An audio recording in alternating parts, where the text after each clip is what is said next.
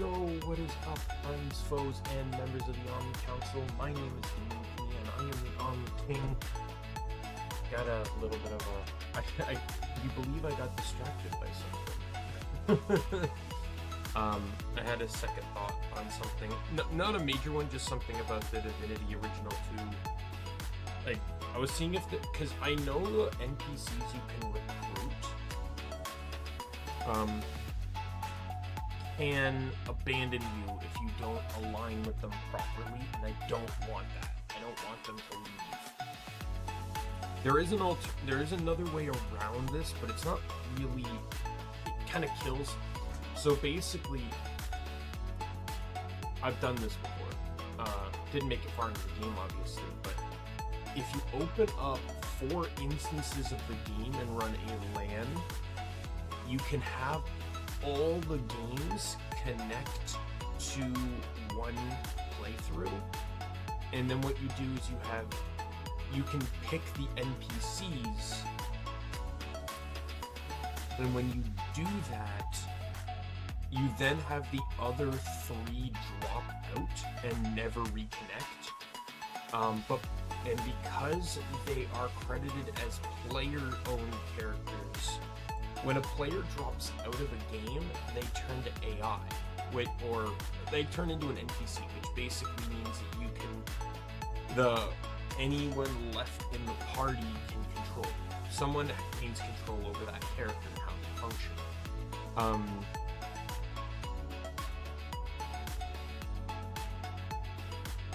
Right, but so you can just drop out the other 3 games, and then you have you can basically run all the NPCs and they'll never leave because they're classified as player characters.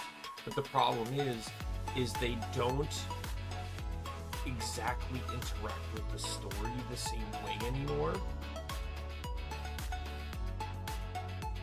because they're still treated as player characters, not as... So, I still don't necessarily know who I'm running. All I know is I'm running Bane in my party. I don't necessarily know what class I'm going to make him, but I know I'm running Bane.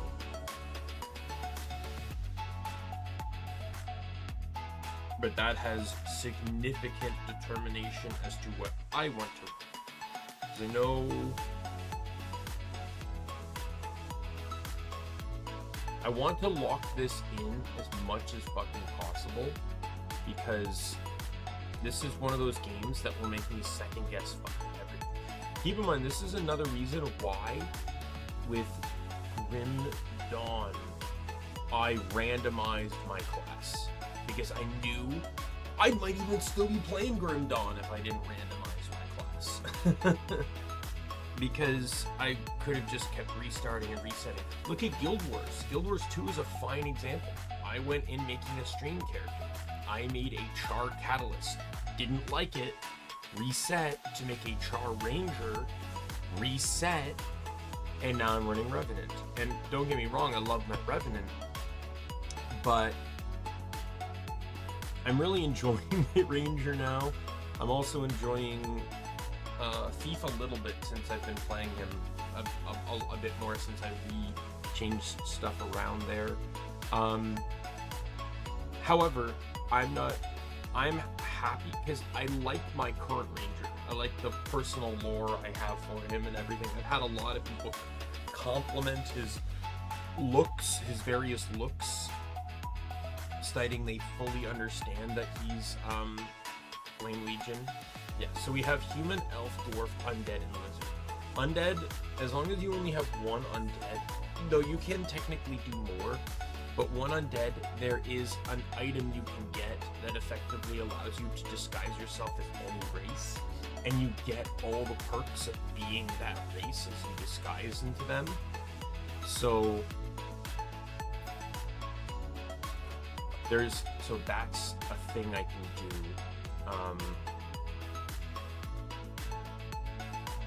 So that means, and I can basically just have Bane turn into any one of the other races.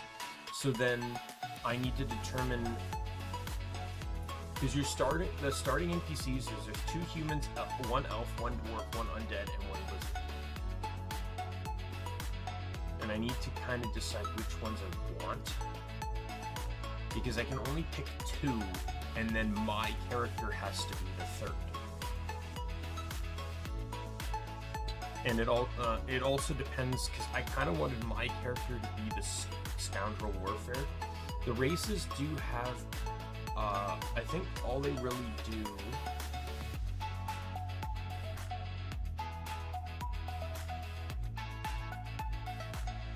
so they have human talent, they have talents.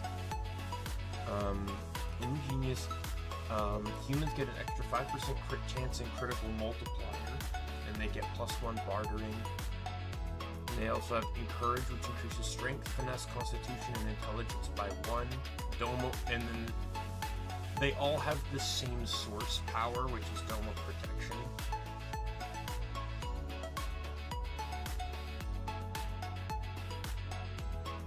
That might actually be really good for Scoundrel Warfare. Elf gets Corpse Eater, which lets you eat any body part, gain Memory of the Dead, which can possibly is learning any new information and skills. This can also heal you. And then they get +1 to Lore Master. Then they have Flesh Sacrifice, which is an incredible skill. I really don't want to put this on Scoundrel. I'd actually be more inclined to put this on the range, who's ever going to be my range. Where basically you gain 1 extra action point, and plus 10% damage for 2 turns, but you lose a little bit of Constitution.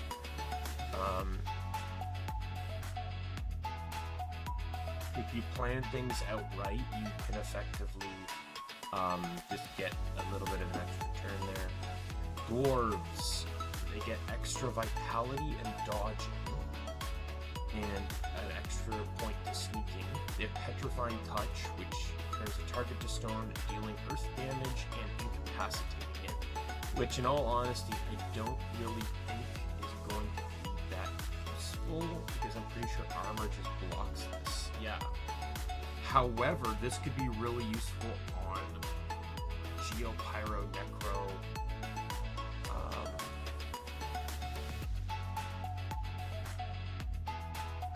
Where's the talent? There's talents. Stop. Talents. There's 1 talent I just need to double check. What was it called again? I know I'm gonna have like Far Outband for my ranger, because I think that does not. Far Outband increases the range of skills and scrolls by 2 years. Absolutely, I want that, because it will allow me to not only hit targets from further as a ranger, but will also allow me to summon my minions free, which is very important.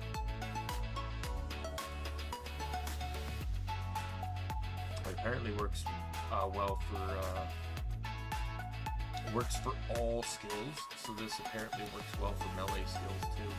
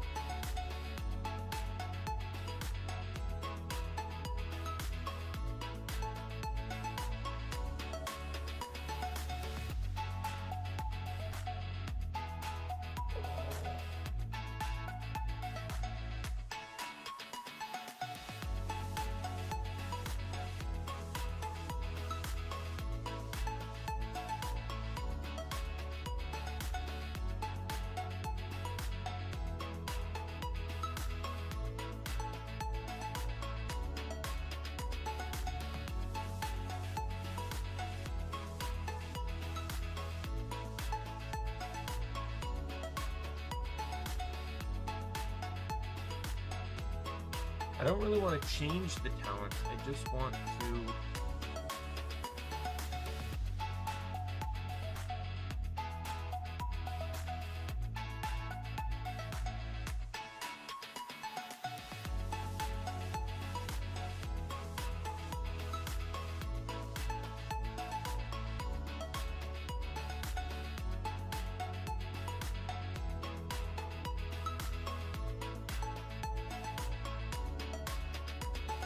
want to make sure that I just would like to have more talent points. I found a mod. Ooh, what's this one? Innate talents. This might be useful.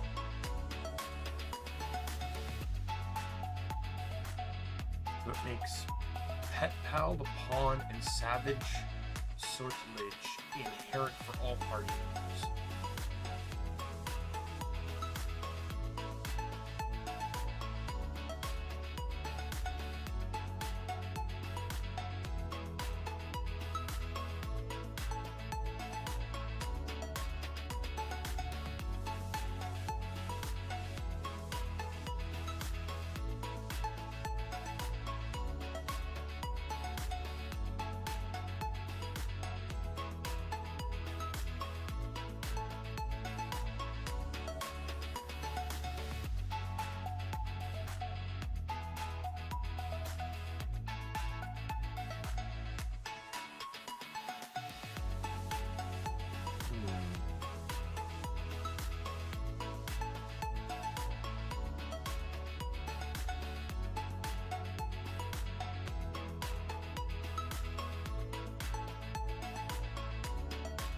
I don't want to replace any racial skills, I just want the talents. So I think Pawn, yeah, let me just double check. Pawn allows you to move a bit further.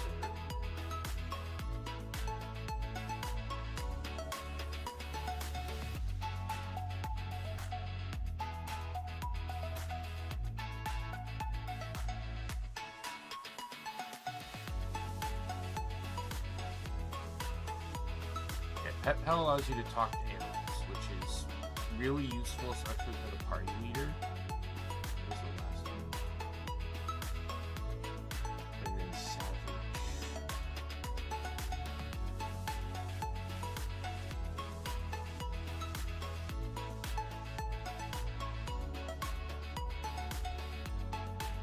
Okay. So Pet Pal allows you to talk to pets.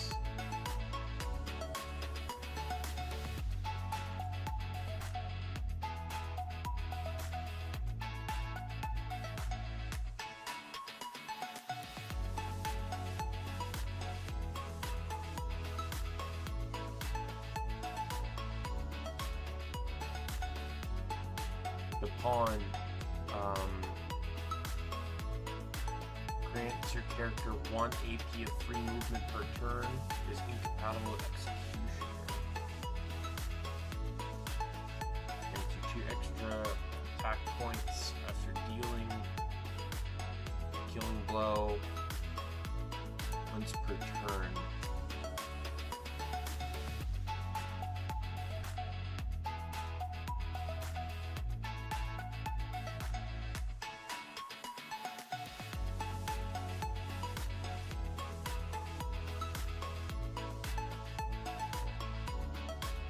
And then the last one is gives all magical skills a chance to a critical chance equal to your critical chance score.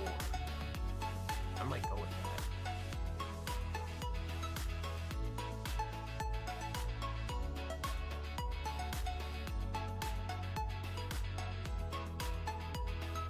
That mod. But there's another one I found here that's talent growth increase, but it's not on.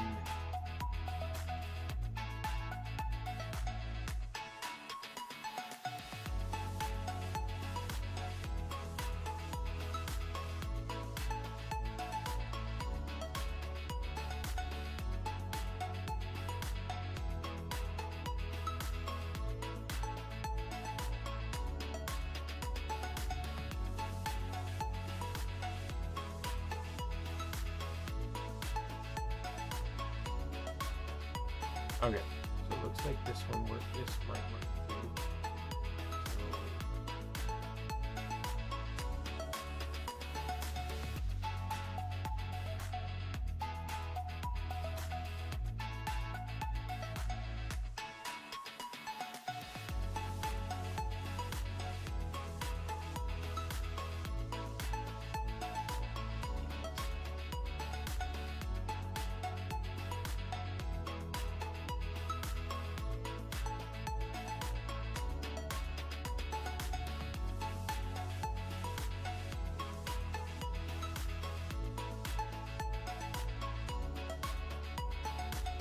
2.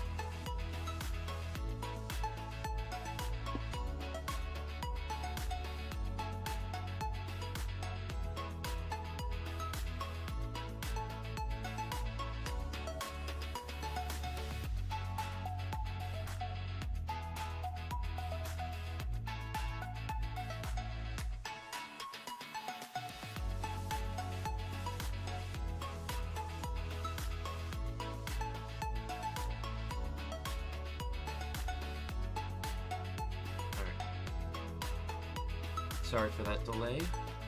Probably not really worth talking about my, Oh yeah, sorry, let's finish this up. Lizards have plus 10 fire resistance and plus 10 poison resistance, and you gain plus 1 persuasion. That alone is really good for my in front character. In all honesty, looking at this, like, it's hard to say. Like, human is also really good for my scoundrel warfare because it's high crit and stuff. Dwarf is good because it's higher vitality and dodging, but that's also really good for my healer, like my support, the arrow hydro character.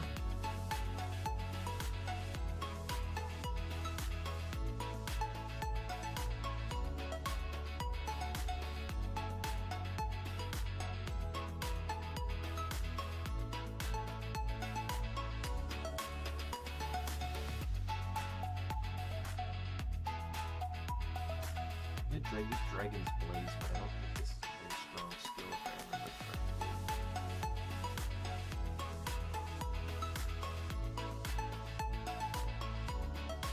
Does not scale with attributes, but does scale with pyromancy and other damage boosts. Scales with the attributes. Independent damage. Because the thing is, your party leader is generally the one that's always going to be leading everything. And if they're leading everything, it generally means that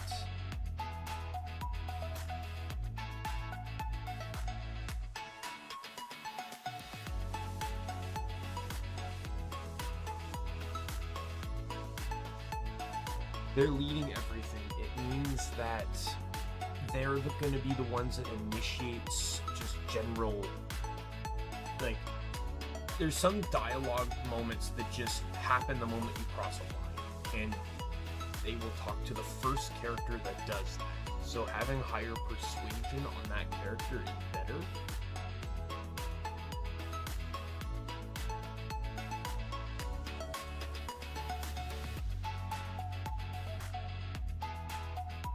Right, so I'm thinking I might make my character a lizard, which means that I won't be running Red Prince, which I guess is fine, and then that means that I have to run the Elfin Dwarf. Well, I don't have to, but I actually like the Elfin Dwarf characters. I don't particularly care for the two humans. I just kind of find them boring, but this means that Bane has to become a human.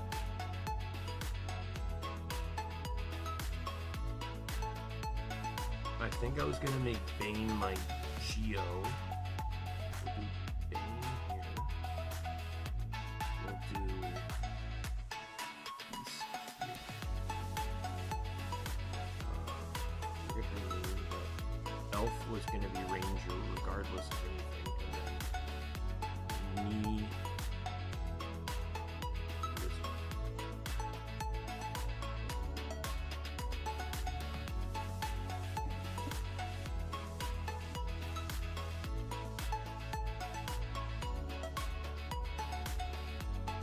I think that works.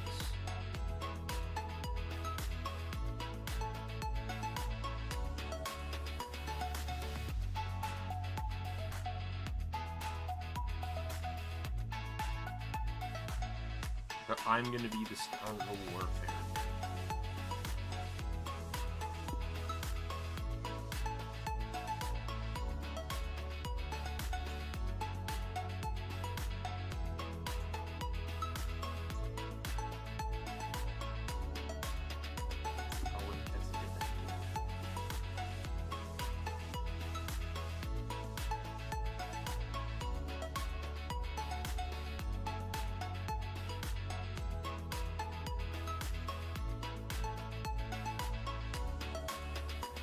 So it should still work. I just gotta make sure the mods don't conflict with each other. But yeah, having the game just give me 3 base talents, that would be really nice. I don't have to worry about anything. And the talent growth one makes it so I get a talent point every 2 levels instead of every 5, which may seem broken, and you know what, it probably is, but I want that.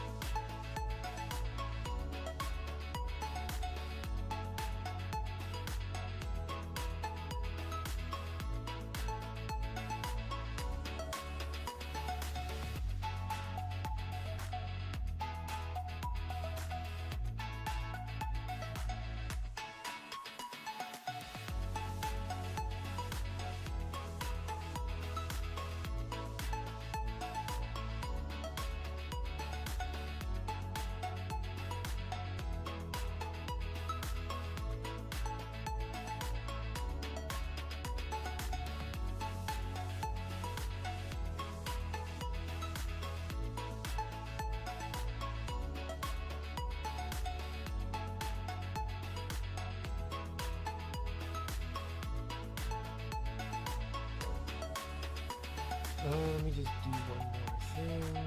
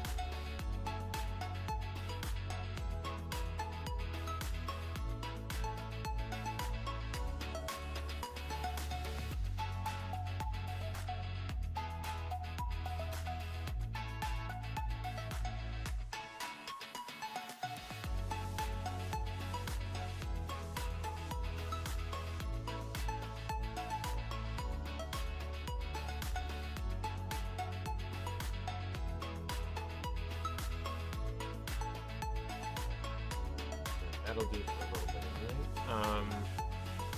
All right. server. I don't have it launched yet, but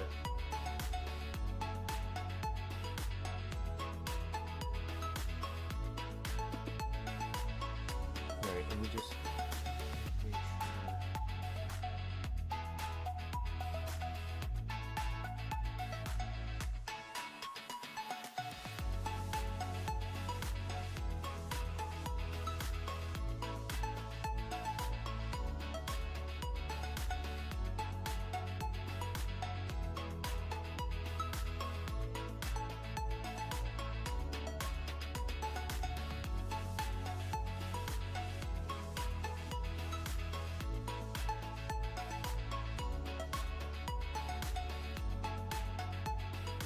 Alright, I'm very paranoid that my controller layout's just going to reset on me again, so...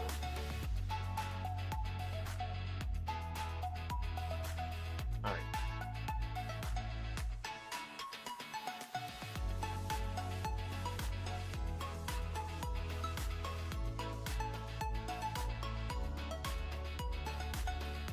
Alright, so we are entering into the point of no return. I do have food in front of me, by the way. I haven't mentioned that, but of course I do.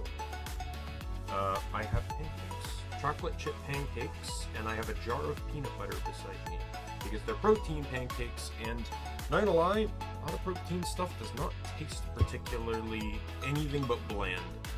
So the peanut butter helps. And peanut butter is not inherently unhealthy either. There's actually more fiber in this peanut butter than there is sugar. Not a lot of... Well, this is per tablespoon, though. I'm probably putting almost like that amount of peanut butter on a pancake.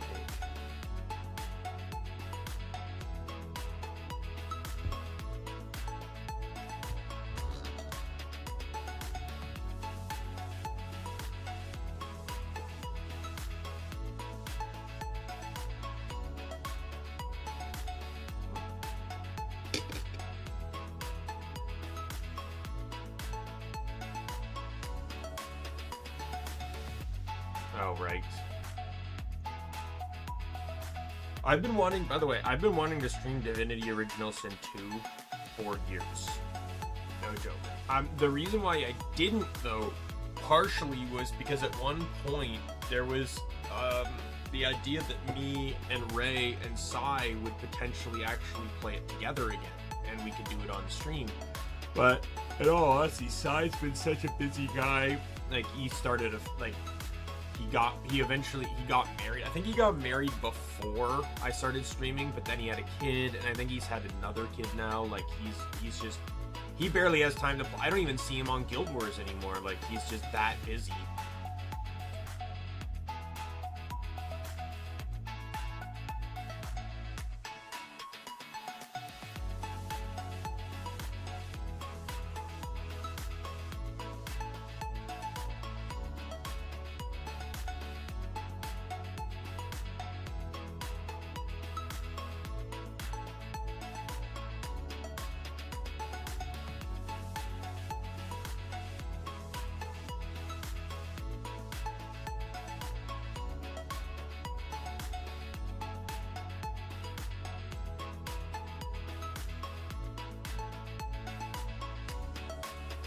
But once we cross to Kefin, we will not be able to return so easily. Are your preparations in order? Since you're here.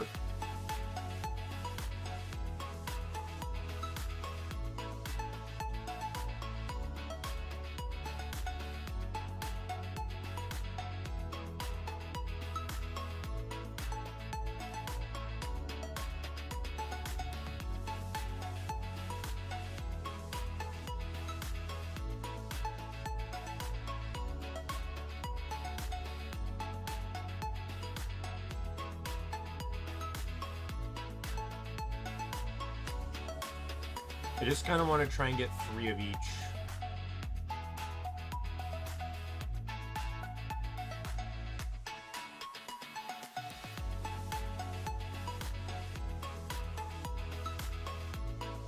Okay, I'm short on those ones.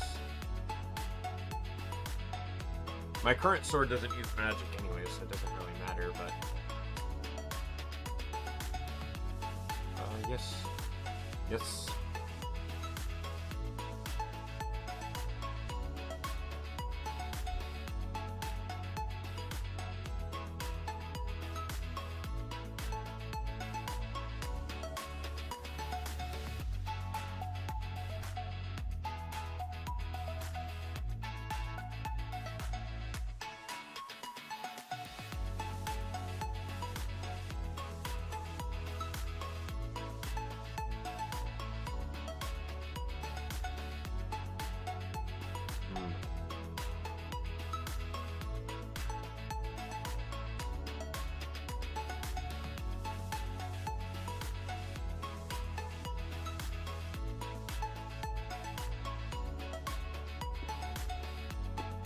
The Sandstorm parts and the party enters Kefin.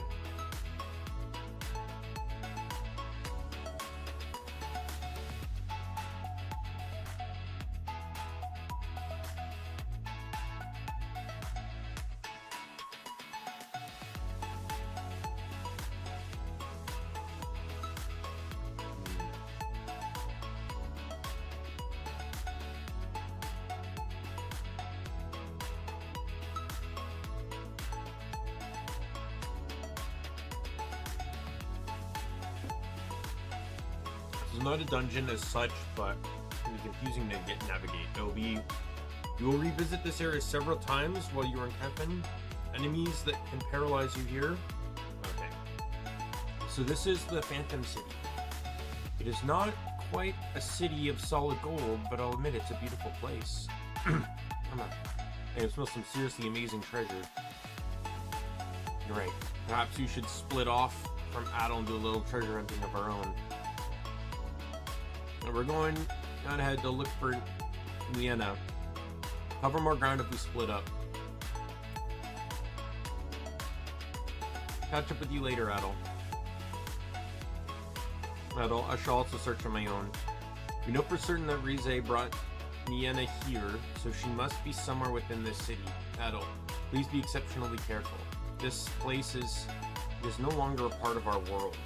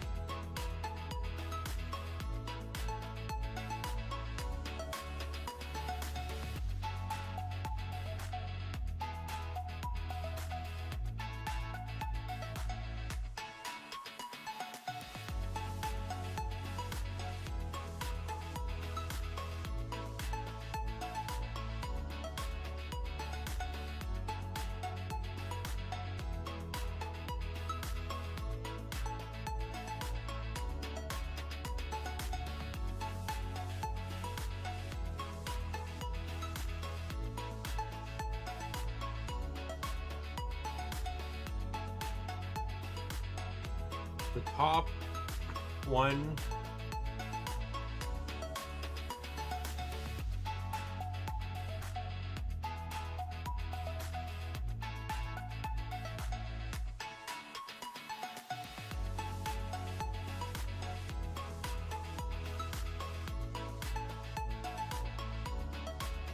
Oh, I see.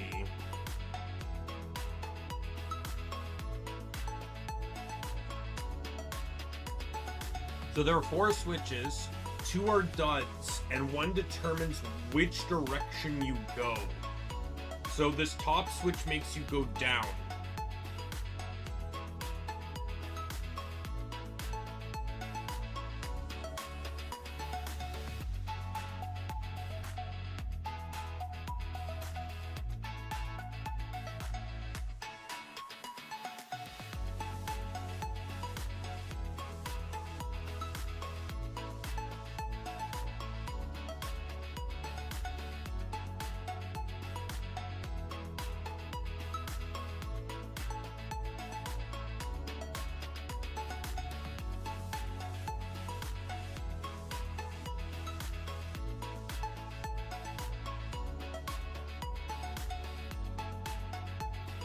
Alright, we have head left.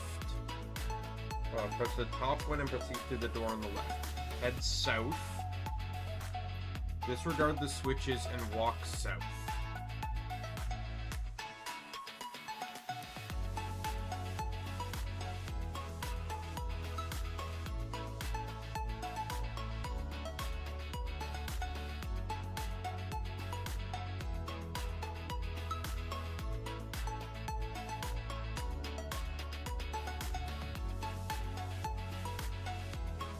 Okay, so you can just reset it. Okay, disregard the switches and walk south.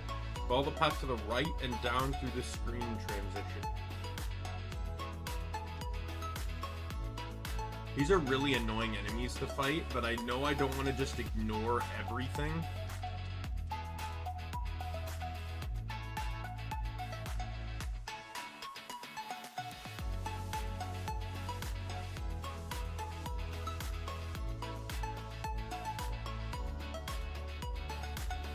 Walk down and head to the right until you see stairs. Climb them to get to town.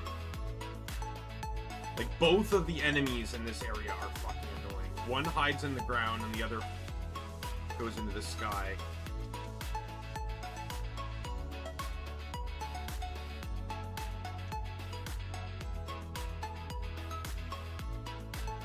This would be easier if I could figure out the timing on ground pounding more. Alright, this gets me to town.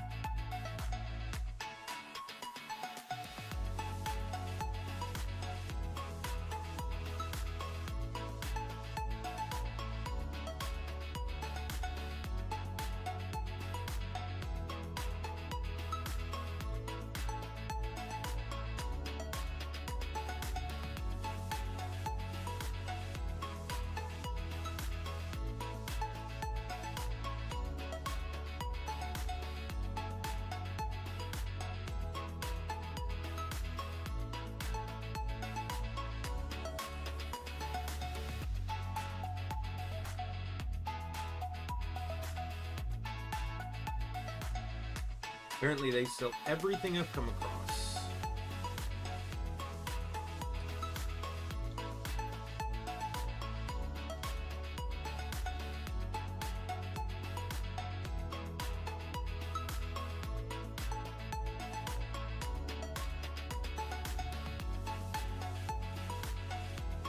Oh, there's a battle shield too.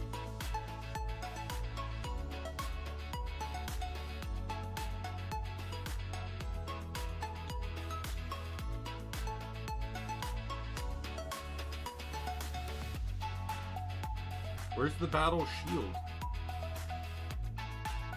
Oh, they're separate. Okay. There's an armor shop and a shield shop.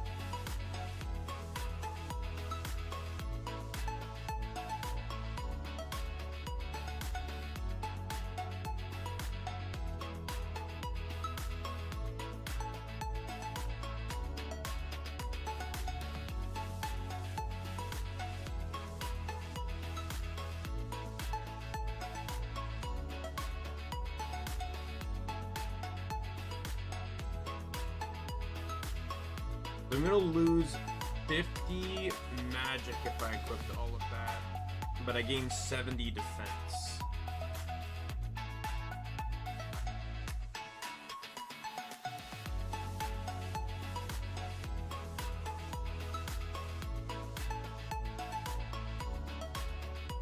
We'll do that just to balance out my magic defense a bit more.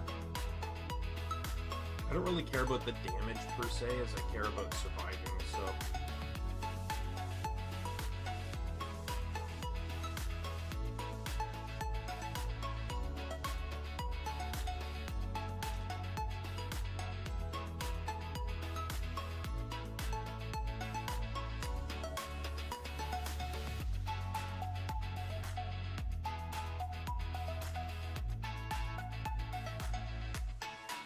is there a blacksmith I can go to upgrade my sword? So it's not inherently weaker.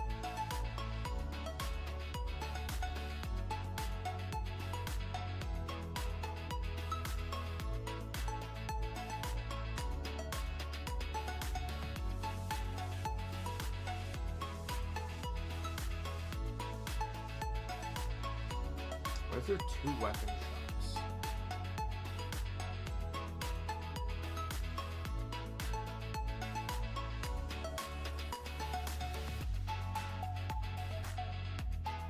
There he is. I see it.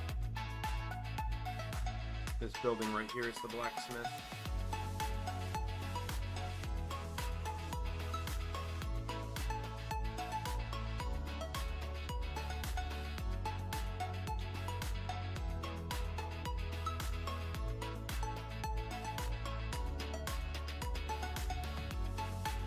Yeah, broadsword's still gonna be physically stronger, sadly.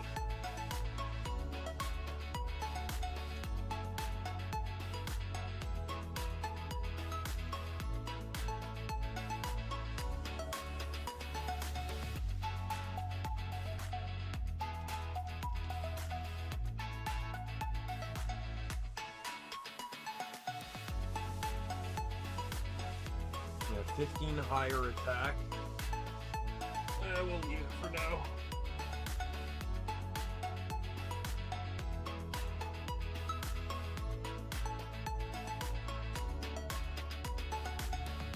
See with the story, make sure you talk to the blonde girl pacing up and down next to the fountain.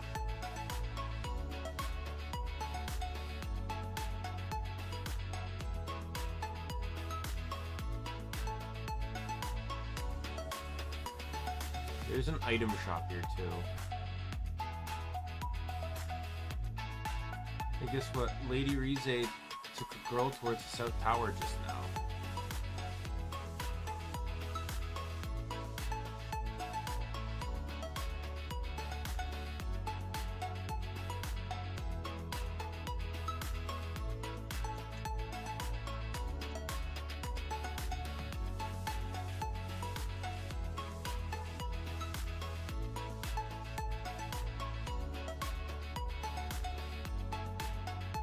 Expensive as all hell, but I just need to kill one enemy to get it all back anyways, so...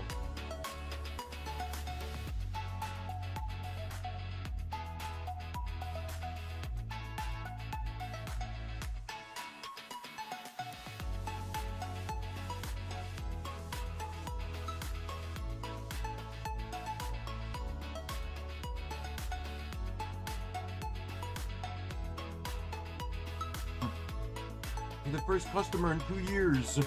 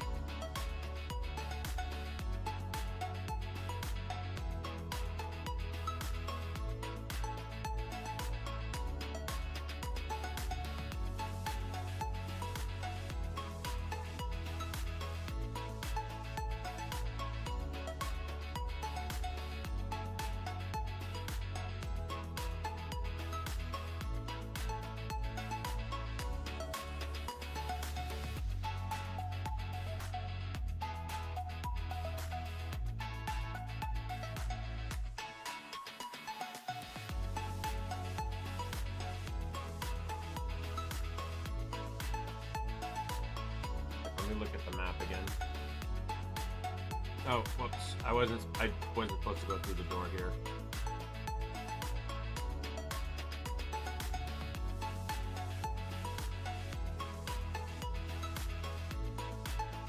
this is where I wanted to be.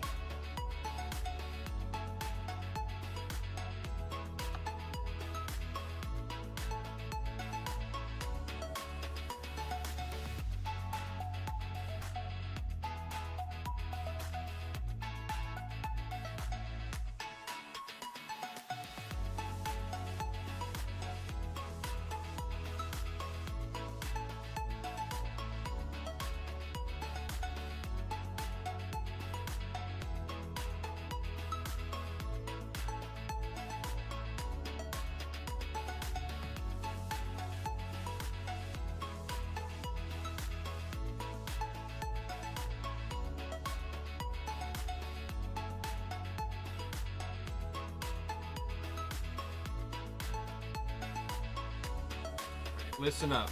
Go in there, find and grab every last piece of treasure you can find. Sorry, it's peanut buttering my next pancake.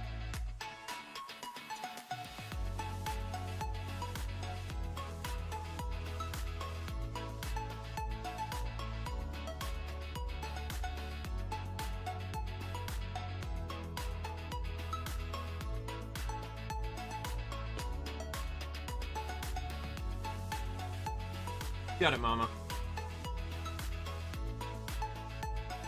Hey, wait up. Oh, there they go again. Oh, there they go. You know, that guy, he's different from my brothers somehow. That part of him, it's actually kind of nice. Maybe I should look for Nia by myself.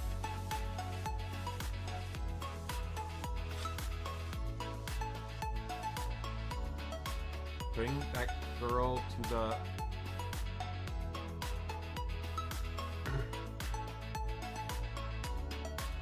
Ma'am?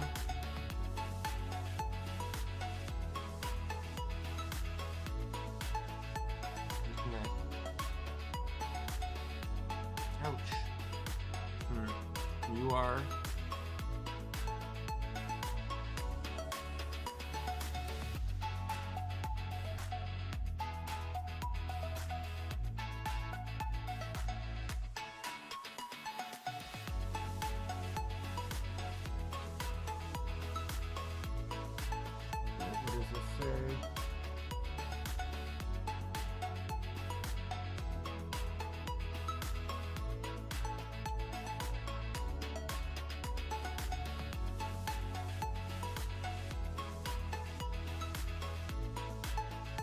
You must be Mr. Adult, correct? Since I'm startled you, please do not be alarmed. I assure you, I'm not your enemy. You're having trouble entering the tower, are you not? Allow me to handle this. What is happening? Soldiers have left the posts. Path to the tower is now open. What the fuck did he do?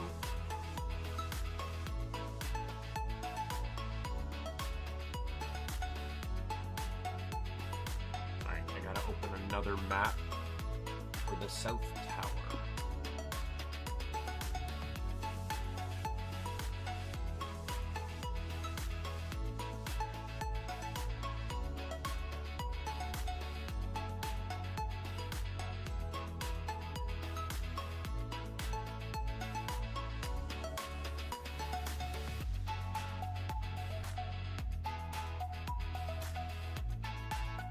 It's fairly straightforward here, so at least for the next little bit.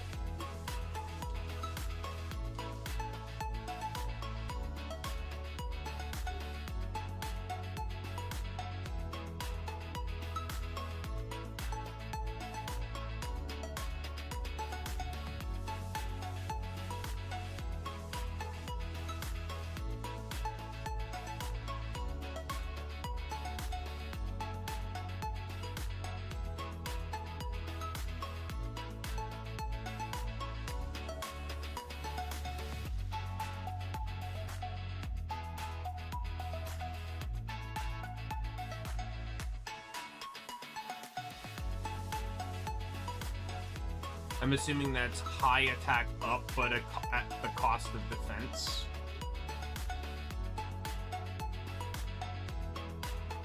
Oh, it's the cost of everything.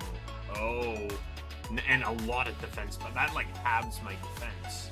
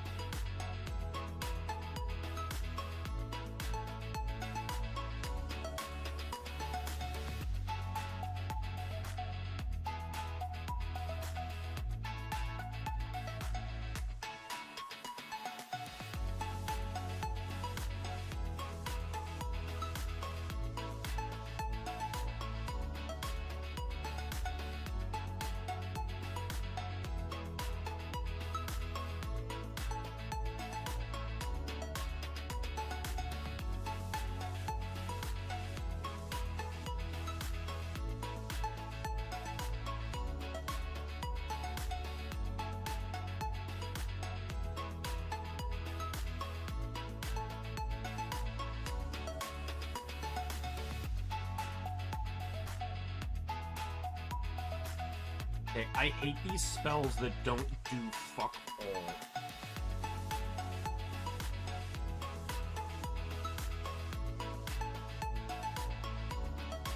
You get these fuckers that just dodge the hell out of you.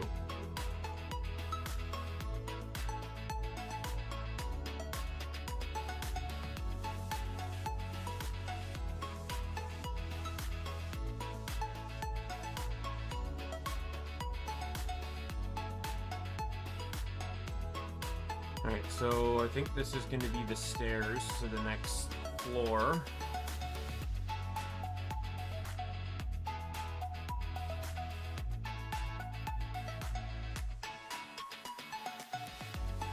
So there's a switch in here, but it just triggers a fight in the next room.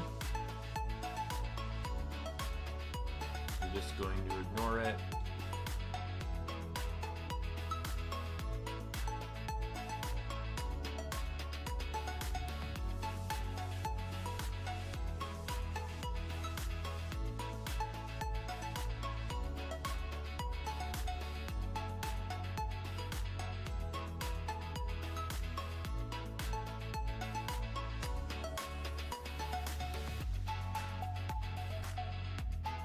Hi.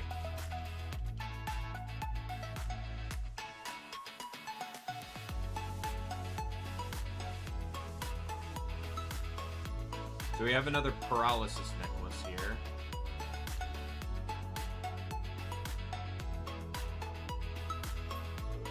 And then this is a spirit stone.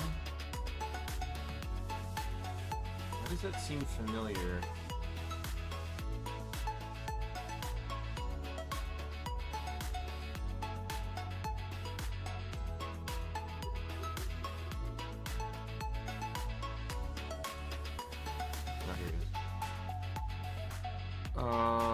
Increases the number of elementals of pain.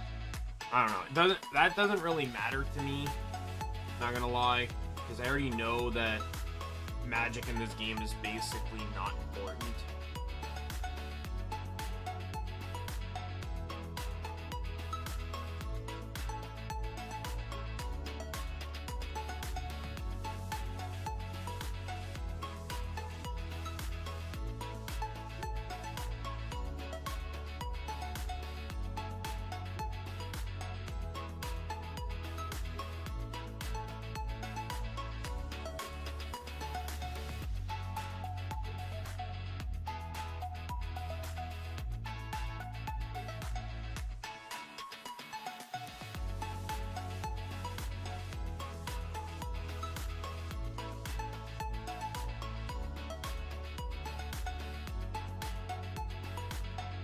There's a switch in here for the next door.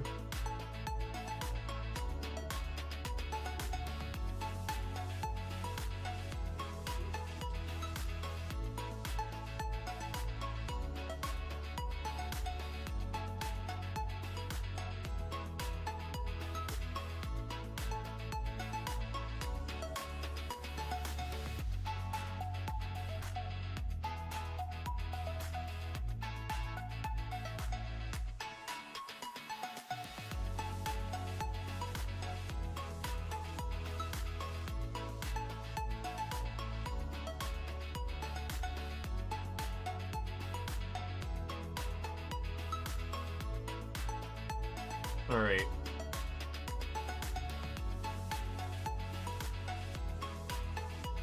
So there's a system to this.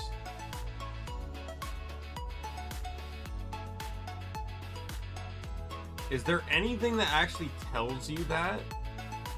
Like, I'm curious. Or is it just a fucking guessing game? The guide told me to do that, but... you had to press all the outer ones and then that last one there.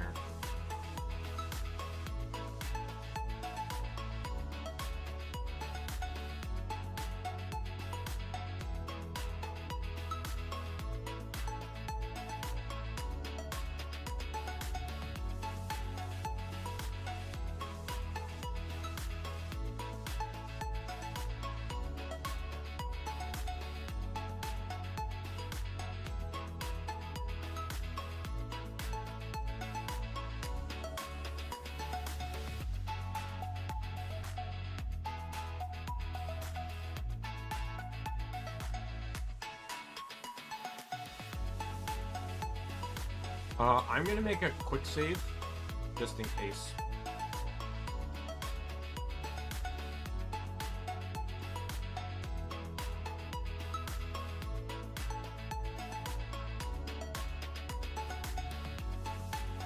You did not like Earth. I really don't think you guys like Earth that much.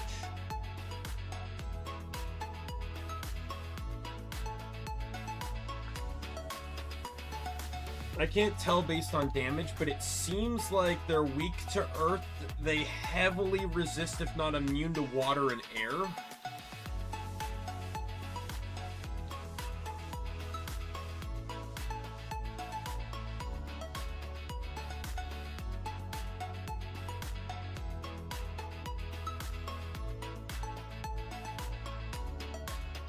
Alright, we're on the 3rd floor now.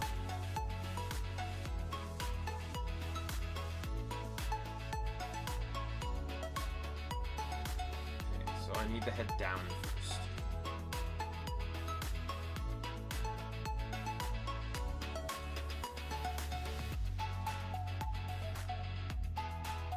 But I don't know. I have my speculations that this might be the next Ys game.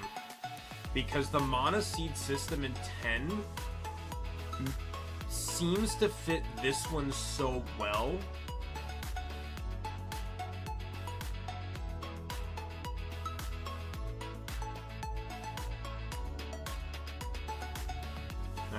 To get different magics here. Water, fire, air.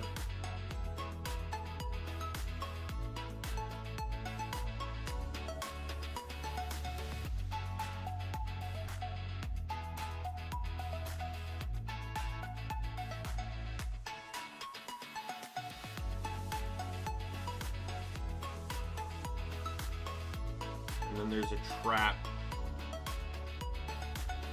that will knock me down the floor.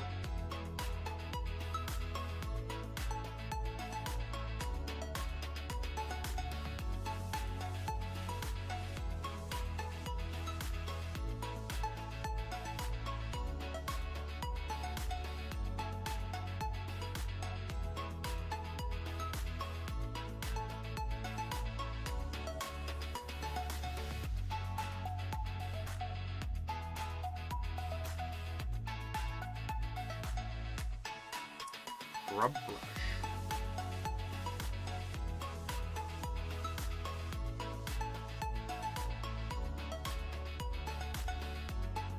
Is that a better sword than the one I have? I wonder if it's more of a magic sword. Yeah, higher magic, lower lower attack.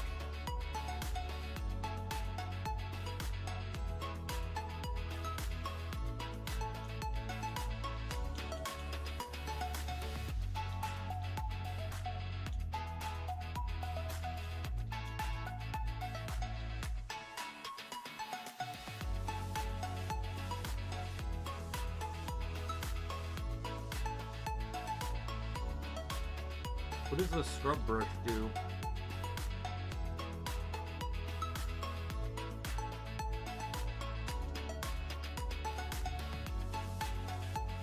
Mundane household scrub brush allows the holder to gain more experience points than usual. Really? That's all it does? Just allows you to level faster? Does the guide mention anything about it?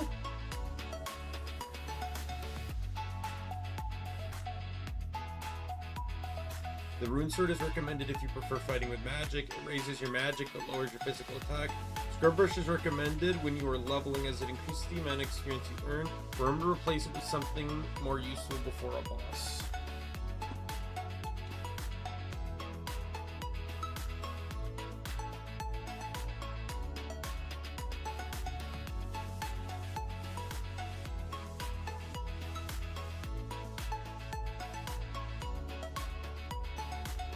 With the guide, I'm gonna know exactly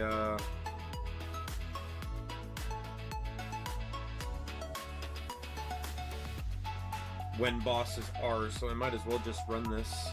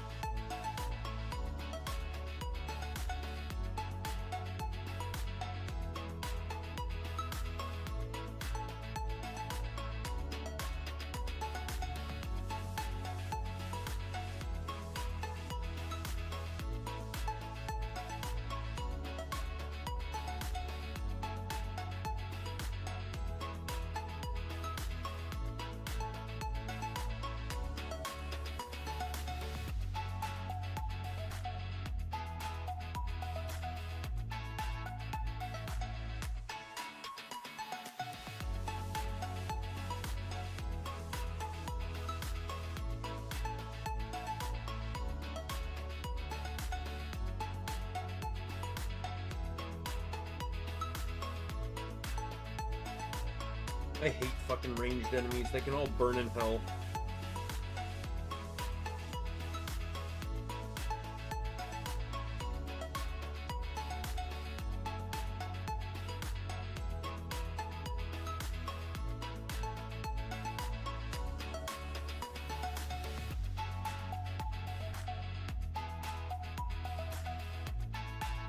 It's not so much that the ranged enemies are a problem or that they do a lot of damage. Some do, but it's that they run away from you and their attacks have knockback. Or at least not knockback, but like hit stun. Which just makes it really hard to track them down. And I'll still say that magic isn't particularly perfect in this game, so...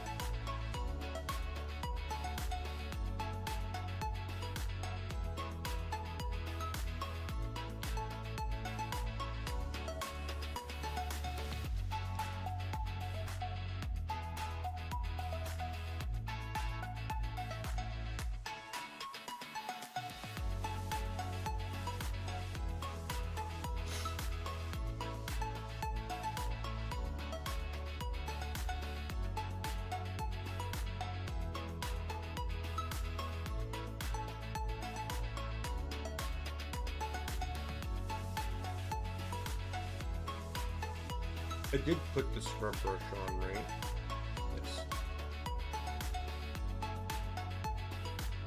I don't see why, like, if the enemies are easy enough to kill, I don't see why not to just have the scrub brush on. If I'm not in any risk of death and I can kill fast enough, I might as well just take the extra experience. It's just gonna make the rest of the game easier.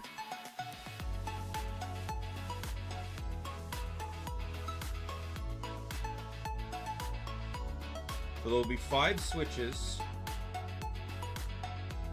2 of them drop me to the floor though. So this is door 5. That's door 6. And that's 7. The other 2 will drop me to the floor. Drop me down the floor.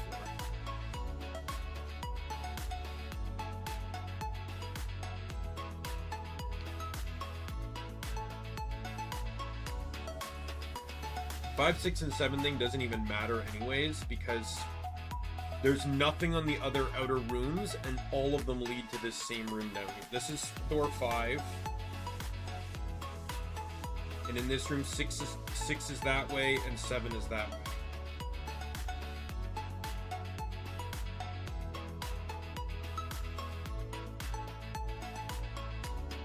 Welcome, Adol.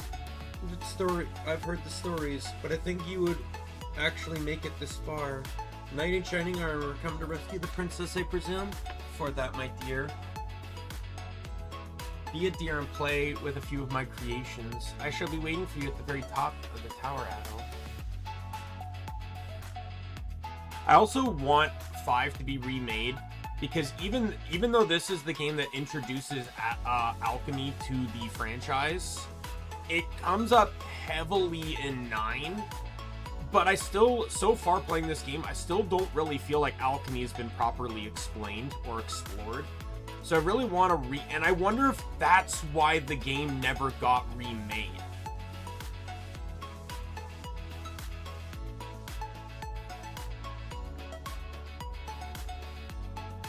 Or why it never got localized.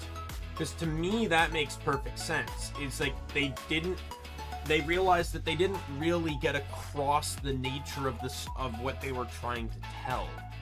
Alright, so now I just need to climb all the way the fuck back up. Or no, I'm on the 2nd floor. So when you go this way.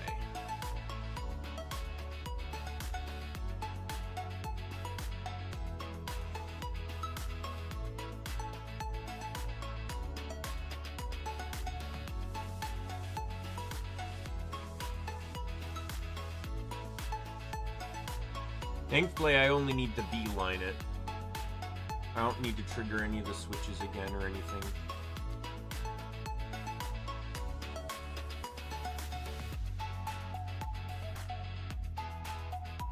I think it's a combination of maybe that and the gameplay being too easy.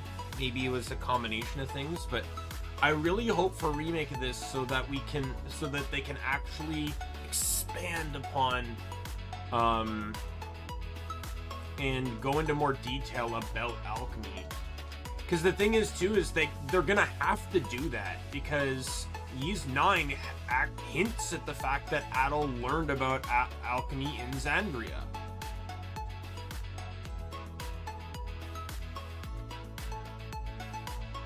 But then the game, I feel like, doesn't really do as much of a job as explaining it as 9 would have led you to believe.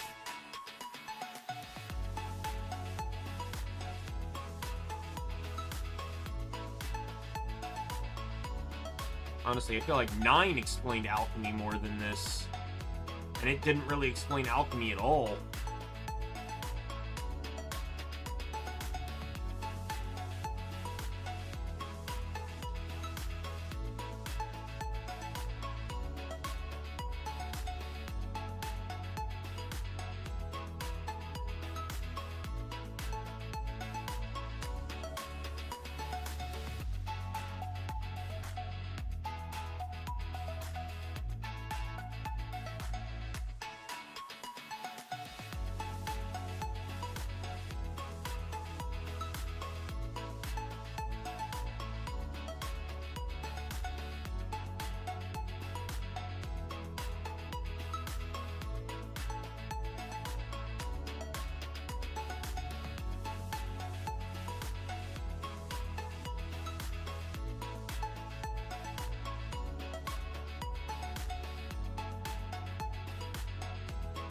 No, I just need to go down.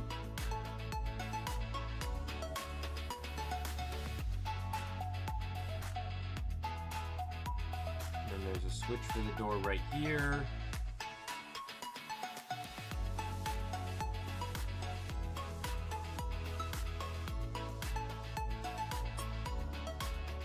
So now it's pretty much just linear until I get to the boss. There's a save point before the boss, so that is where I will switch off the scrub brush.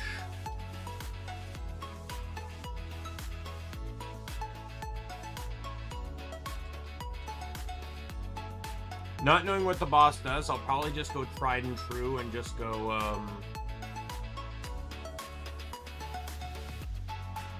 oh. I haven't even gone to the next floor yet.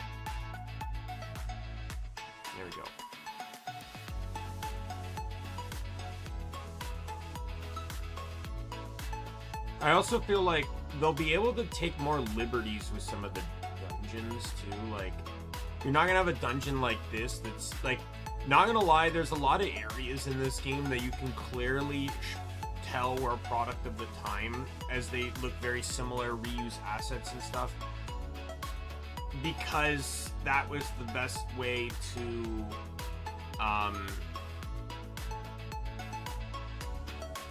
like, this tower won't look so square and repetitive in a remake. Obviously, every room will have a matching theme, but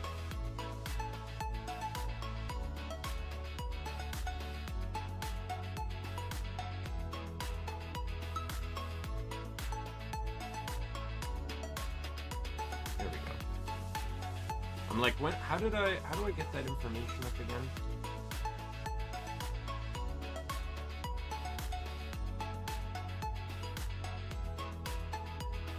What level should I be for this boss that's coming up? It says the recommended level 32, but I'm 33.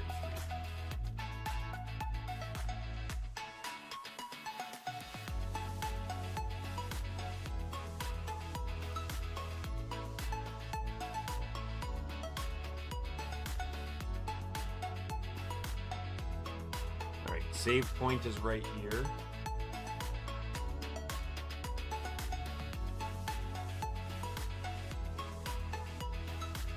Let's change off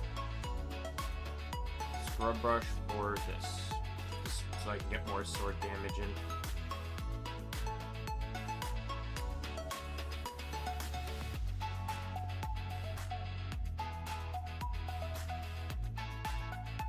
Alright, what does the guide say about this boss?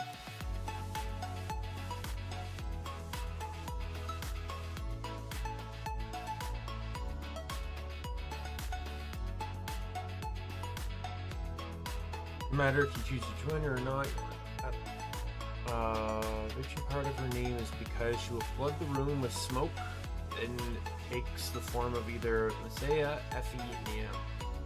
This form will seek you out, and if it touches you, will not do any damage but will summon enemies, and she reappears in her original form.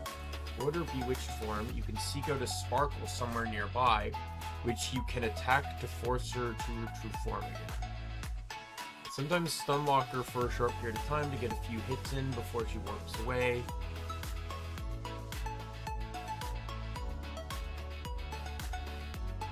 The one attack to watch out for is the large fireballs that she casts in waves. You do significant damage if multiple fireballs hit you. It can be jumped over or avoided. It's best to attack her aggressively so you should not have a chance to spawn. I'm one of the 3 commanders at Kefin, the Balak the Bewitching. Tell me, did my homunculi creations not meet your satisfaction? I was quite proud of that particular collection, but no matter. It is a shame, but the princess you are searching for is no longer here.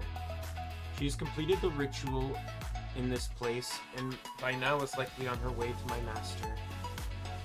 Oh, but it does not consume yourself. We have no intention of bringing any harm to it.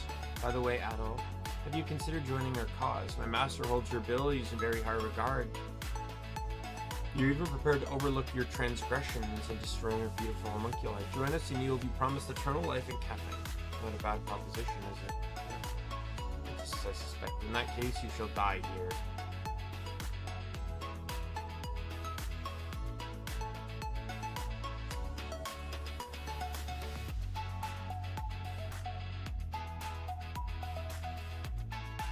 Holy motherfucker.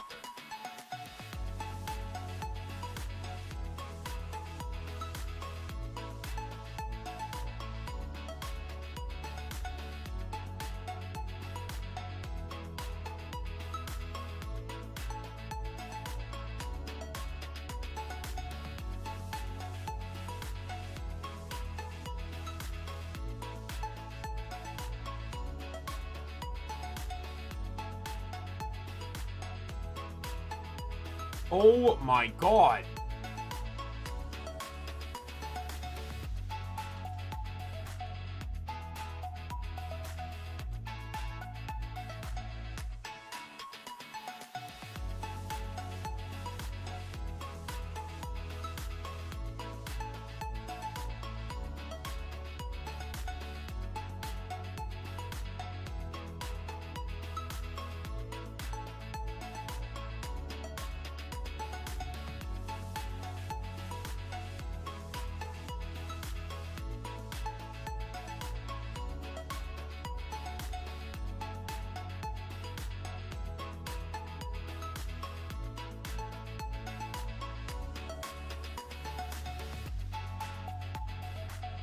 One more.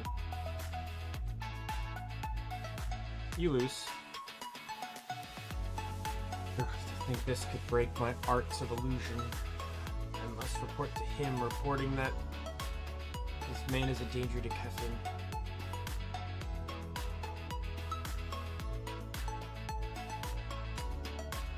Not so fast, little lady. You're not going anywhere.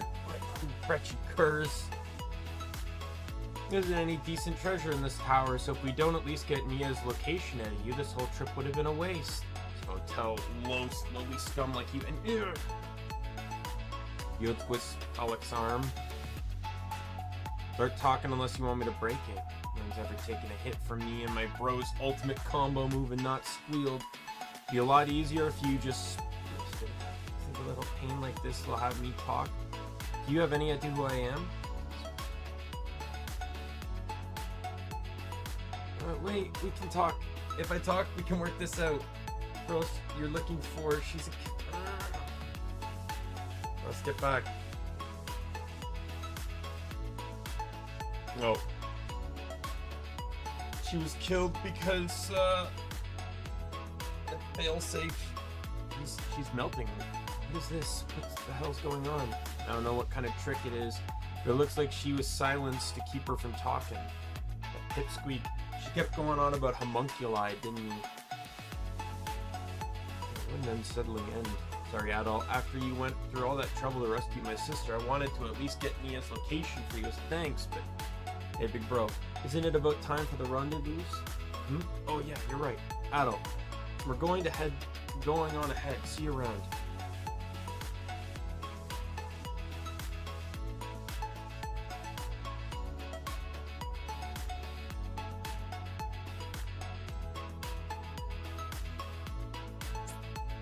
Yeah, Mr. Adol, you're safe. I heard the sounds of the battle coming from the top of the tower, so I'd grown concerned for your safety. I haven't introduced myself. I'm Chase of the Resistance. You've already heard the Aurora of the Judgment ritual, right? I cannot speak of the details here, but the Resistance is an organization formed to oppose that very ritual. I heard about you from another member of our group. We're also investigating the matter of the woman that was brought here from the outside world. In any case, it is dangerous here. For a more detailed discussion, please come to our hideout. Should you decide to join our cause, please make your way to our hideout. The Resistance hideout is located in the West District, accessible via the underground passage. Within the forest, there is a tree of a different color from all the others. That is our entrance. I will see you there. Alright, so the guide recommends replenishing my medicine. Apparently there's a very long escort mission coming up, so...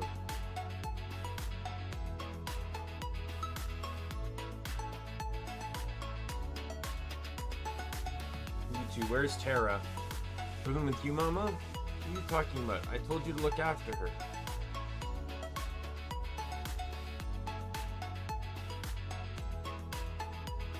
Who goes there?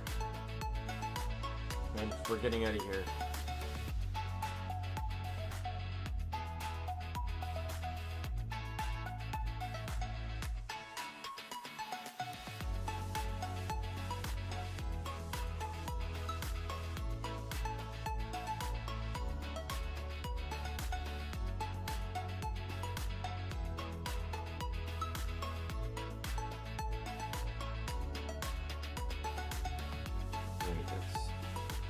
Head down to the item vendor and we'll replenish our ships. Then I'll also save too. That boss fight wasn't too bad. That boss fight though, I could see it going bad. Abso-fucking-lutely. She summoned 3 enemies, all of which did relatively decent damage. She could summon more, and those balls of light did shit tons of damage. Oh my god, it was like... Was it like 128 damage or something one hit did to me?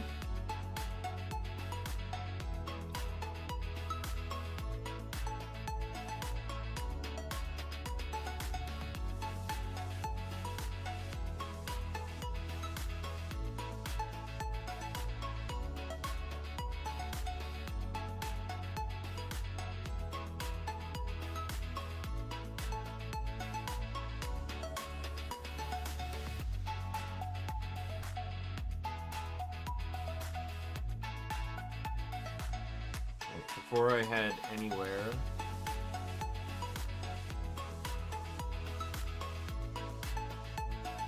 I'm gonna blacksmith upgrade my sword.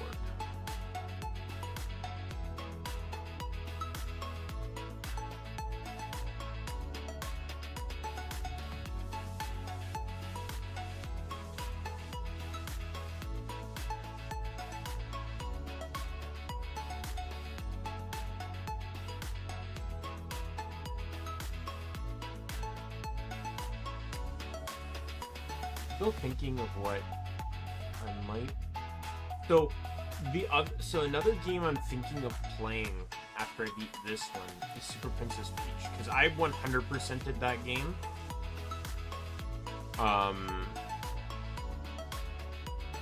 Back, you know, like just originally, and I'd love to play it, but I'd have to play it on emulator, and it requires a touchscreen. So I need to figure out a way to be able to trigger the power, but it's very minimal for touchscreen. So I just need to figure out a way to trigger the powers without with a controller. Like if I can basically set like a, hey, if I press this button, it'll tap this part of the screen.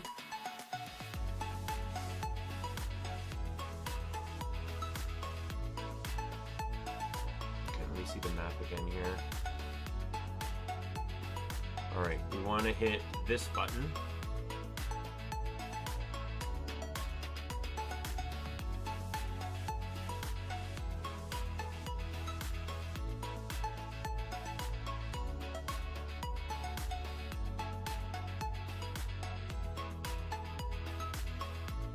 Can you fuck off?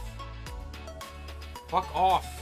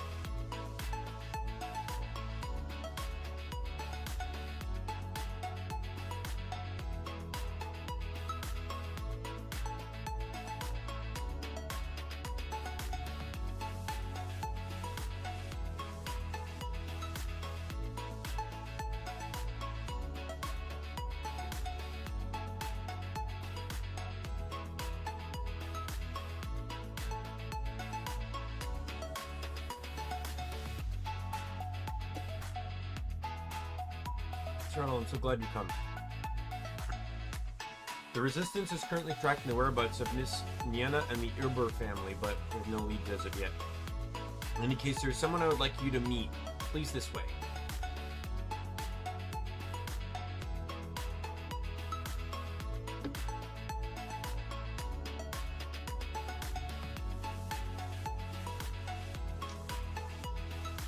Adel, you're safe. Chase told me what happened. I was so worried. So I'm sorry to keep this from you. As you can see, I'm originally from Kefin and a member of the Resistance. Not that I didn't trust you, but you need someone who, after seeing Kefin with their own eyes, would join our cause of their own free will. You may have already heard, but in Kefin, there's a ceremony that every citizen must undergo, the Judgment Ritual.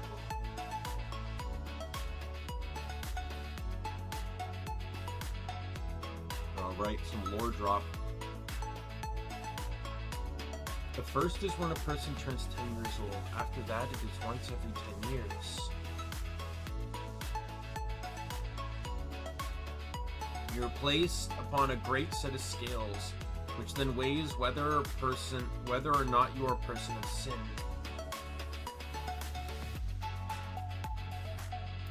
At the time, anyone judged to be wicked is stripped of their rights as a citizen and taken away to some unknown place.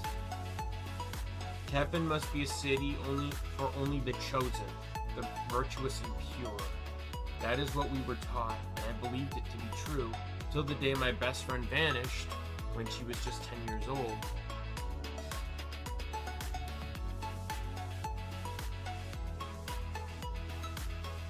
She loved to draw. She was always drawing pictures of little birds and flowers. It's true that some people found her a little different, but she was not a wicked person. She was a kind and gentle girl. The scales mercilessly judged her as wicked, and then she was gone. It was then that I learned of the existence of this resistance, and it was here that I met Stein.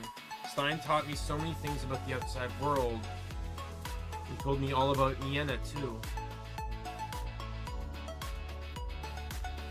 2 years ago, the royal family launched a massive purge of the resistance. Our organization was decimated. Stein helped me escape to the outside world, but he was captured in the process. Mr. Stein was the central figure in our resistance. For those past 2 years, we had tried desperately to rescue him. However, all we've been able to learn is that he's being held somewhere in the west wing of Kefin Castle.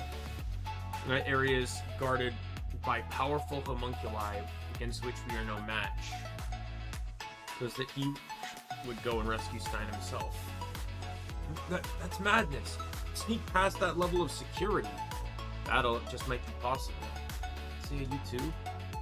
Admit, it's a dangerous gamble, but Adol's skills with a sword is the real thing. And he has a command of magic as well. Adol, allow me to formally ask this of you. Batman, please, you must rescue Stein.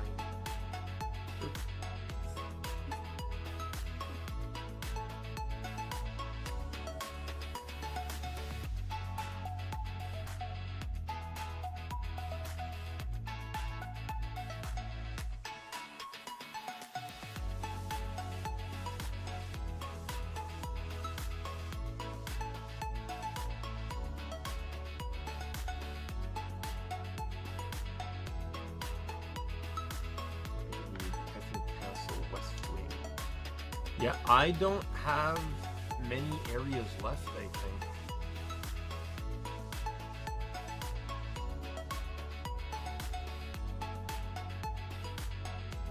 I have the 3 Kefin castles, and then I think there might be 1 left? I don't know, though. Because there's still the optional dungeon, I know that for sure.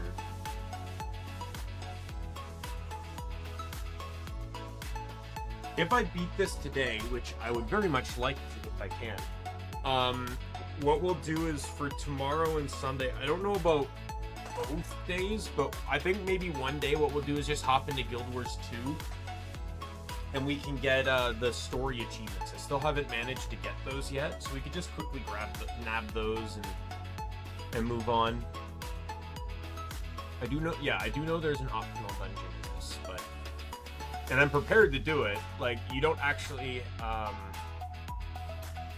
don't think you have to do anything specific to get into it. Like, at least nothing major. I think it says you just need magic of each element. Which is why I bought all those spells. But yeah, like, these spells, like, the way this whole spell system works seems to be almost identical to the Mana Seed system of 10. It's actually crazy how close it seems to the Mana system. And the way it looks on the sword when you're adding them in, it looks almost like the Mana Tree system when you're slotting in the seeds. This leads me to believe that they might, like, that Ys 5 remake is in development, and they were testing features to see how they could incorporate them into 5 by making 9, or by making 10, I mean. I don't think you. I'm entrusting Stein to you, please. Understood. If you're willing to go that far for us, then we will stop at nothing to find a lead on Miss Nienna and the Irber family. The west wing of Kefin Castle can be reached via the underground passage. Please rest for tonight. We will make use of the cover of darkness and make necessary arrangements for your infiltration. Like, it just makes so much sense. Like, even the idea of using elementals to upgrade into spell gems or whatever is the equivalency of using, like, the shards and the lumps and stuff to upgrade into mana sets.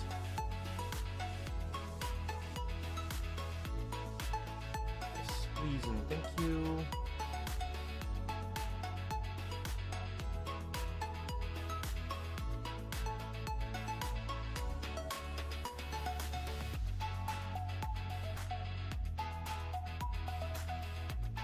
Oh.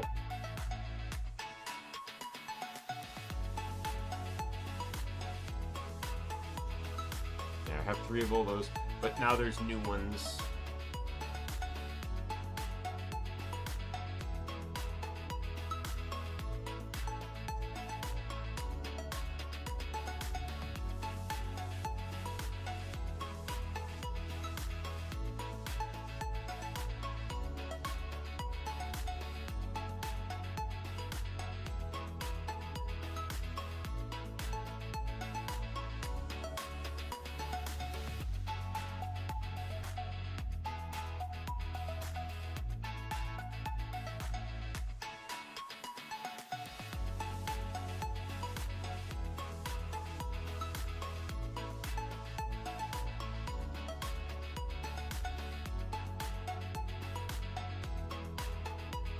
I'm just gonna stay on the bottom because they annoyingly put all those fucking purple guys in the center.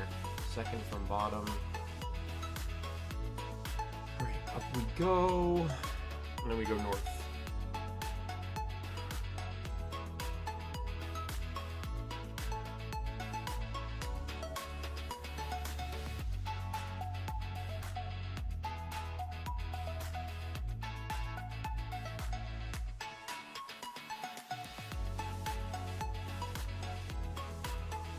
This area is off limits. Yeah, I'm just gonna go around you though.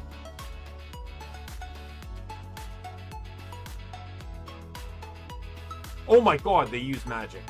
I was really hoping they didn't have ranged attacks. So I could just beat them up for experience.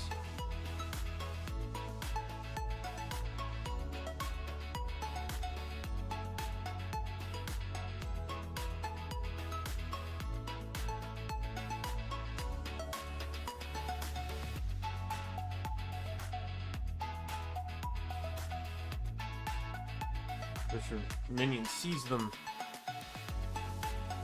Oh, you motherfuckers.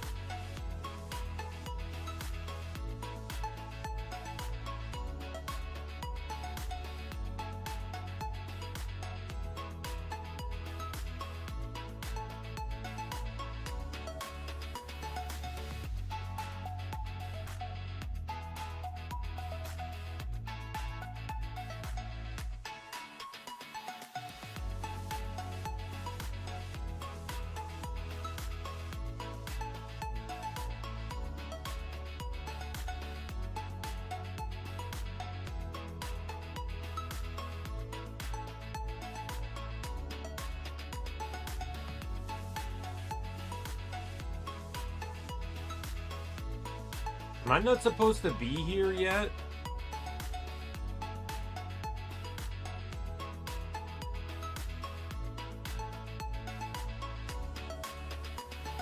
Oh, I have to talk to Chase. I didn't talk to Chase.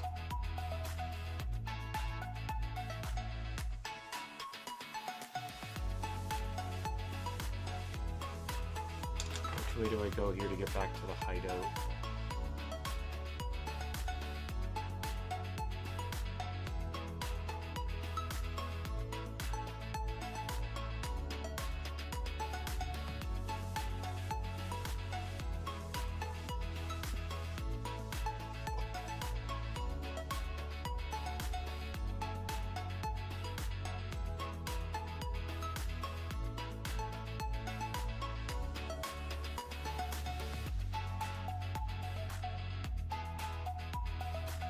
Oh, hey, Lizreal.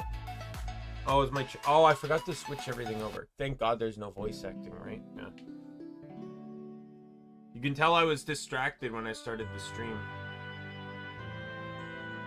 Because I spent like 30 minutes talking about Divinity Original Sin 2.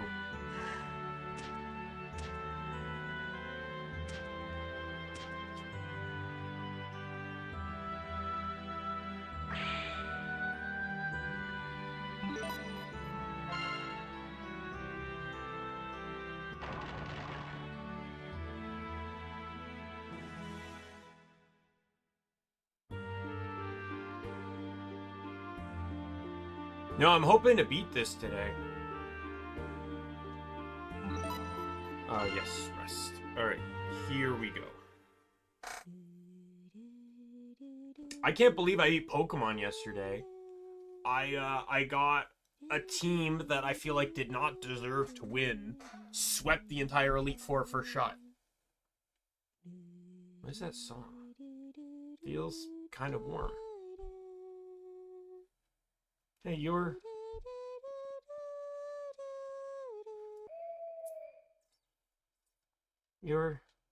My name's Tara. We're actually on our way to rescue with Adol.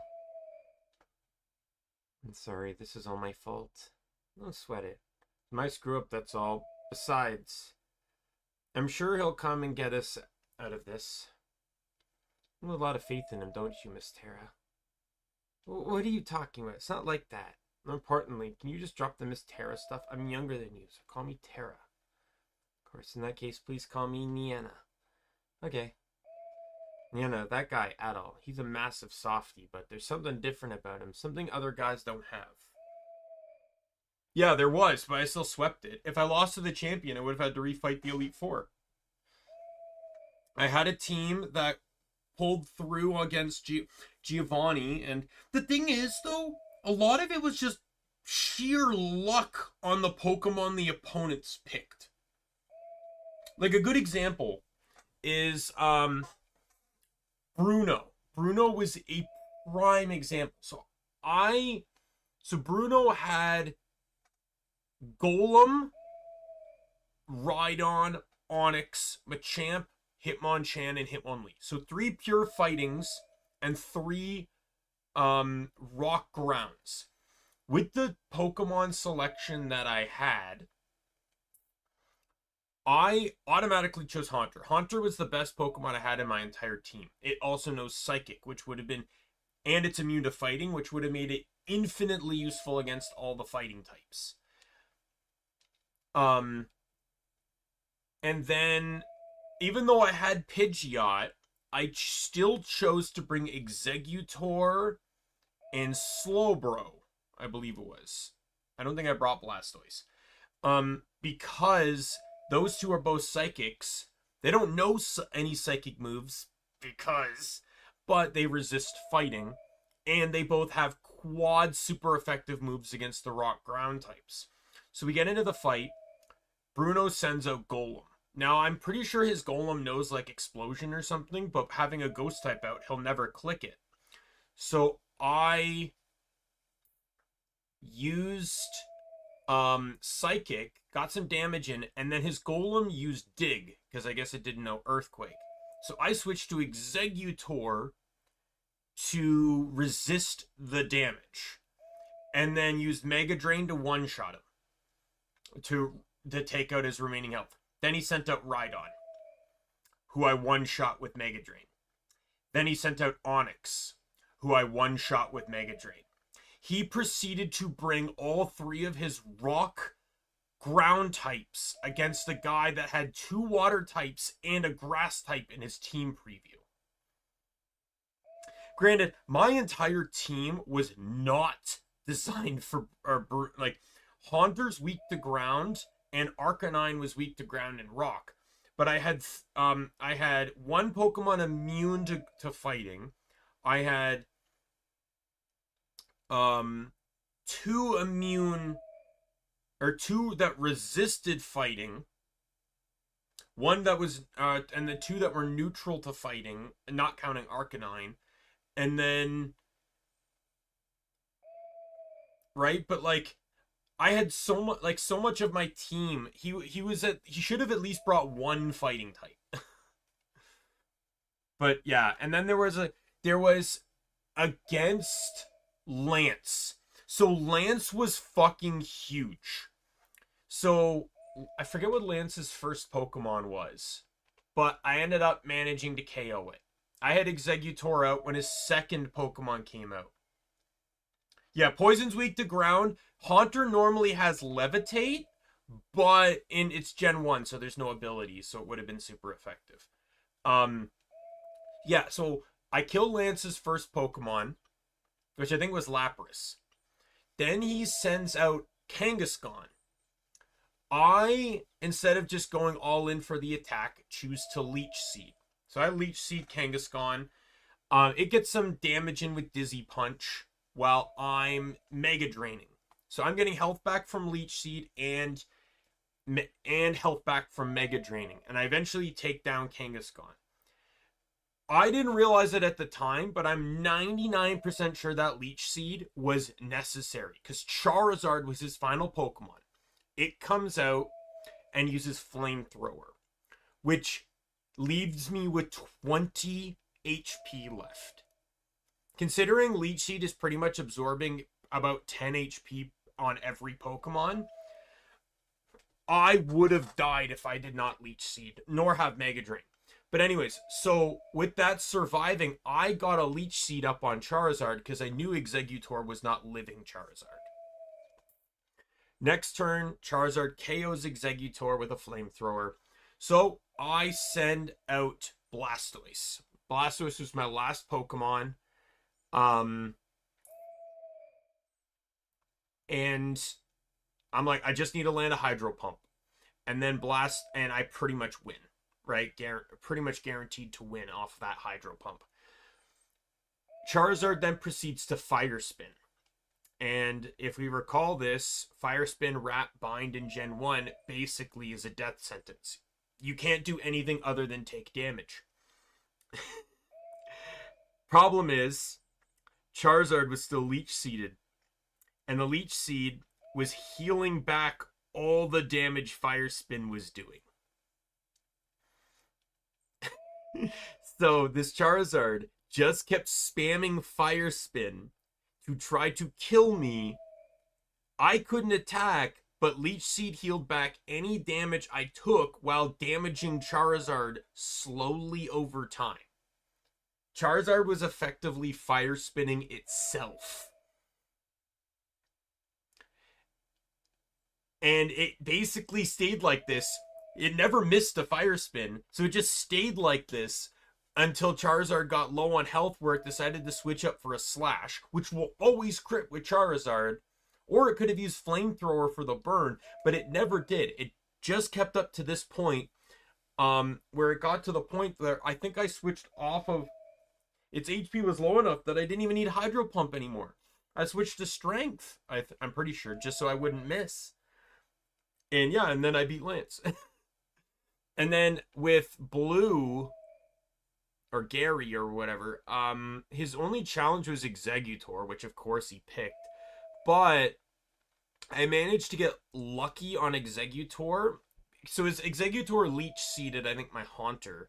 So I swapped out to Exeggutor, my own Exeggutor, who can't be Leech Seeded. I can't Leech Seed him either.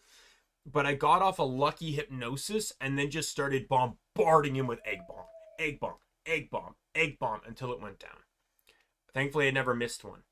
And then I forget who came in next, but I Leech Seeded it, and I ended up just I don't know if Exeggutor went down, but I ended up killing it. And then by the time, I basically had a 2-1 advantage on his last Pokemon, which was Electabuzz. And I still had Haunter left.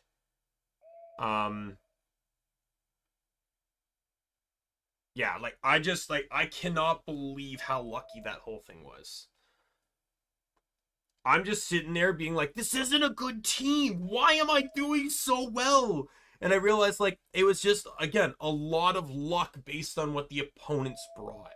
There were so many moments, like Agatha, for example, didn't bring her Gengar, which pretty much probably would have guaranteed victory across the entire thing. but she didn't bring Gengar. Surely that Gengar would have had the move set and then obviously the speed and power to just annihilate my team. But she didn't bring it.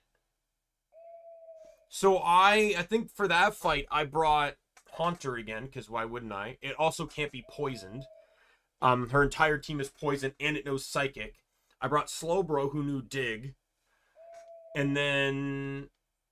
who did I bring for the last slot?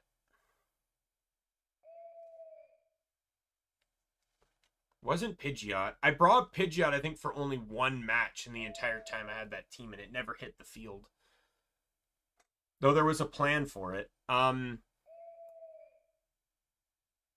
Did I bring... I think it... was it Arcanine, maybe? I don't know. I don't know who it was, because I don't think they ever hit the field. It wouldn't have been Exeggutor, because it's weak to poison.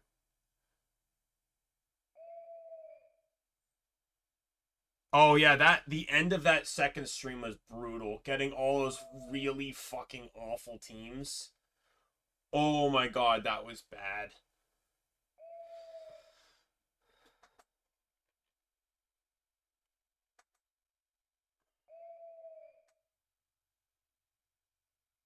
Maybe with Giovanni too, I also... oh yeah, Giovanni actually had a really... so I actually had a really good team for Giovanni if he picked the right Pokemon. Giovanni has 4 ground types. And as stated with Bruno, I have a lot of Pokemon that can deal ground types. However, his other 2 Pokemon are normal types, which I don't have anything for. Giovanni quite literally brought the worst 3 Pokemon he could have brought to beat me, which was Persian, which just is incredibly fast and has stab, always critting slash. And then Tauros, who is a monster in Gen 1, because it's actually ridiculously strong in every stat across the board. Knew Thunder and Blizzard, which did not make my Exeggutor feel very, very well. Any Pokemon I brought to counter the ground types feel good. And then he brought the Trio, which my entire team is relatively slow. So I just like the best would have been Rhydon, Nidoking, and Nidoqueen, because I would have had Psychic for Nidoking and Nidoqueen, and I brought a Water type. I think I brought Slowbro because it knew Dig as well. And then I brought Exeggutor. But I think Exeggutor ended up beating Dugtrio. But yeah, like, Giovanni literally brought the worst case scenario, and I still somehow won. There was one fight, though, that... oh, I remember. So this was the lead up to Giovanni. A trainer sent out a Pokemon. And then... or we sent out our Pokemon. I attacked, and he switched. But I anticipated his switch.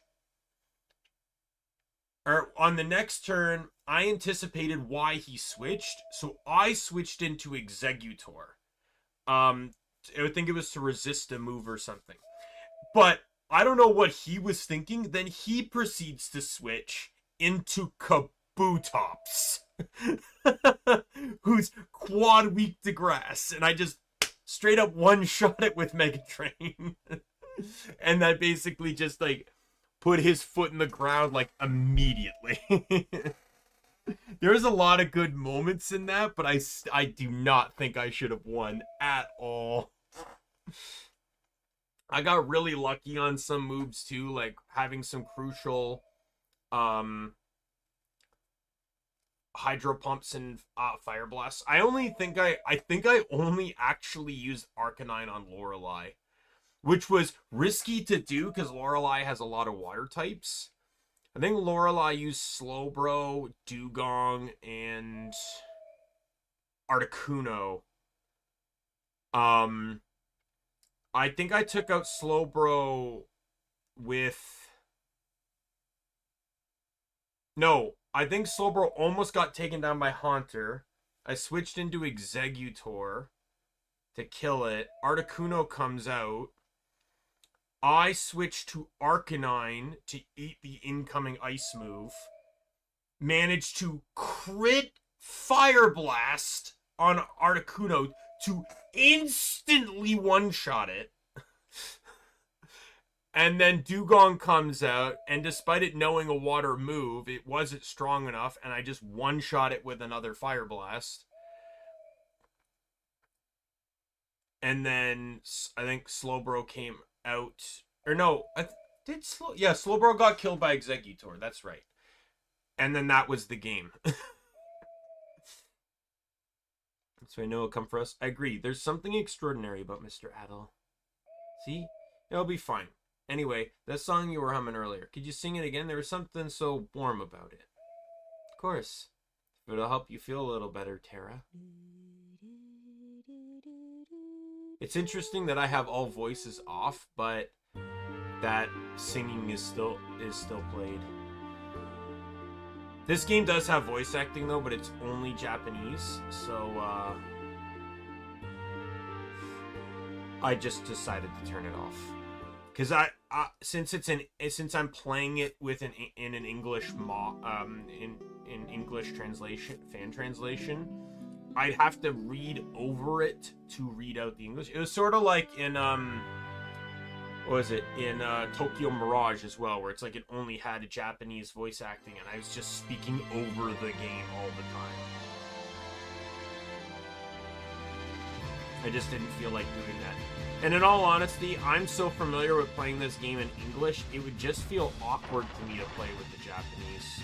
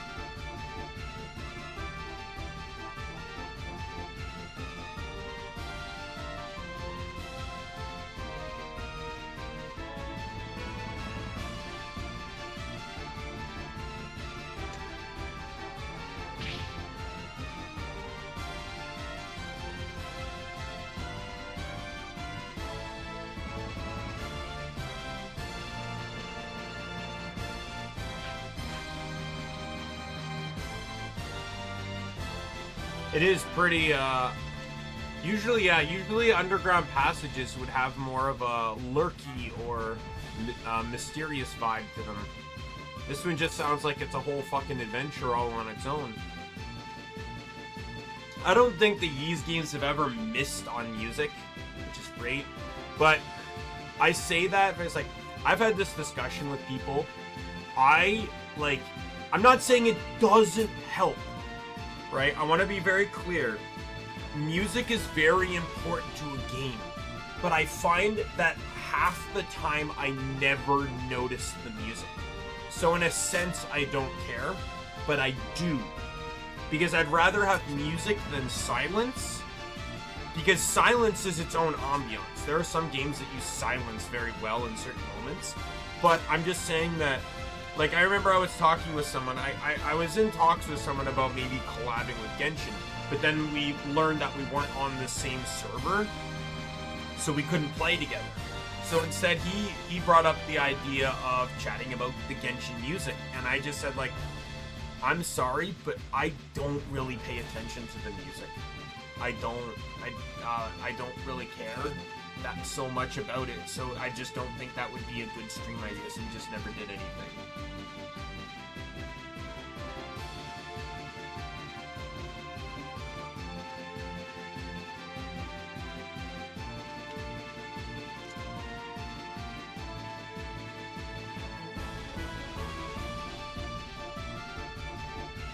Like, there's moments where music means a lot, but I don't know.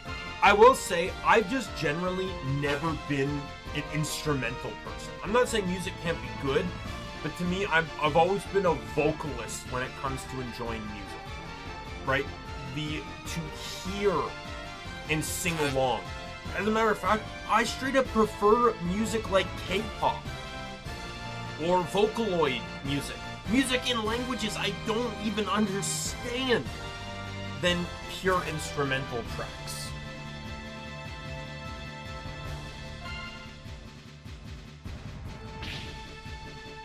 Holy shit, calm down with the fire, please.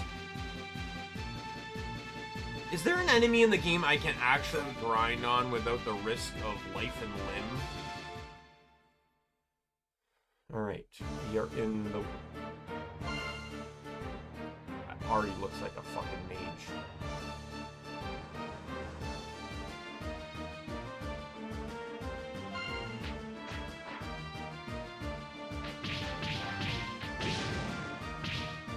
God damn you.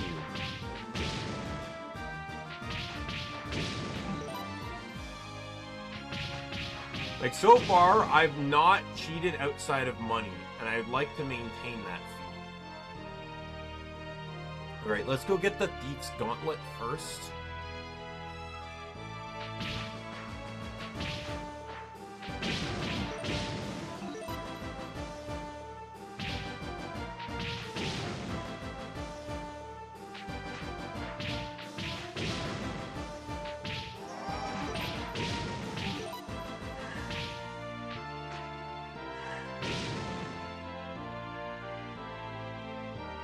So, just keep going straight here and we can get to the Thief's Gauntlet.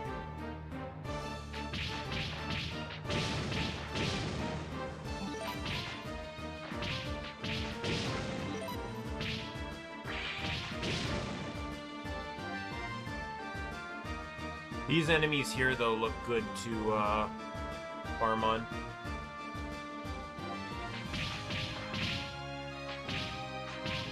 Okay, never mind. Well, actually, they're not bad except for those brown knights. The knights in the brown armor are the ones that are doing the ridiculous damage. If I focus them, I should be fine.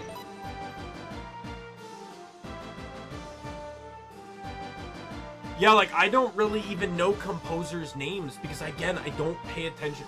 I know a few. Like, I know Fear Not This Night was made by Jeremy Sule, but I also know that's a vocal song that has lyrics to it. Like, I love all the music from fucking the Pokemon Coliseum XD games, and I know who made them, but I do not remember his name.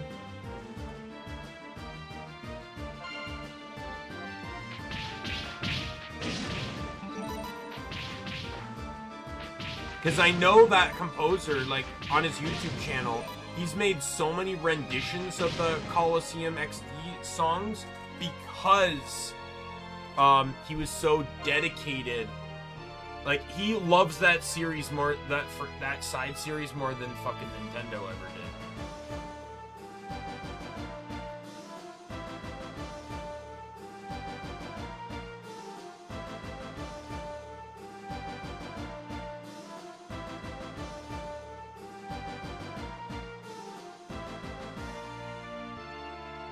Oh, whoops.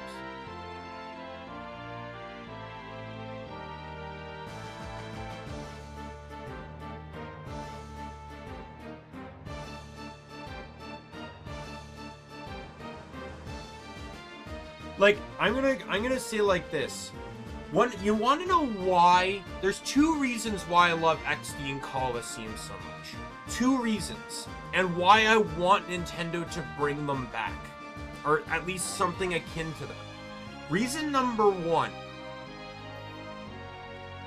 is Pokemon. Those games were made during the time double battles were still a gimmick. But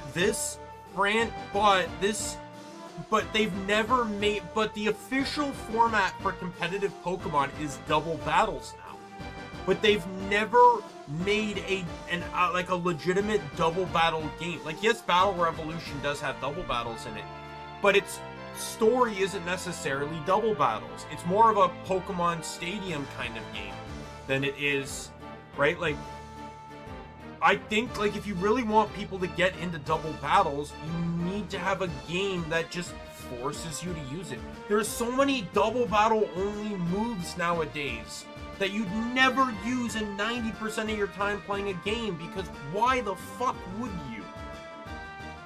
Number 2, and this to me is one of the reasons why those are probably my favorite Pokemon games of all time, and why I enjoyed playing the mods so much as well, the ROM hacks and stuff, is because they change how you play the game. In a normal Pokemon game, the games to me are relatively boring, because the general concept is get Pokemon, beat other Pokemon. It's very simplistic. It's so, like, it's just literally beat up the opponent. It's such a joke. But in Coliseum, and especially XD, where the multiple Shadow Pokemon thing occurs, you don't always get to play offensive. You have to play defensive to be able to catch the Shadow Pokemon. It's such a twist on the format of the games. I've said this before, but long before I streamed, I did just my own personal playthrough of Pokemon XD again. The first time I actually beat the game since I was a kid in 2005. I tried playing it since, but I just never beat it. In this playthrough, I ran Ursaring, Dusclops, Shiftry, Cloyster, Togetic, and Masquerain. Each Pokemon had a different role. Masquerain had Intimidate and Earthquake immunity. It mostly pretty much just used Icy Wind, but would occasionally use Giga Drain or some other stuff. But it was mostly there for Intimidate, Earthquake immunity, and because my Ursaring knew Earthquake, and it also knew and then Icy Wind was for speed control and chip damage, which really helped with trying to catch Pokemon as well. Togetic had Earthquake immunity, Helping Hand, and Thunder Wave. Dusclops is very tanky, had Will-O-Wisp and Helping Hand. As a matter of fact, every ghost type that you can catch in XD comes with Helping Hand. It's actually quite incredible because Snorlax can learn self-destruct.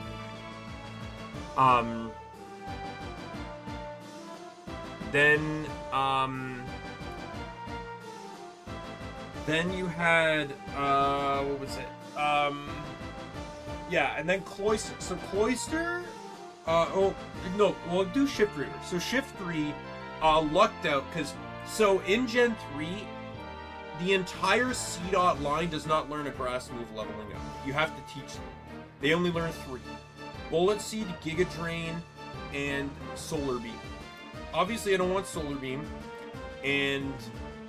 but C-Dot actually comes upon purifying it with both Bullet Seed and Giga Drain.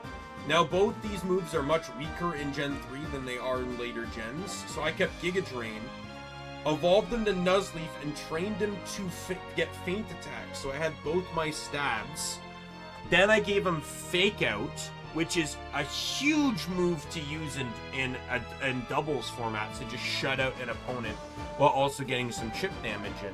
And then I gave him Mimic, which I realized it's like, hey, you know what? I could use this on my own partner rather than use it on the opponent and copy moves like Thunder Wave, or I used it to copy Icy Wind a lot in that playthrough. But I also used it to copy some damaging moves. Like, I remember I copied Flamethrower off of Togetic once. And then the final 2 team members, I had Cloyster. So Cloyster, unlike in Coliseum, where almost every single fucking water type learned Surf, in XD they realized Surf was so fucking broken, so they only gave it to 2 Pokemon in the entire game. Seal and Shelder. Dugong is not good. Like, let's be real, Dugong is not good. Cloyster, though, is actually not half bad, outside of its abysmal special attack stat, which basically, or special defense stat, which basically just means that any grass or water move will one-shot it regardless of anything. because it knew Surf, I'm like, you know what? I'm gonna teach it Blizzard, and then I have a double hit stab on both. And then I'm like, and then I'll teach it Self-Destruct, and it'll know Spikes for entry hazards. Well, it turns out, Water's heavy walled me, and I didn't want to self-sacrifice for no reason, so I replaced Self-Destruct with Double Edge. Because of Spikes and Double Edge, that's really where Cloister existed. In all honesty, Cloister saw a bit of playthrough just because of Spikes, just to try and get some chips in on some... especially in like the final Mirror B fight where I knew Cloister would just die as soon as possible. I got Spikes set up. I just sent them out first to set up some Spikes just to chip damage all the Ludicolo, because it wouldn't affect Dragonite anyways.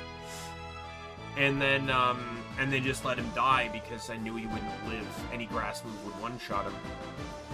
But Ursaring, see, this is what I mean by, and long story short, Ursaring suffered the most. The entire plan around Ursaring was to build a bruiser. It has guts. I could either Will-O-Wisp it with Dusclops or Thunder Wave it with Togetic, and then just fucking brutalize the opponent. It comes with Return, the best normal type move, the best, most reliable normal type move in the game. It can learn Earthquake. It can learn Brick Break. It has a little bit more coverage depending on how far you're willing to go with either Rock Tomb or Aerial Ace, right? Like, or Facade even if you wanted to get that, right? Like, there's coverage all over the fucking place with Ursaring. But remember how I said the playstyle in XD and Coliseum is more defensive? The further I got into the game, the less useful Ursaring was. This also applied to Cloister too, especially because it had two strong double hit moves. They just became liabilities to hit the field.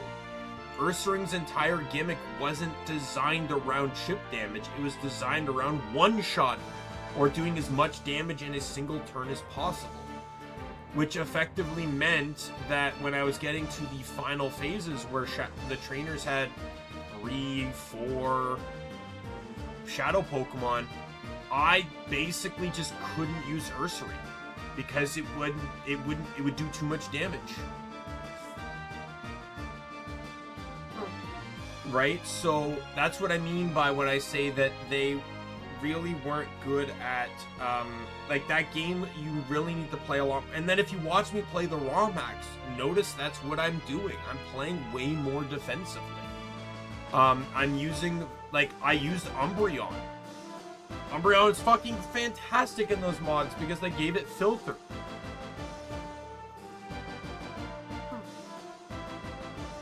Right? I ran Regirock with Assault Vest because it made it a fucking defensive monster. Even with all its weaknesses.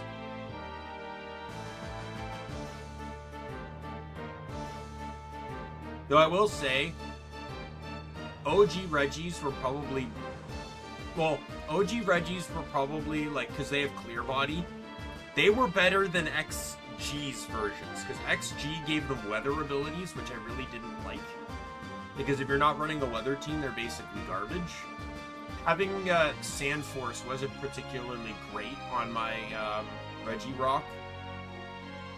And then, but in DX, all the Regis had Filter, which was just fucking brutal. Because I ran Registeel then, having all those resistances, and then weakening the power of all the, I think Registeel basically just became my new Umbreon in that. Because I also even though Umbreon was identical to as it was in XG, I just refused to dual run Umbreon again for the same purpose.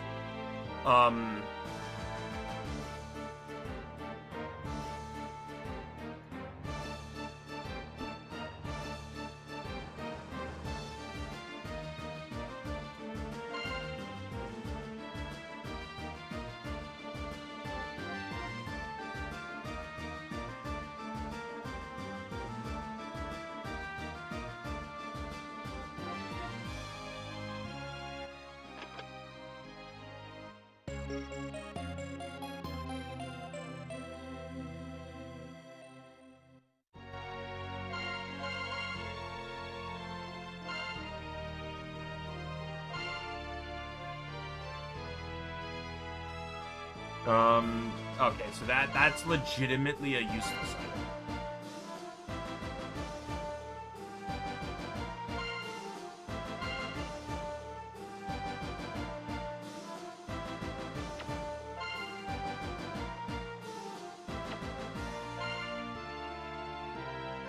Okay, I'm gonna switch to the reflex just to give myself and the magic ring just to give myself some more magic defense. In the hopes that I can survive these knights a bit better.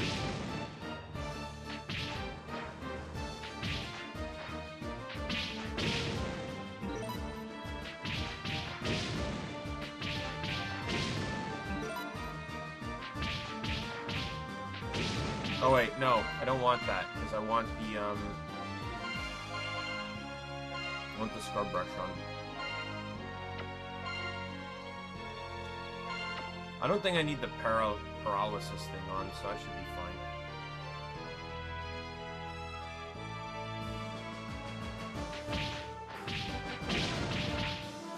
Okay, well that was a huge, huge damage cut. I think it took off like 40 damage doing that.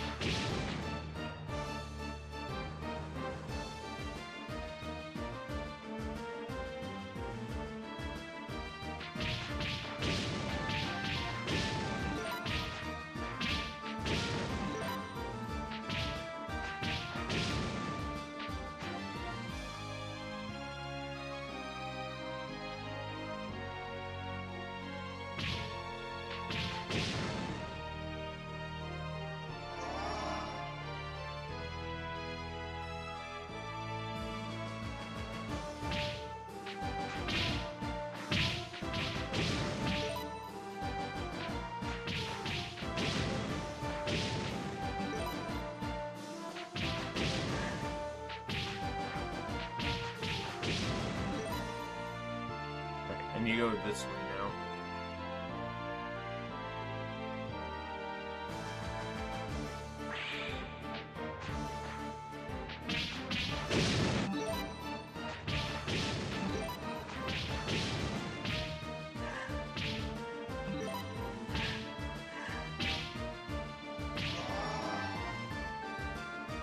I hate these fucking ranged assholes.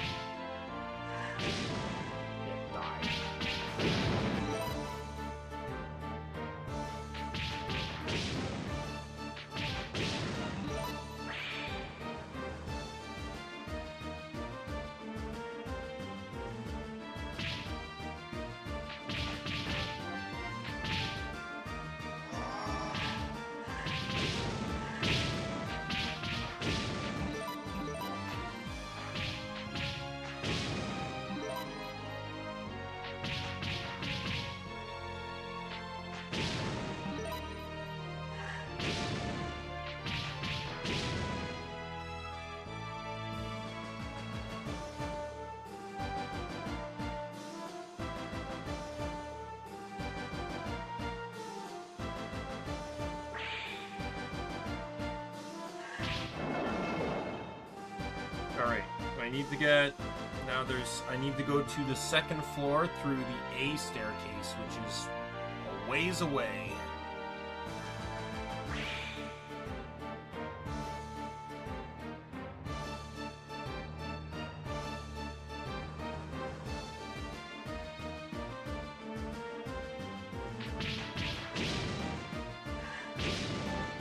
I actually really like this room because it doesn't have the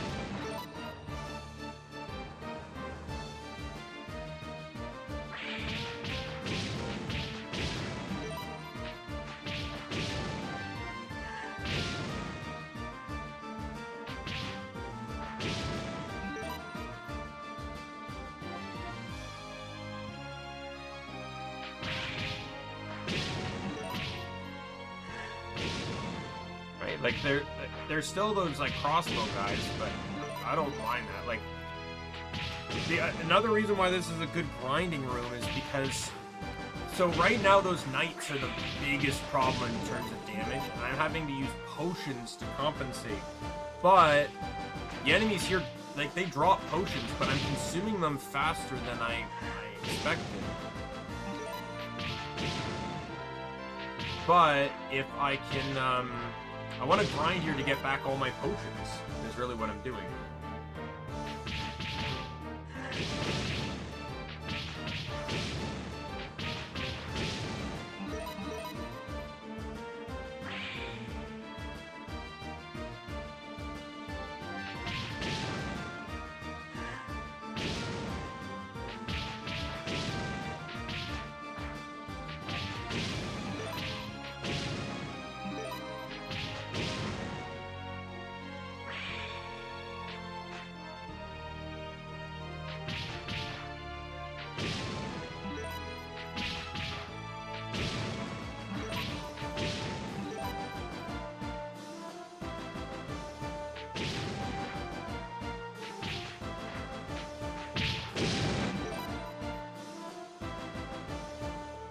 My plan is to try and get back all my potions while also leveling. And then get my health back to full after I cap on potions and then get that potion back. I may probably be 38, 39 by the time, probably not 39, but definitely 38. Sorry,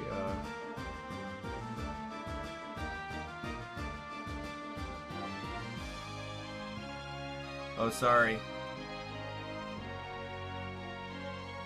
I'm very heated about the double battle games because I like them so much, and it just bothers me that Nintendo has an entire double battle competitive format that's the official format of the company, but then doesn't make a game that encourages people to learn how to understand how double battles work. They still just keep making single-player games, or single battle games, despite the fact that the official format is doubles. They could easily increase the competitive scene by making a doubles game.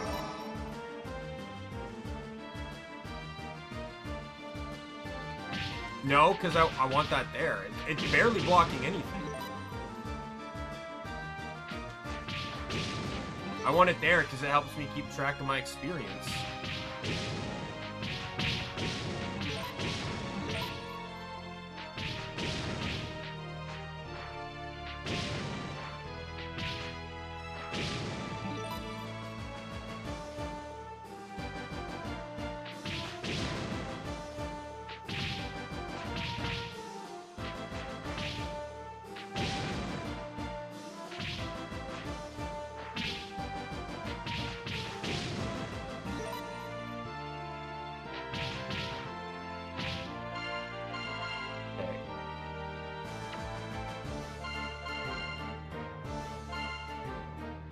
We're changing up my shit here. We're gonna go to Shield Ring. And we're gonna put the battle armor back on. There. That significantly reduces the crossbow damage now. There's only one guy in this room that does magic damage, and he's already hitting ones, so it doesn't even matter. I'm actually burning through potions training in here.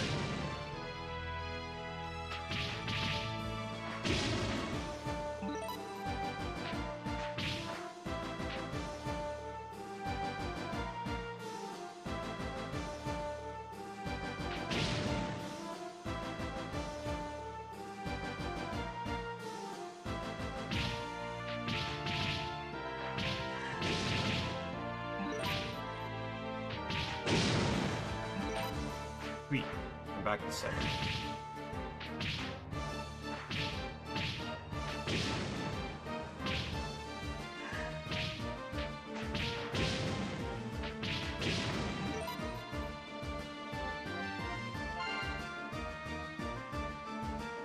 Yes, there is a block button, but I keep forgetting to press it.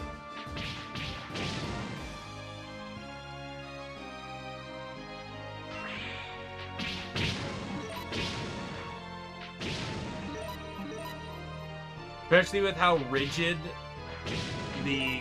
Like, you can only attack in the 8 and the octal directionally. So it doesn't... It's not as fluid as you might think. It also doesn't block anywhere from behind.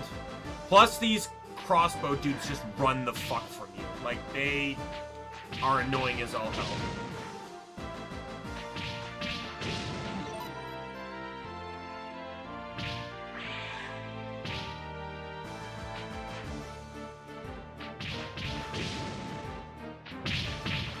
But it doesn't matter. I've reduced the damage taken from the one enemy that gives me problems in this room, so...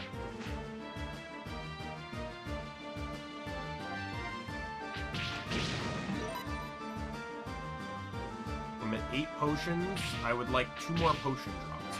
Thank you. 1 to get back to 9, and then another to heal my current health. Go. I just need 1 more on the ground.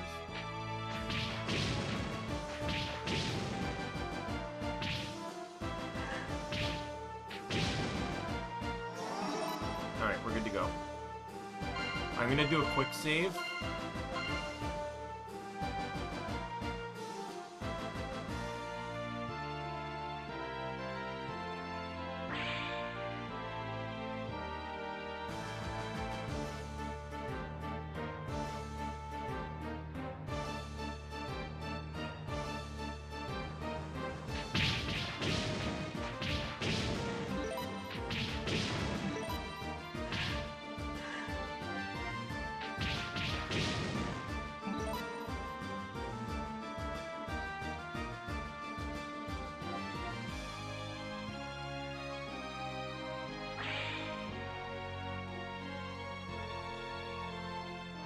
So the left door here is the switch I just unlocked. But I can't do... It just leads to a room with 2 other locked doors. I need to head this way so I can unlock the other door. There's gonna be a lot of zigzagginess here.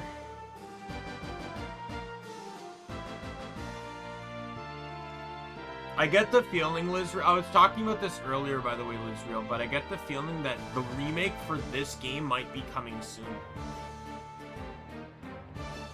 Like, the like an actual official release of this game in, like, worldwide. New remake and everything, because there's a lot of UI elements in this game that resemble stuff done in Ys 10. Oh, does a combo meter do anything? I have no fucking idea. I'm assuming no. I know the combo meter's been in a lot of earlier Ys games, but from other than achievements, it never did anything. I think, Ys 8, Ys 10, and maybe 9 had accessories that benefited based off the combo meter.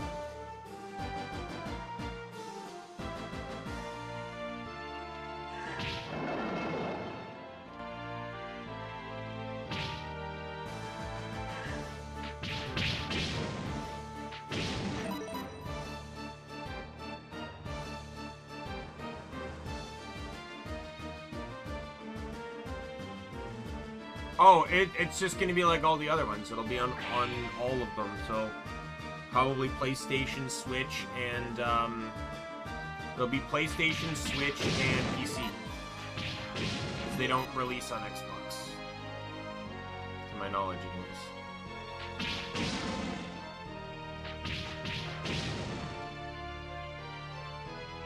I could be wrong though, but I'm pretty sure they don't release on Xbox.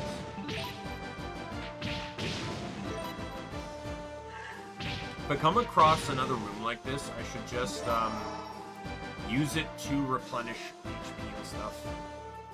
I'm almost at 38, so I'm just going to stick around here and level at 38. So basically, it's just a room that doesn't have the brown knights.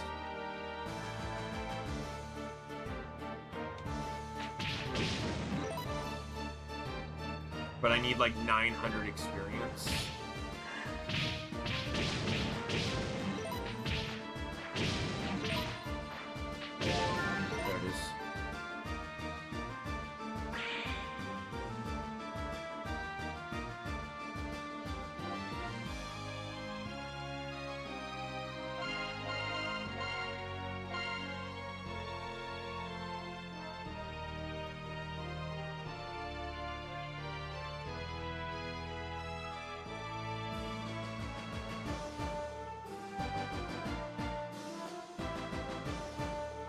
I got really sad when I did my... So I beat Yee's 10, and then I did the off-stream hard mode playthrough to get the final achievement I needed. And when I beat that... By the way, I didn't have to cheat in that playthrough. I think I mentioned this before. Did not have to cheat. I was just legitimately so strong from all the stuff I did in the first playthrough that I didn't have to do any extra shit. I literally just followed the story, and I beat it in like 2 days. It took 2 days, and just blitzed through everything. It was super easy. But yeah, I felt so sad because I'm like, now I legitimately have no reason to play this game again. And I'm like, that was depressing to me because I actually really enjoyed the game. It was actually just a really fun gaming experience.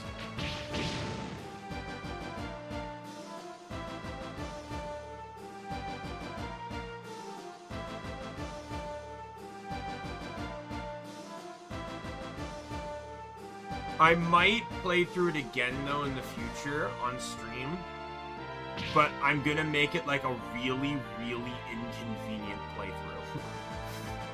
So they have those things that you could like attach to the screen that like bounced around and stuff. I'm legitimately half tempted to just, if I can, just put them all play through the game with all of them all over the screen and just basically try and play with as blocked a vision as I can. Like, you ever seen those challenges where it's just like, I think Doug did one where it's just like this game, but every so often I have to add another game's HUD to the screen. It'd be something like that.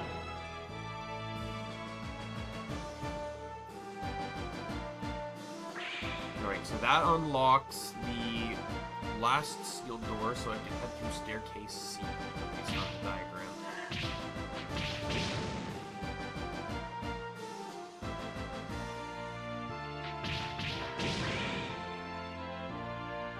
These guards are easy to beat, but they just do a lot of damage. If there's more than one of them, then I'm just gonna basically run.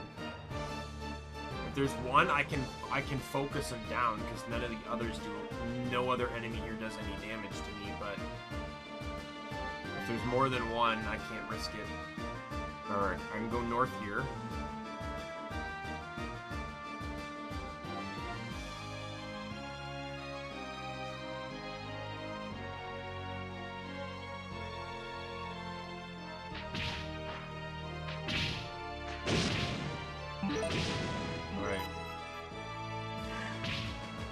It's another room that doesn't have those knights, so we'll use this to get a potion drop.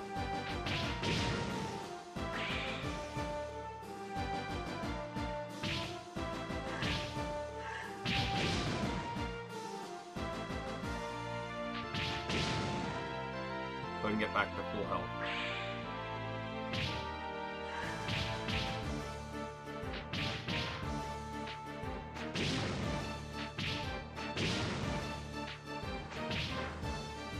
I'm gonna say it again, because I think I said this back a while ago when I played Chrono Trigger. I legitimately would like to see them remaster Chrono Trigger, but I don't want them to really change much about it, right? Like the game is iconic for what it is. I just like it to be less clunky, if that makes sense. If they remade Chrono Trigger, I'd legitimately actually I'd actually play it. Or at least consider playing it. As long as the playthrough's not as clunky. Like, look at a good example. Good example, Super Mario RPG. I've not played that, but I stopped playing the first one, the original, because it was insanely clunky.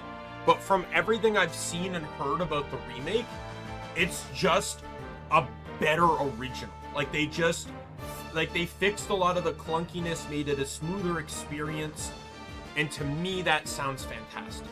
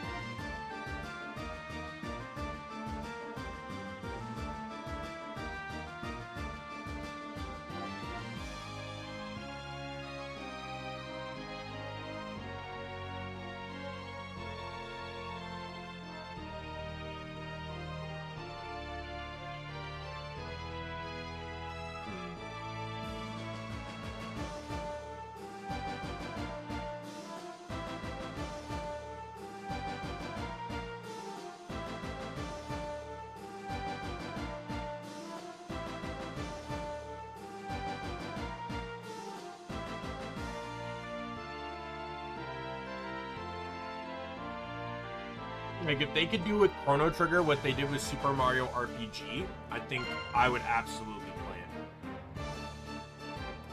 it. Not making something new, just refurbishing what exists.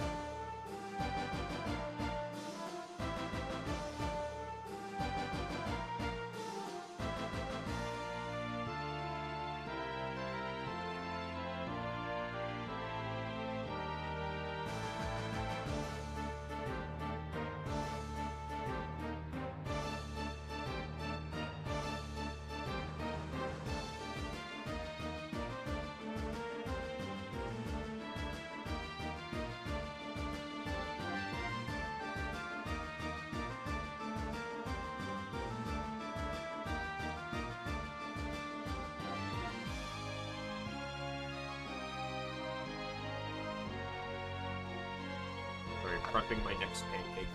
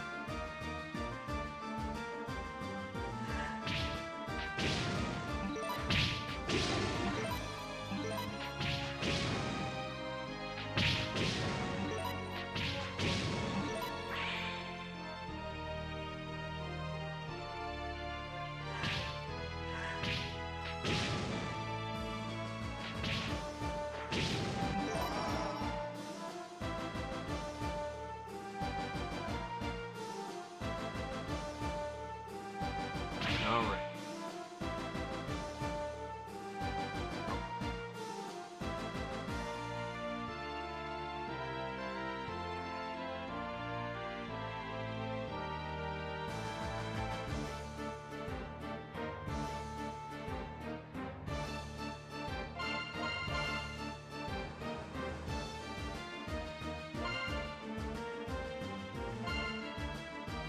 I don't know if this is gonna help.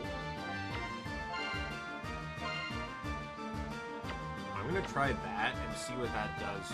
Like, how much damage do you guys do to me now? Okay, way more. Okay, yeah, we're fixing that.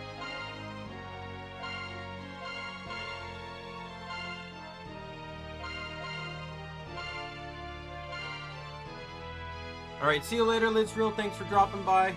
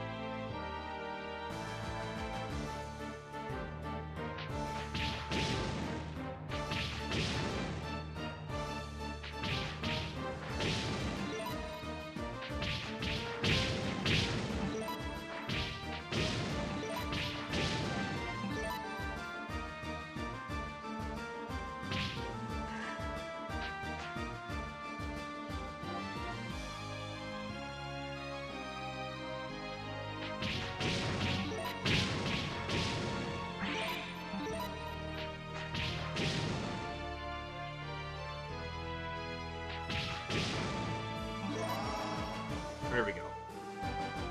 Just wanted to get another potion. From a nearby room, you can hear the agitated voices of several men.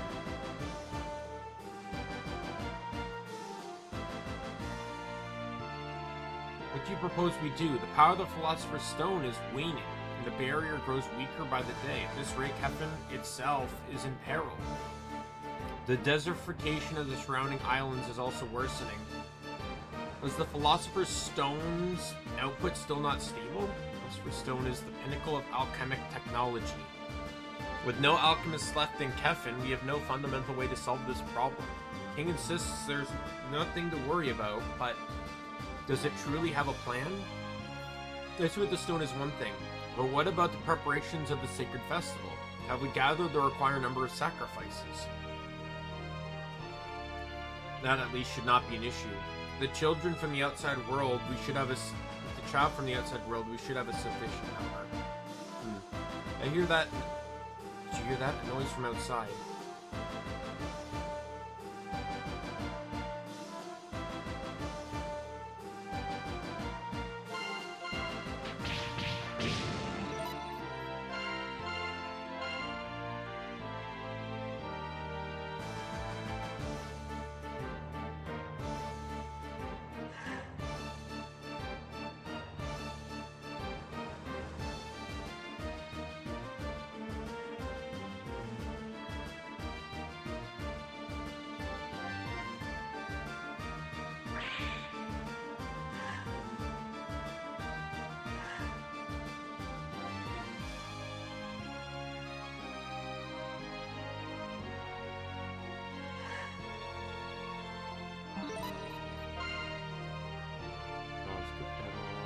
Gently places the book back on the shelf.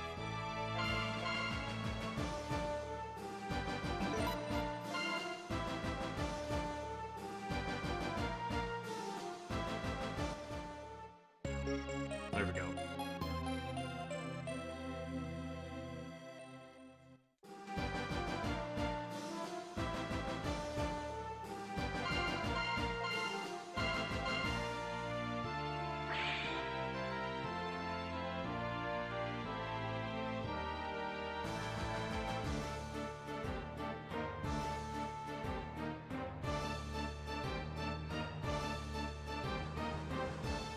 I just need to go basically straight.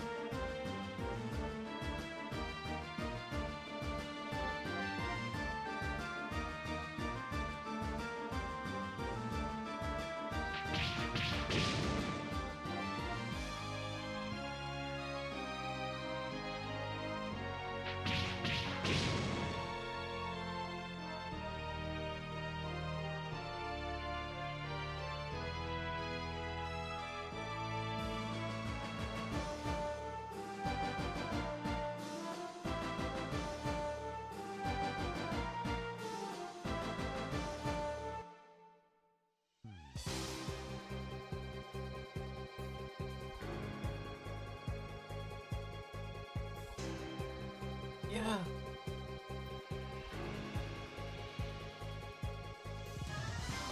What are you doing, Mr. Rise? Please stop. No, please stop. Just as I thought. I was not mistaken. Mr. Rise, why have you kidnapped me? Why am I being kept separate from the other children? The likes of you has no need to know, but you will understand soon enough. What you are and for what purpose you were brought back. The ritual in the South Tower is complete.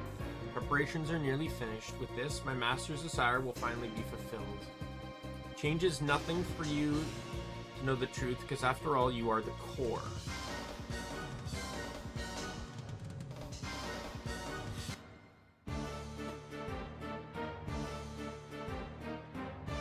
I would like to hit 40 before the boss fight. I don't... Well, no, it doesn't show that there's a boss fight here, actually,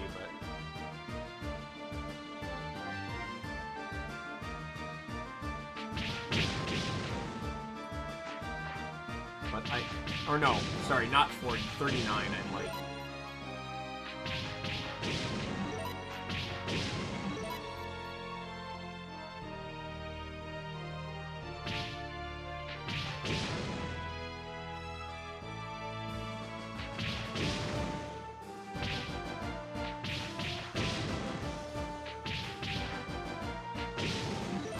Magic Ring did indeed cut down the damage these guys deal to me. By like 40 or 50 damage.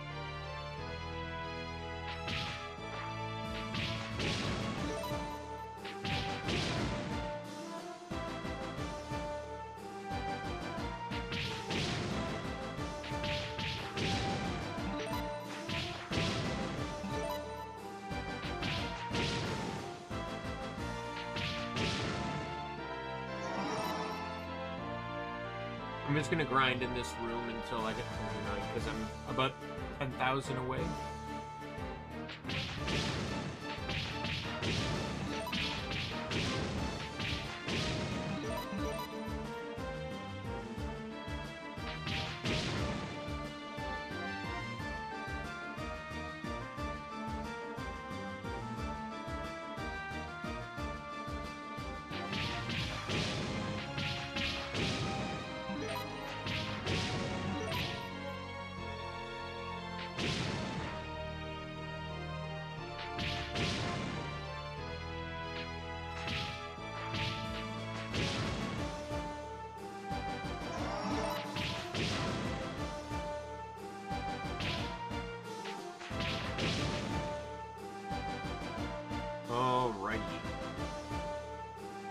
Boom, boom, boom, boom.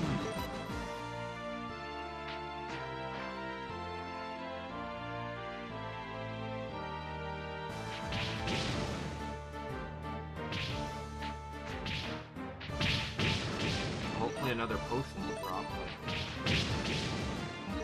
I don't know, once I get to the save point, I might grind some more just to get to 40, but... Let's get to 39 now.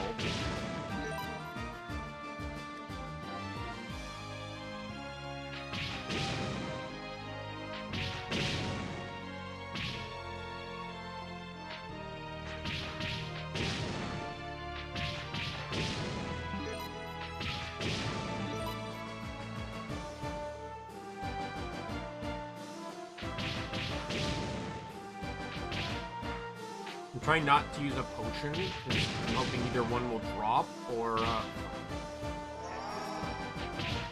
was hoping to level, because that would fully heal me, but if I'm gonna be basically one hit away from death from this asshole.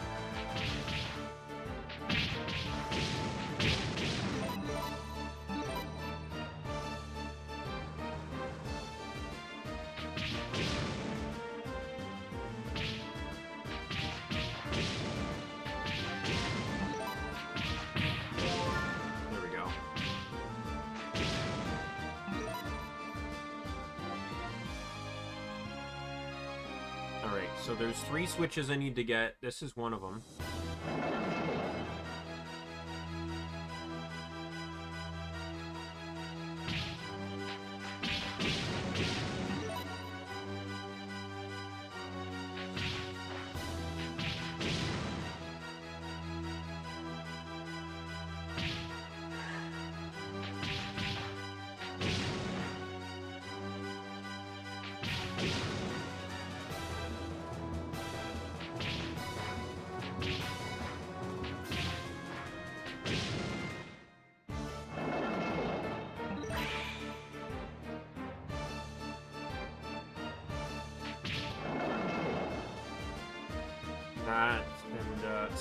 That's switch 4, which gets me a new shield. Switch 5, which is the next one, is Stein. And then switch 6 says Rival Shot Flyer. I have no idea what that means.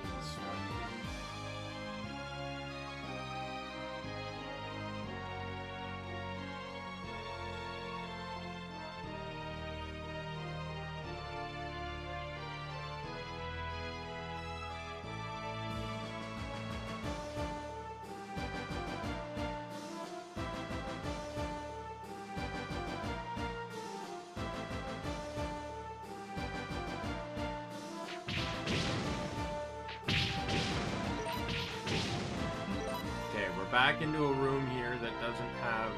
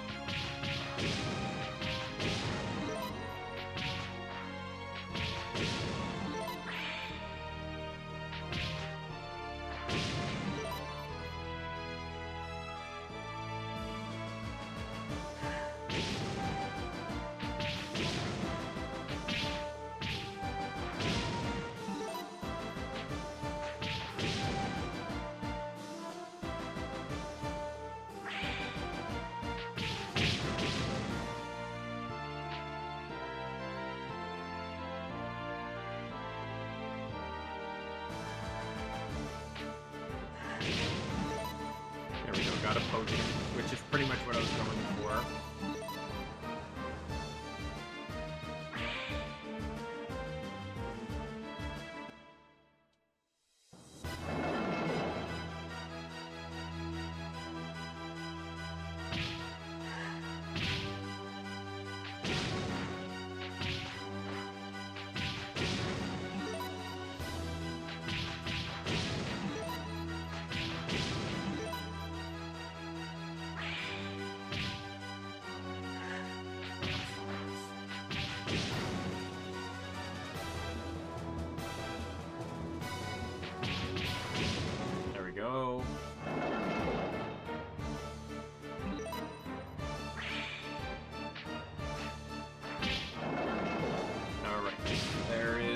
for 5.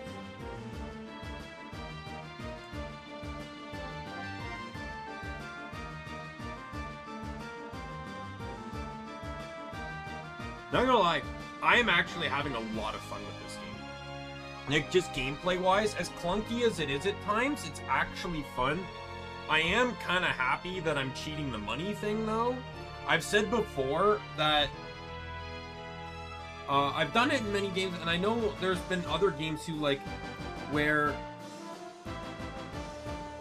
grinding really removes a lot of the fun of the game because it breaks the flow. Like, another good game that I know I cheated on that I don't regret was 7th Dragon. I love that game. I'd probably say it's one of my top 10 games of all time. But I cheated the RN in for, or whatever it's called, to upgrade skills, because the alternative option would have been to grind out the one mission to get points. But having done that in the past, not only is it boring as all fuck, you have to wait until you can change the classes on your characters, make everyone a samurai, level them up so that they get access to a very specific skill, max out that skill, and then just have everyone spam that skill in the hopes you can kill the dragon seeds fast. But the additional problem is the time it takes to get the points you need to level up all your skills, you're massively over-leveled for the game. I have a clip on my channel of Knight's Pride triggering, and I really like that clip. It's such a fun moment for me. So super hype. That would not have happened if I grinded, because I would have been so over-leveled. Having done that in the past, I one-shot that boss. The same boss, I one-shot him. With the same skill I used in that clip. Was it Brave Sword?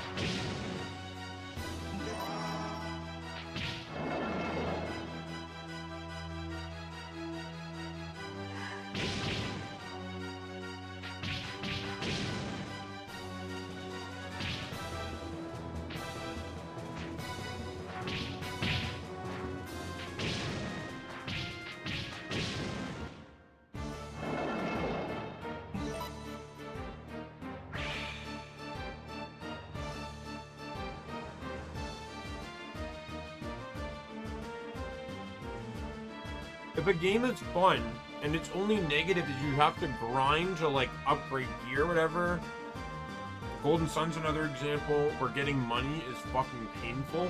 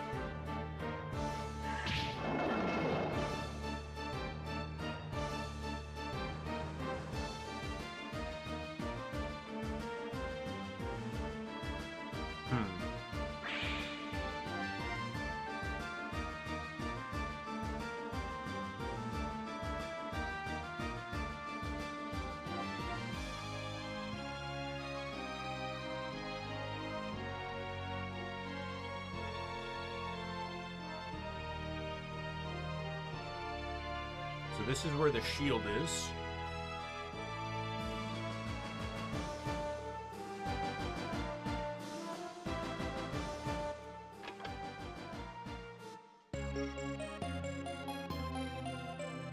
Izios shield.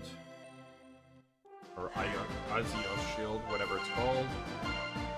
What's this look like statistics-wise? Oh, identical defense, better magic. You know what? I'll pick it.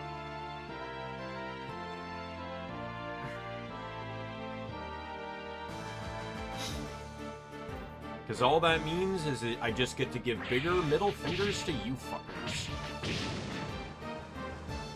Because they're the only thing in this entire dungeon that can do more than, like, 1 to 5 damage to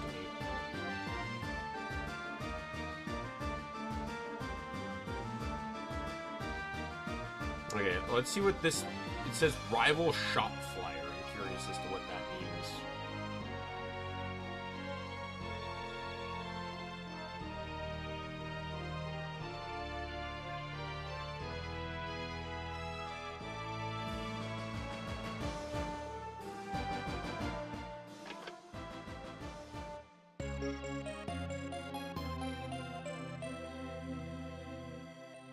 Is that an accessory to get you discounts at stores?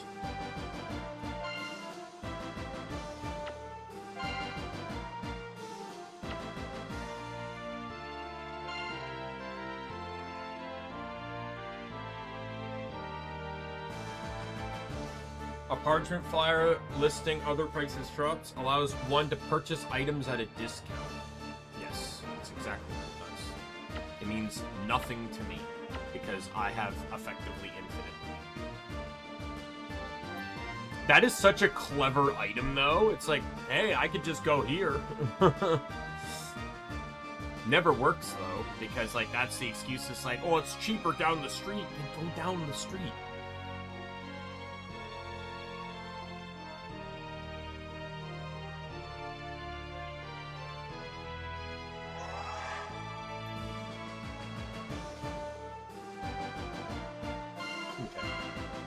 So, now that I have made it to here, I would like to level to 40 before I go and rescue Stein. So, hello, my fellow enemies.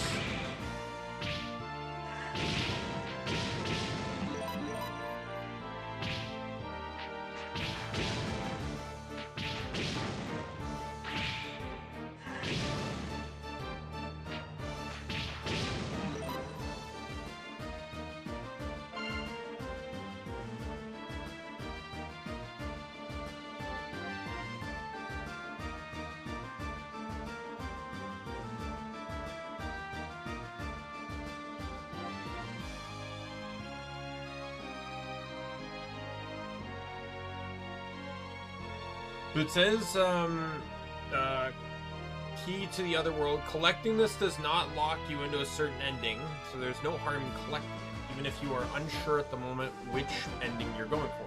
Well, there's normal or good. I want good, because good is always the more heartfelt ending. Like, look at fucking Ys 8, for example.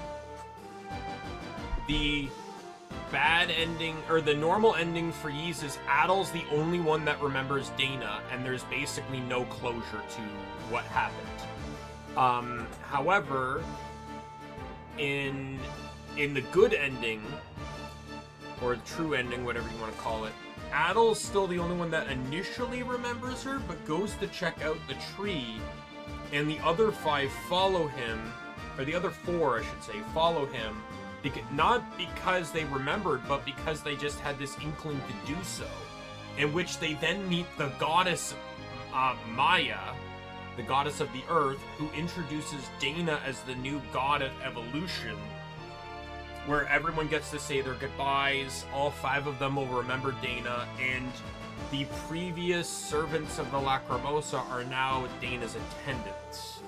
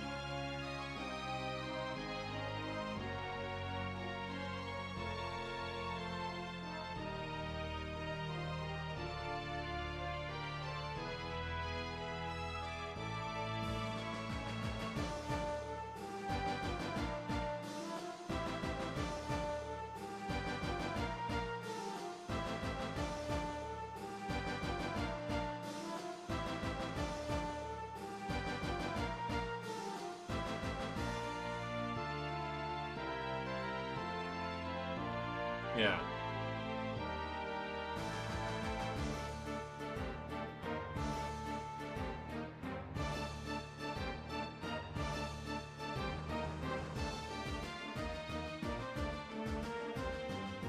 Okay, so the potions can be. I just learned now that potions can heal allies too.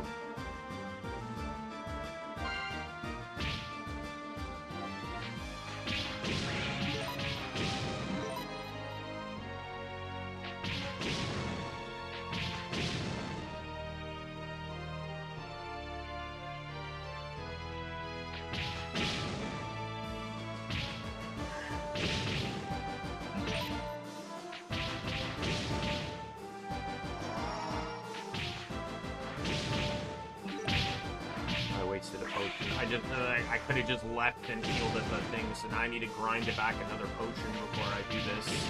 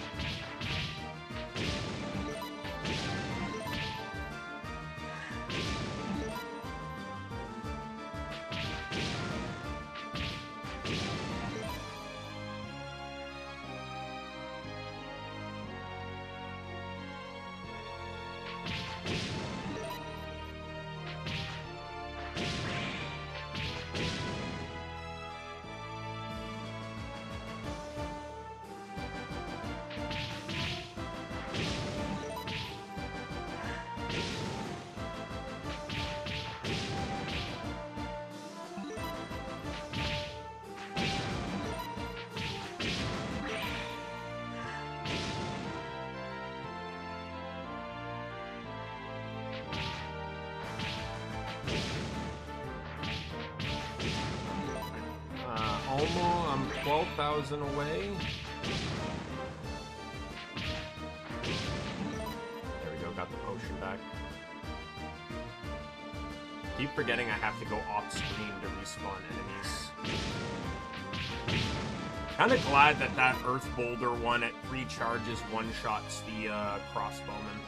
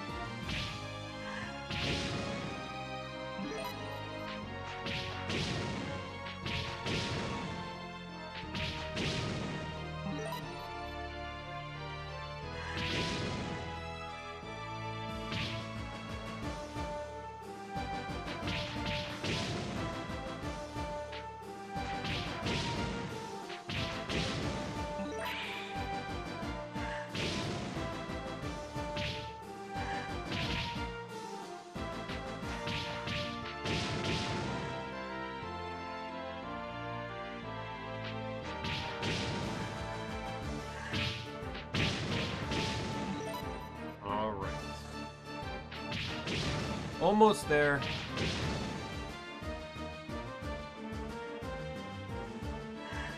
I missed.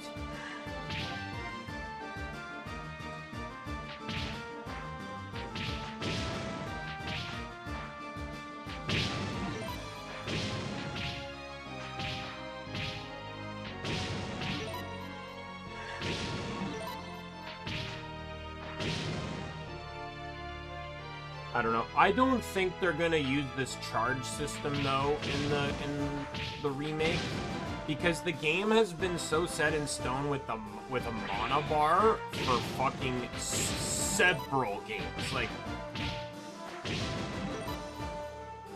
not even kidding. Like, many games have been using the mana bar at this point. I think starting from 6, they used the mana bar. 6, 7, Memories of Celceta.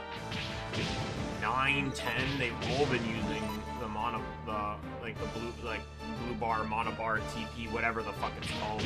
But so I think they're gonna modify it a little bit.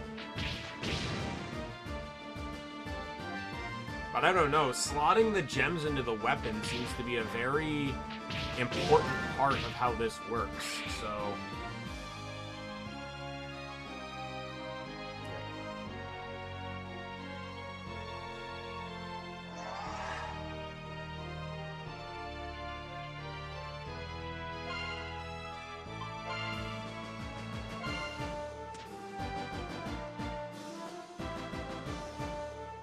Make sure before I go in to see him I didn't miss anything.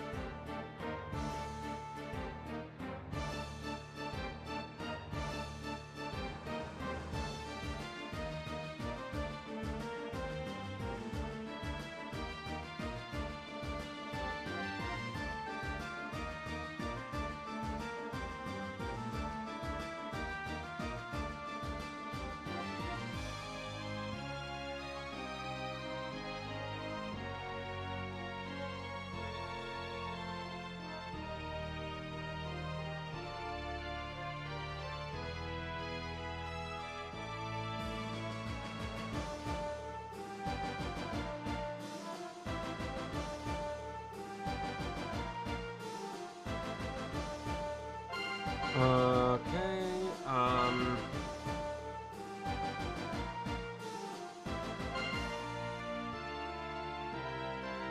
it says to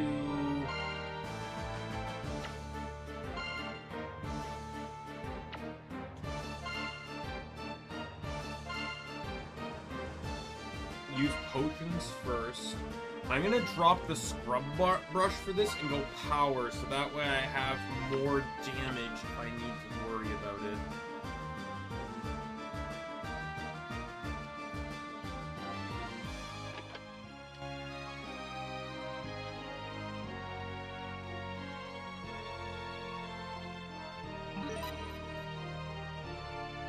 Slap, use a potion, give him water, play the ocarina.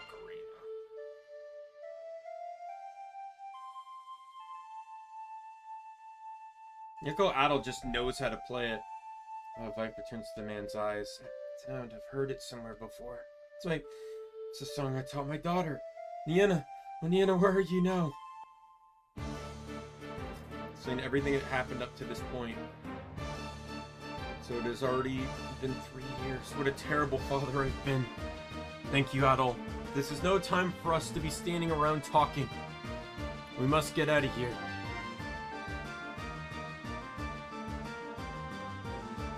So he's slow.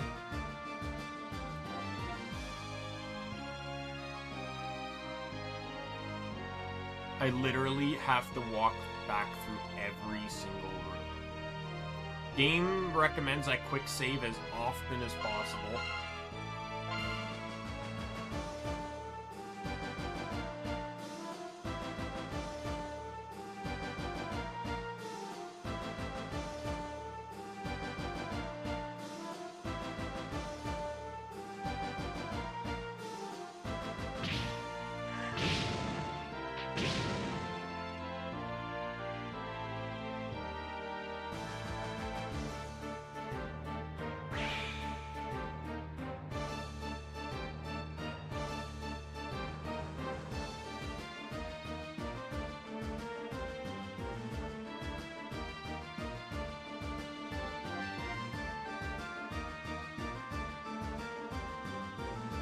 I don't know if they'll range attack him, but they'll absolutely range attack me.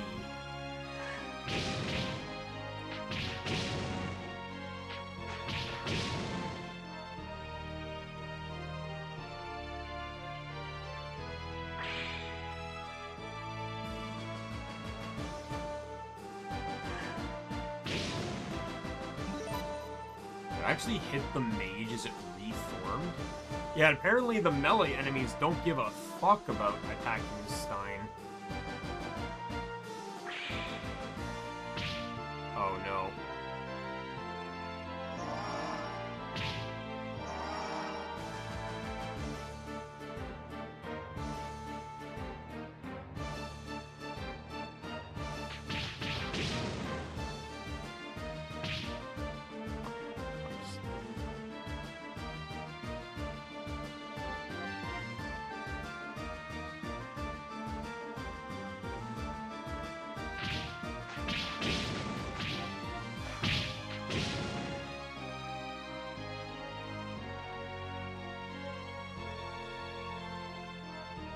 I wonder if like, I've got a lot of potion. I wonder if potion drop rates increased.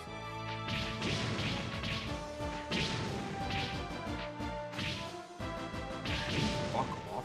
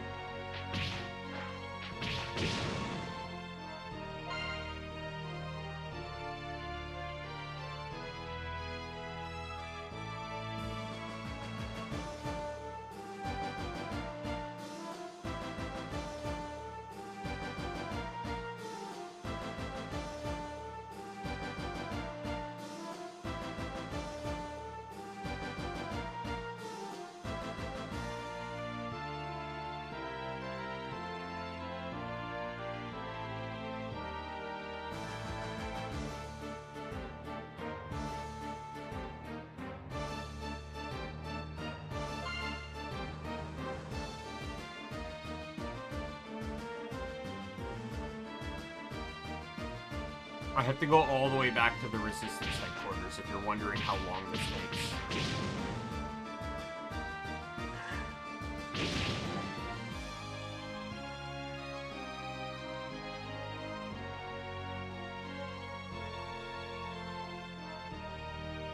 I'm gonna do that, and then I'm gonna do a quick save. And so I'm now on... Oh my god, they had to make this as complicated as possible, didn't they? Can you fuck off?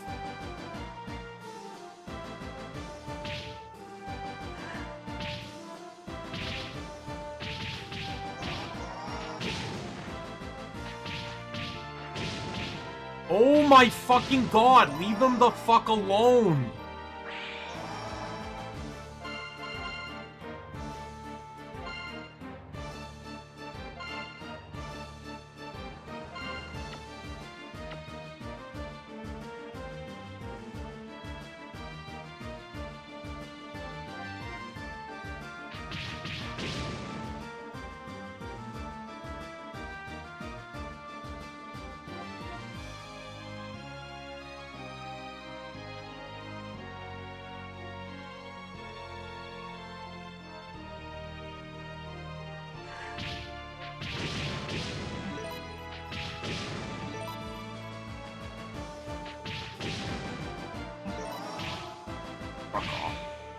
Fuck off.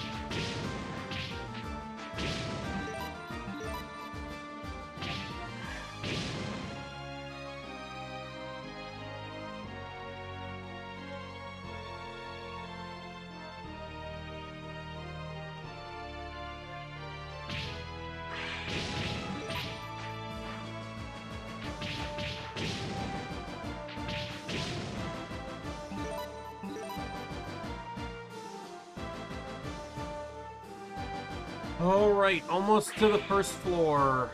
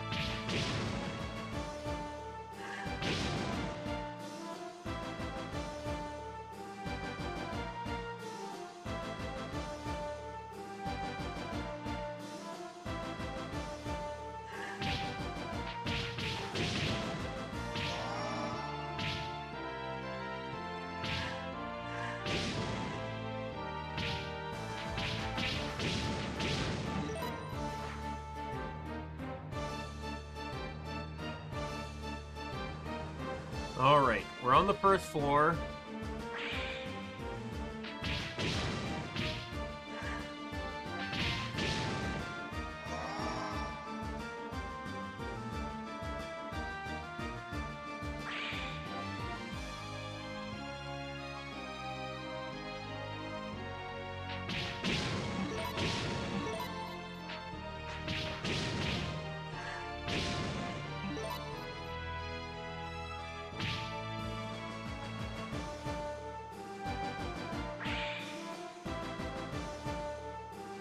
That mage enemy must be fucking trash if even Stein is taking 1 damage from them.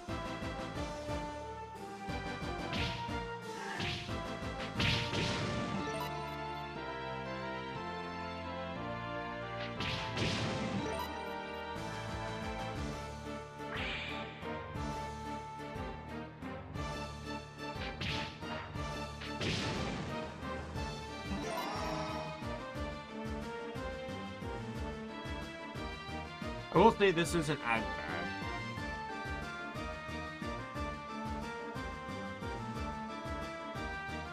I'm pretty sure I'm also, like, very overleveled, though. Oh, you motherfucker.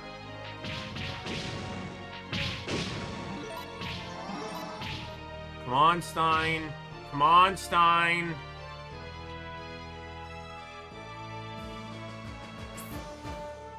So fucking close to the entrance.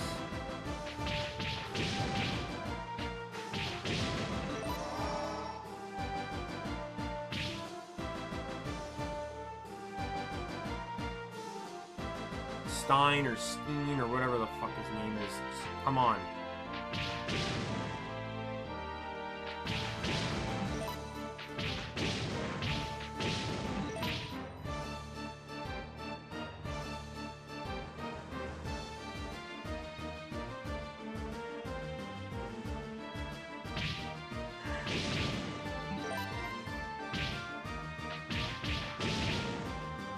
I'll take the hits. I don't care. I have the HP to stomach them.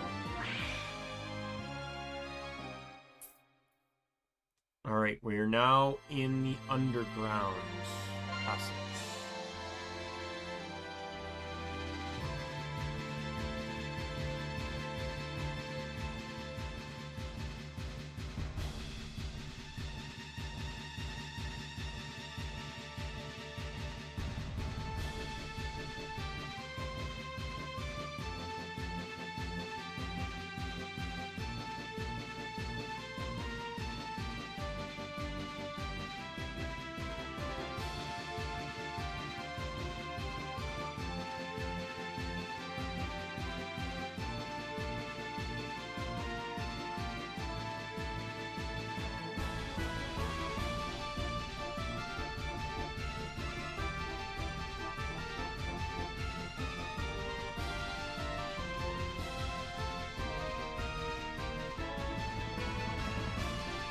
Let me get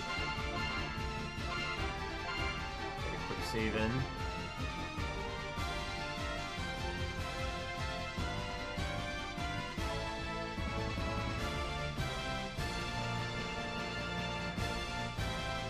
So I just have to get to the secret facility. That room that had like the giant root in it. So it's just 2 more rooms. This one and the next one.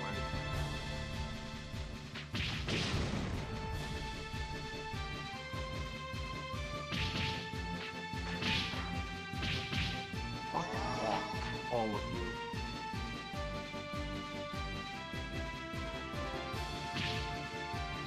Fireballs do nothing to him. That's good. Okay, well, apparently. Alright. This last room is all I need to fucking deal with.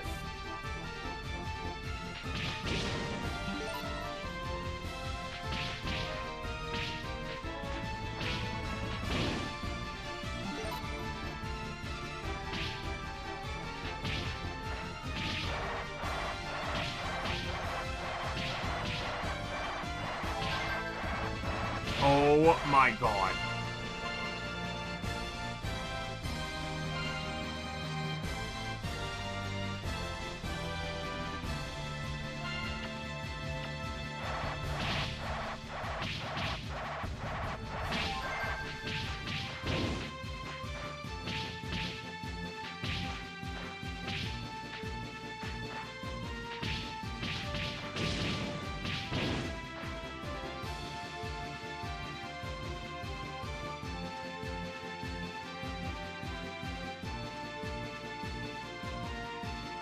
Oh my god, we're done.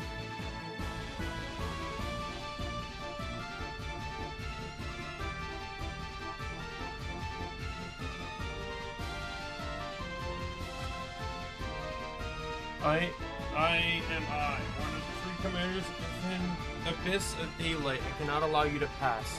In this condition, I'll only slow Adel down. Adel, don't worry about me. You have to go on.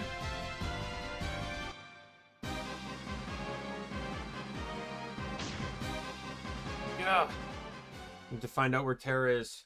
Don't kill this one, you two. No one gets up after tasting the ultimate Herber Brothers combo move. So to have to keep you waiting, Adel, I just made contact with the Resistance. They told me what was happening and I rushed over. You knew I was right to trust you, Adel, to think you'd rescue Stein before we even got here. I mean, where are you gonna... You're gonna tell us where Terra is. Spill it. Yeah, not again. Oh, we don't even get to learn what this guy's capable of. He's just dead. What this place? Why does everyone try to question just up and die? What kind of fanatics are these? Are you telling me they'd rather die than reveal our secrets? This leaves a seriously bad taste in the mouth. No, it's a kill switch. They're homunculi with a kill switch. If they're gonna squeal, they're ceased. They're silenced. Most likely that man was a homunculus. He may have been programmed to self-destruct if he ever attempted to reveal confidential information. Let's get out of here already. Alright, so all that's seemingly left here is the East Wing. I'll have to head back to the capital, though, to get potions and stuff, but...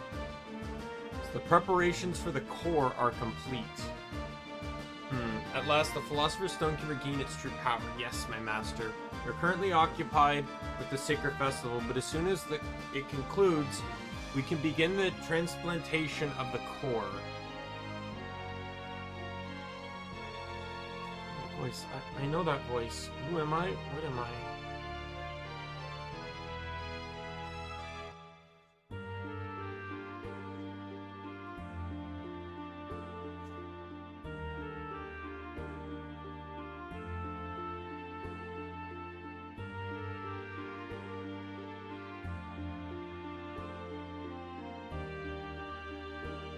Stein, I'm so sorry to have made you worry. Honestly, what a pathetic man I am. No, it's alright, Stein. Adel, everyone from the Eber family, thank you. Thank you so much.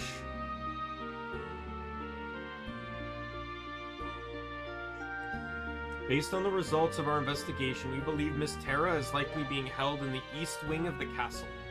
It is probable that Miss Miana is also there. Is that right? And this is simple. You two, we're heading to the East Wing. Please wait, Alga. There's something important I must tell you all. It is something that I believe you all need to know. Please, this way.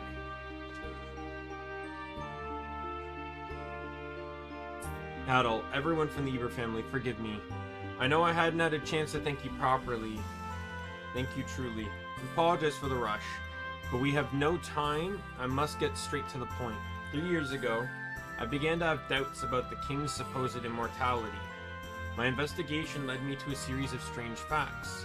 In Kefin, there is a sacred festival held once every 10 years to celebrate the king's continued health. Here's immediately following his festival, the king somehow regains his youth.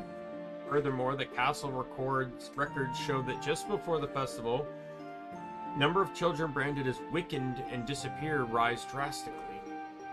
Then there is the existence of the ominous district, where you just encountered that homunculus. Putting it all together, I've arrived at a single horrifying conclusion. I believe the king is harvesting the young life force of these children to achieve his immortality. And I believe that ominous district is the very facility where the life training is performed. That's a pretty complicated story you're spinning, but it's something like that even possible? Even with the power of alchemy, you cannot create something from nothing. The same principles apply to life itself. In other words, from an alchemical standpoint, Stein's hypothesis is not just possible, it is highly probable. You're saying the king is stealing the lives of children just so he can live forever. Wait, no, that means Terra. He's gonna drain Terra's life away. We can't stand around, boys. We're going to the East Wing to save Terra. Move it! You got it, Mama.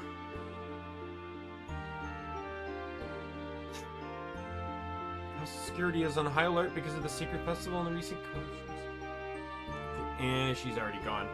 And if we had a plan to use the crowds on the day of the festival to our advantage, his feelings are understandable. Security is simply too tight right now.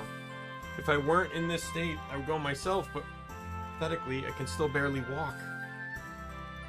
Adel, I'm sorry to burden you with everything, but could you please go after Alga and the others? You can reach the East Wing via the underground passage. We have secretly unlocked the door to it. You should be able to proceed directly. Right now, you're the only one we can rely on. I know it will be a difficult fight, but we're counting on you.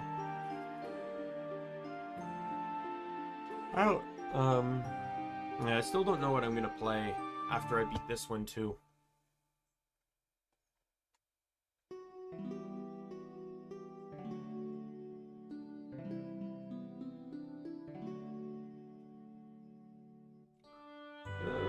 Let's see.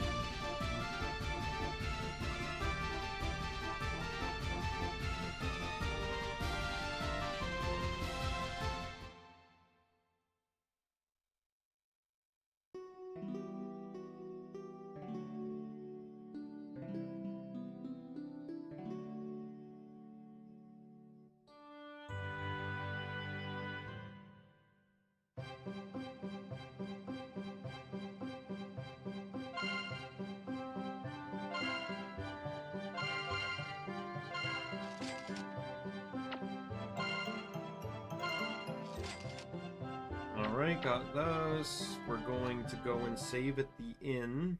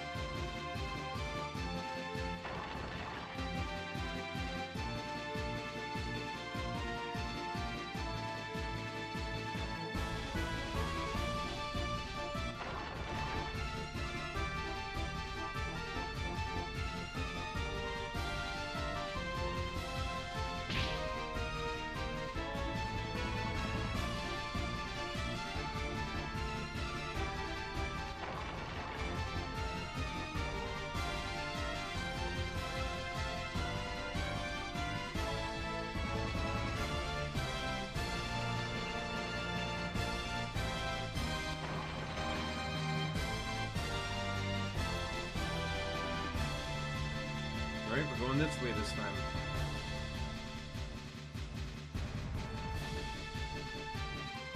Let me just double check. Let me load up the East Wing map.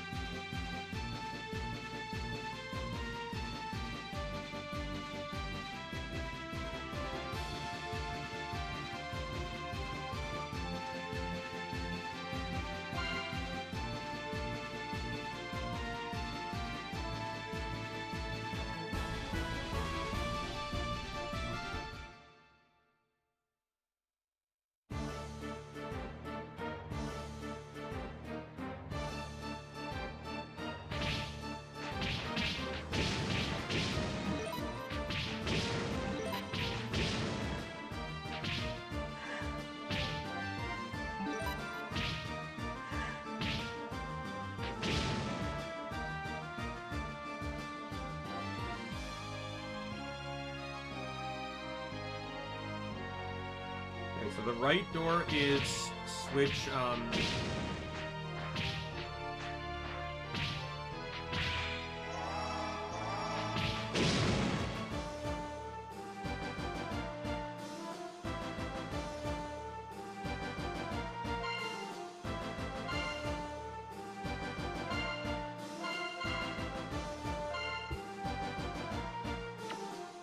I just want all the defense, I don't care.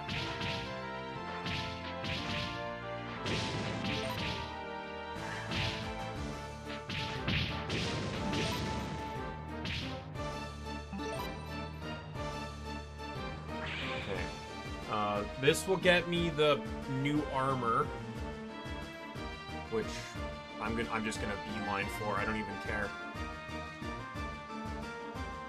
Isios is apparently the strongest gear in the game, so the shield I got was important. Armor's in this room here, and the sword is on the next floor.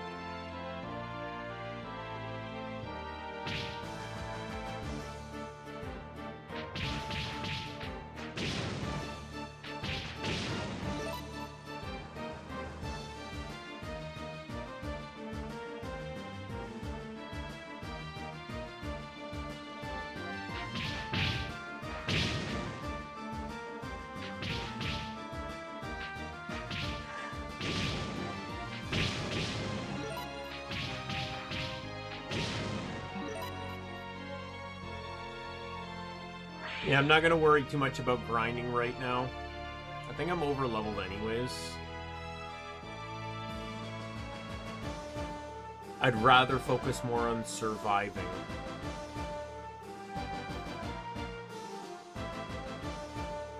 Okay, so I do need to go this way.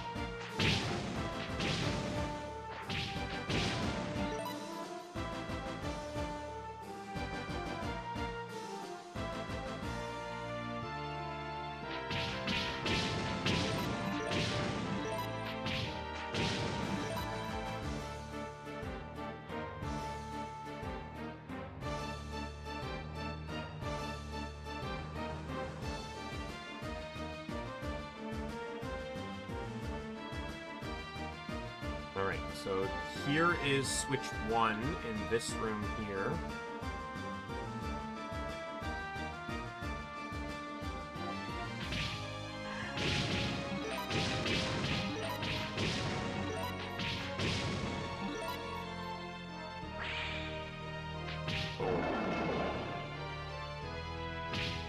That actually unlocks 2 doors, which are off of room here.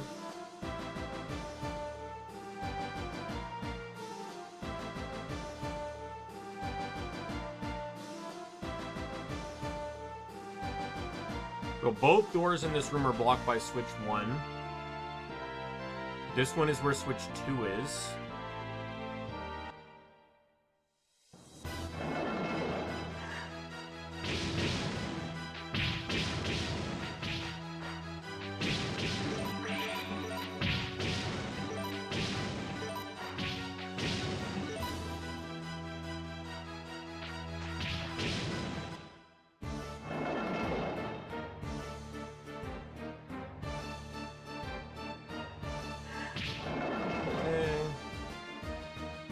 I'm glad they're consistent with the switches, though. Which one's triggered by magic, which one's triggered by...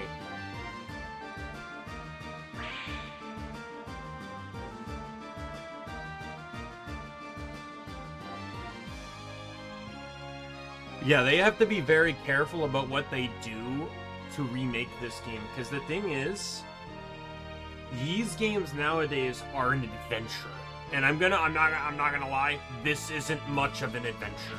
I'm just gonna be really honest. Absolutely not much of an adventure. None of the earlier Ys games feel much like an adventure. I'd say starting from like 6, maybe 7. I hate how those numbers keep coming up in almost every fucking context.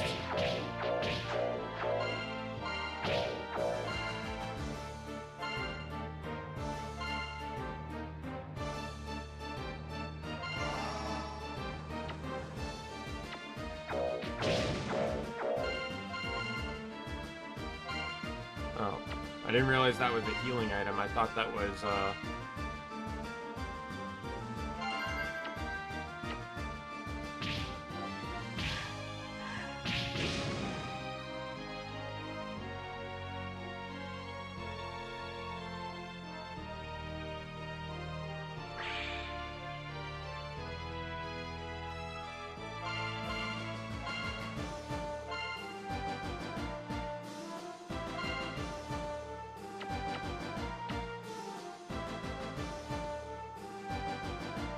So that's 3, which I'm not even going to go into that room because it's just a Celcetian Panacea, which I already have 9 of, so I can't even get it.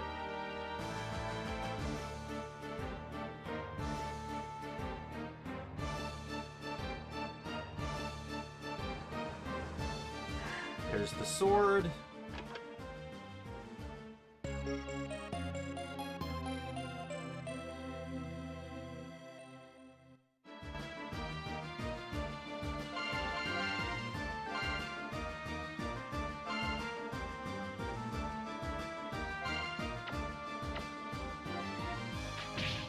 Not even that much stronger than what my current sword was. But the guide recommended not spending anything on the sword, which makes sense because I can save them all for this weapon when I get the chance to upgrade it.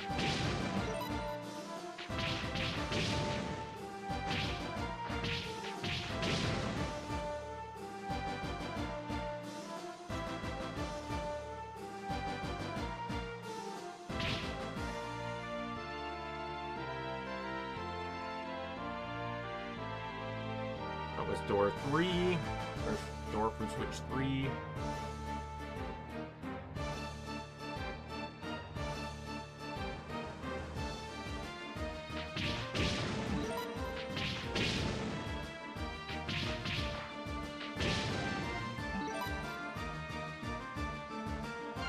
All right.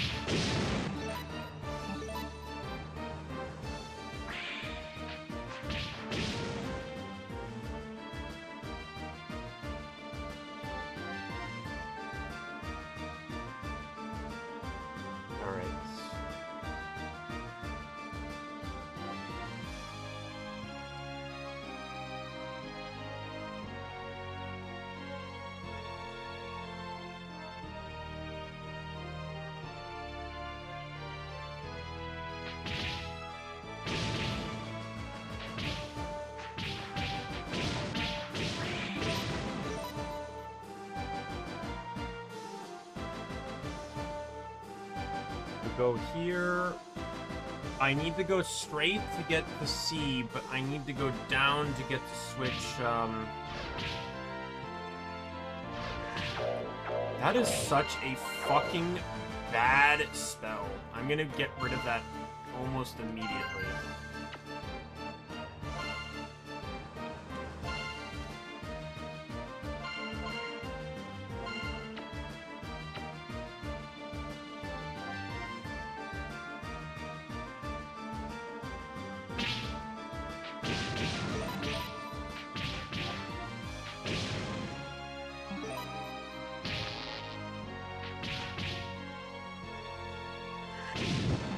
You don't like fire.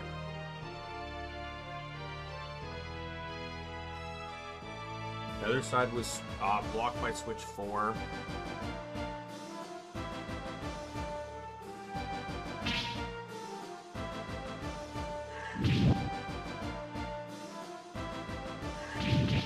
Oh, you get healed by fire. So you're probably weak to water then.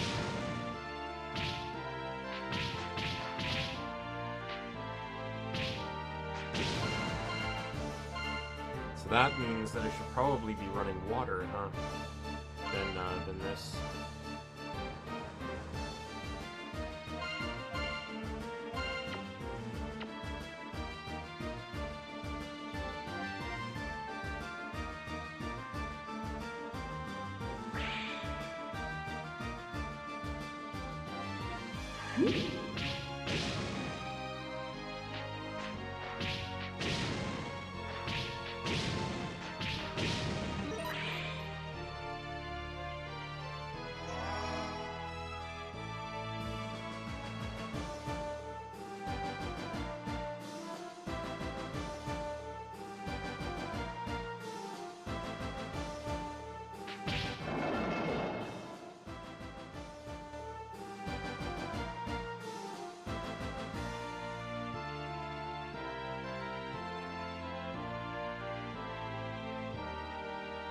Right.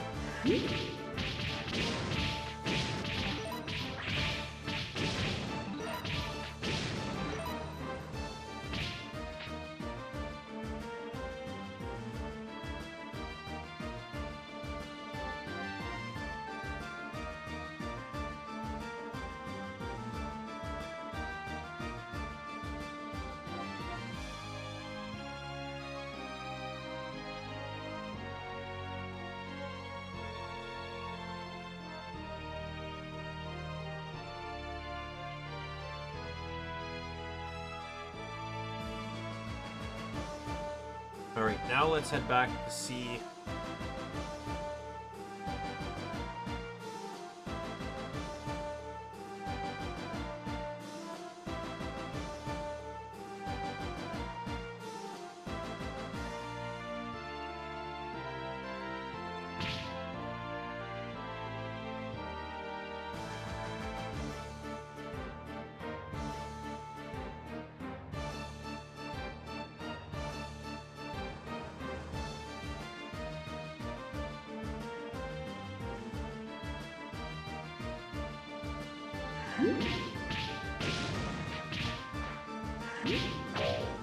God damn you, I fucking hate you all.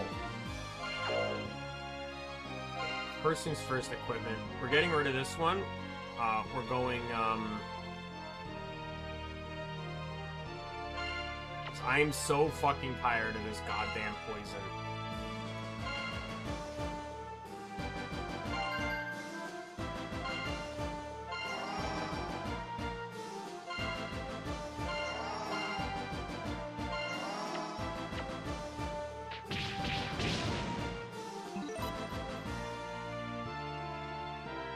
Alright, we are now on floor 3.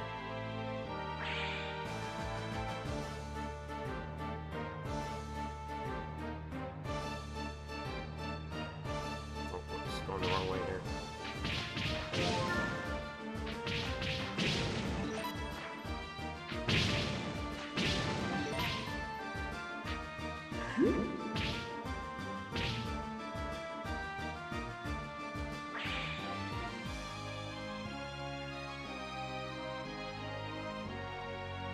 Oh, there's another scrub brush coming up?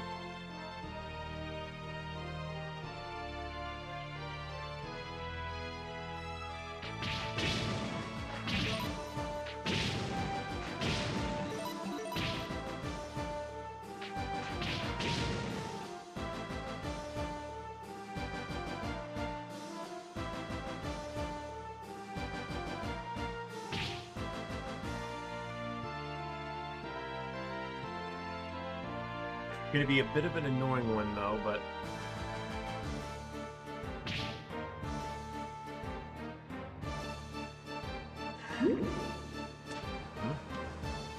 why is it not opening? Oh, that's the one-way door, right? It's through that door that is the Isios scrub brush.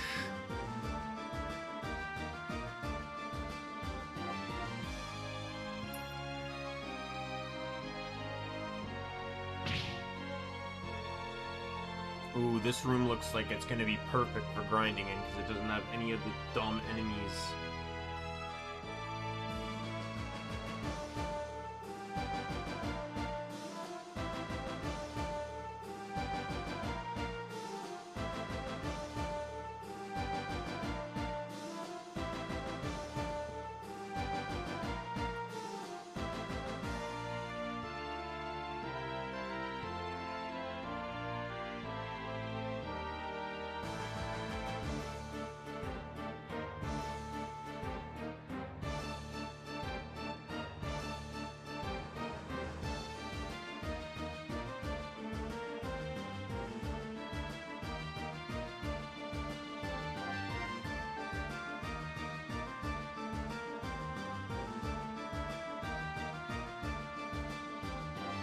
Oh, you made it. With you here, we're as good as 100 men. But Mama, the guards at the door up ahead are really tough. Breaking through that defensive line is going to be a real pain.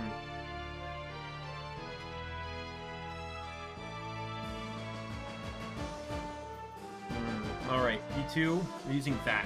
You got it, Mama.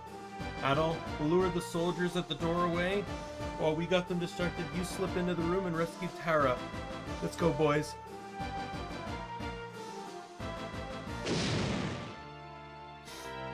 What was that?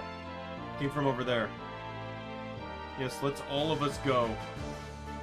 We can't leave at least, you know, we can't just send some of them. We have to send all of them.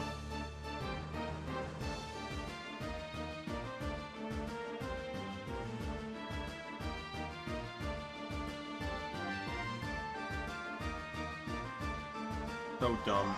They literally could have just sent like 2 of them to check it out.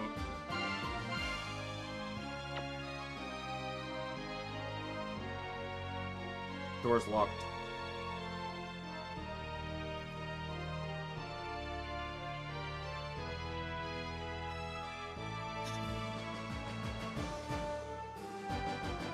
Children from the ritual. They have already been moved to the West Wing, have they not? Yes, Captain, without any issues. What's all the commotion?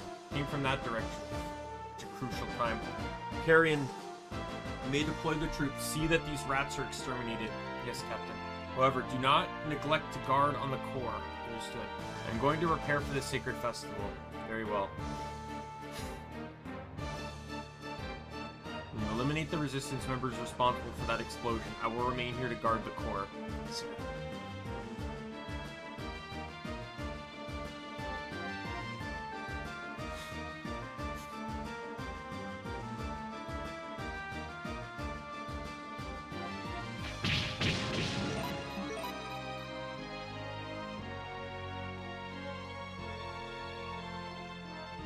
I want to stay out of the middle of the room. Because I want to get the switch before I fall down.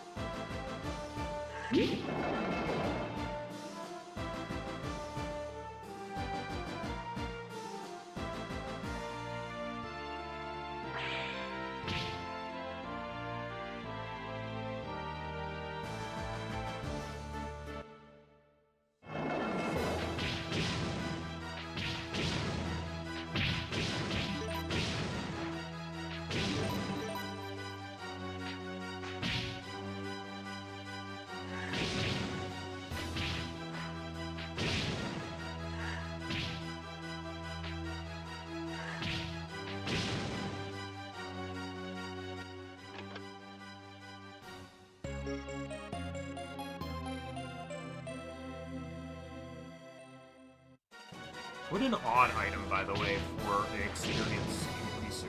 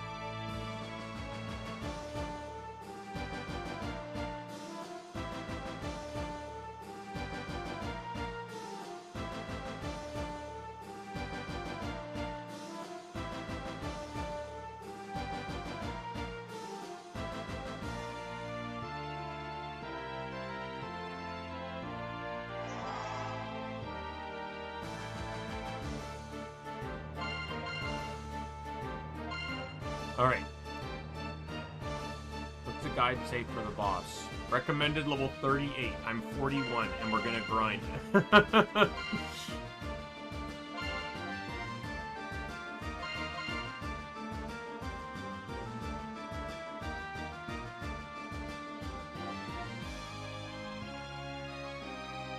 Oh, it has the power to increase attack hits.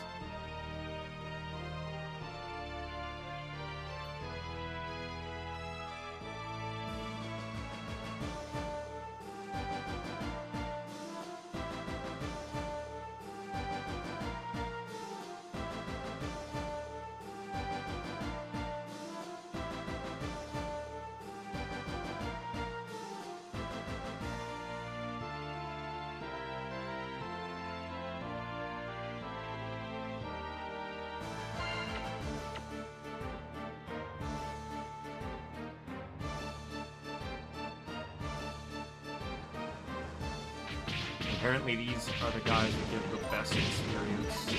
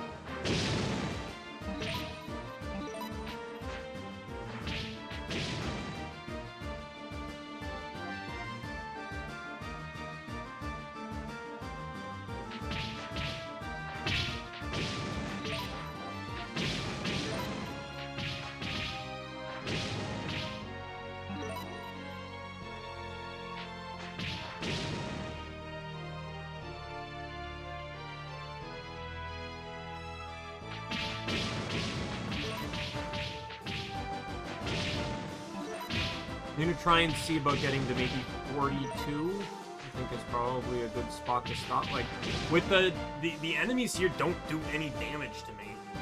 Pretty much like no damage. And as long as there's knights here, there's the chance that potions will drop. The only threat here is poison, and I have Impa's bracelet. Oh, I guess those guys drop potions too. Alright. And I have the save point healing in the room beside me, so yeah, we'll go to 42.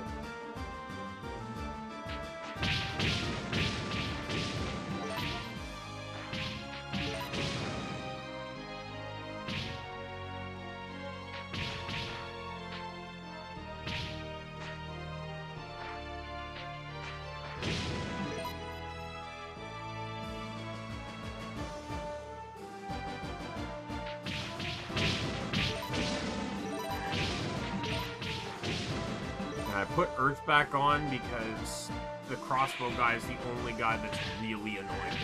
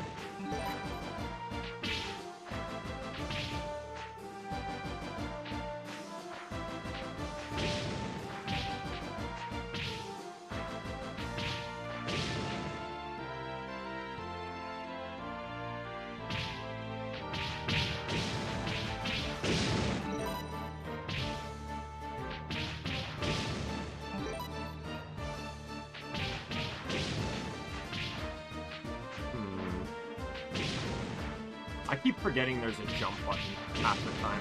Oh, until the guide's like, oh yeah, you can jump over this. And I'm like, oh, okay. keep forgetting jump is even in this game.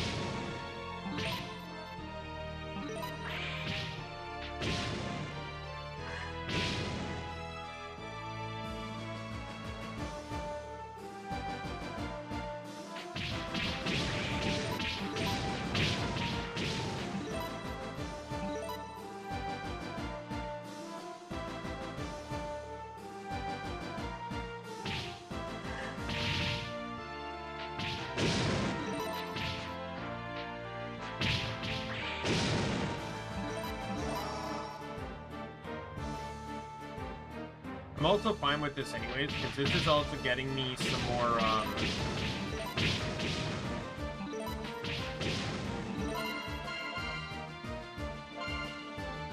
more of that gray stuff. So I have 53,000 now.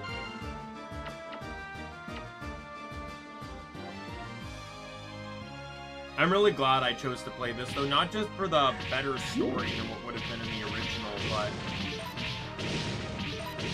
but just like this is way more fun and better combat. But they did remove the entire swamp section. I realized. And they also removed the whole curse, like the prophecy thing that someone with red hair would bring about calamity. It's kind of interesting. The plot's massively diverged. Almost makes me wonder if maybe they'll use aspects of both when they remake the game.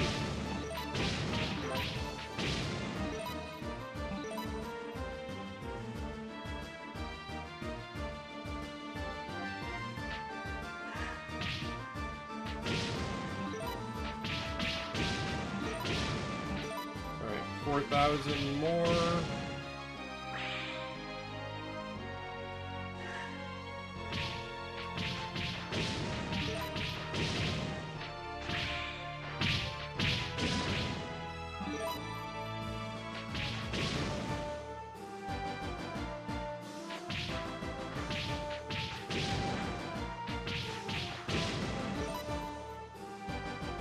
getting about like 500 something off of these, off the purple guys, and they give the most amount of experience right now.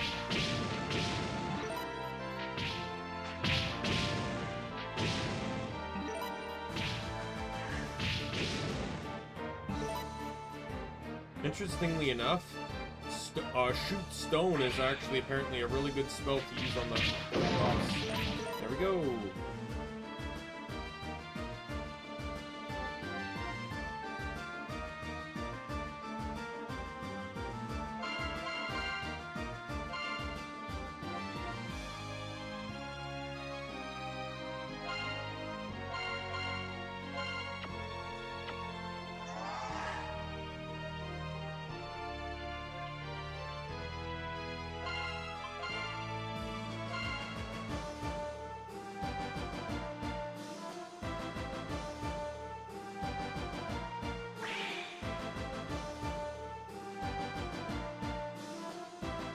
Because at this point, if you have all the EOS gear, and if you are at the recommended level, or close to it, he will not be able to damage you much, provided you have the shield ring equipped.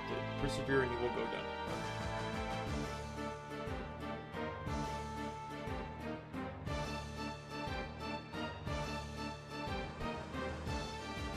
An intruder. Mr. Adel! So you are the red-haired Adel. I have been briefed on your activities. I understand you are the one who defeated Balak and Abyss. I didn't touch Abyss, to be fair. One of the three commanders of Kefin, Harion of the Shockwave. While their power was less than my own, to think that you were able to defeat them. Your strength will bring naught but ruin upon Kefin. You must be crushed here and now. So Adel, be careful. Girl, stay out of this. You are in the way. Now we can fight without reservation. I will not underestimate you as Balak and Abyss did. Now, let's begin. Again, Abyss got literally sideblinded. Okay, so apparently he'll summon clones that surround me, and one has a shadow.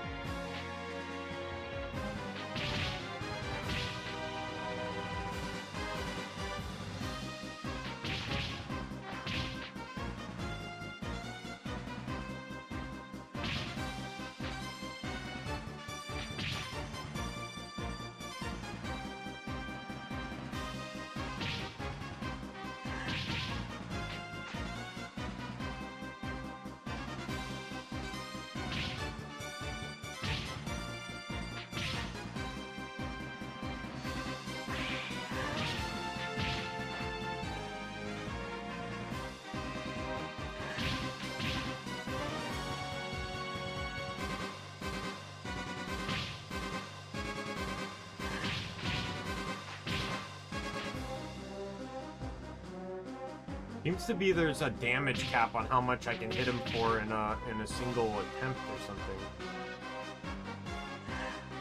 Oh, missed.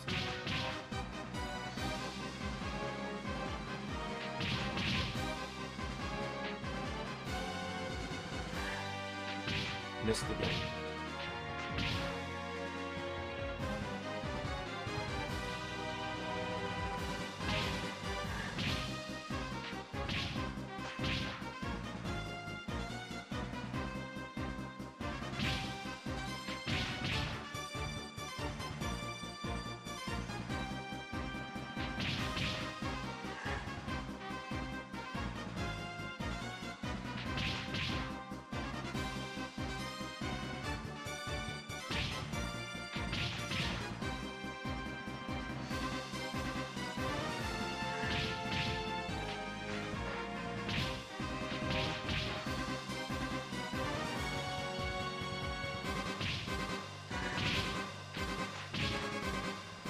One hit from that. There we go.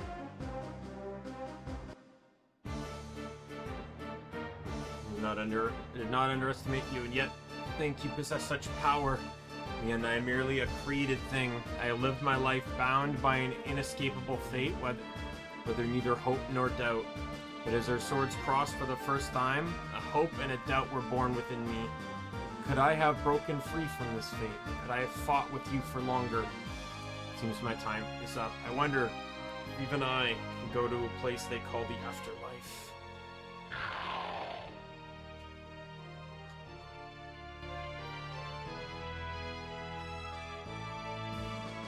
Oh, Mr. Adel, thank you. Adel, you're right. Where's Tara? Hey, it's Niessa. Thank goodness you're safe. Your old man's safe too. Adel rescued him. Should be waiting for you back at the hideout. Is that true? Oh, Mr. Adel, thank you. Thank you so much. Where's Tara? There's my daughter. Miss Alga, yeah, you know something? It's just Tara and the other children, they were moved to the West Wing. They're not in the East Wing anymore. What did you say? There they are, this way. Not now. There's a whole ton of them on my... Adel, take Nia and get back to the hideout. We'll buy you some time. Alga. Who do you think we are? We're the Eber family. Crying babies shut up when they hear our name. Bunch of chumps like this are nothing to us. Now go on. You need to go and see your father. Alright, you two. Let's give them a show they'll never forget.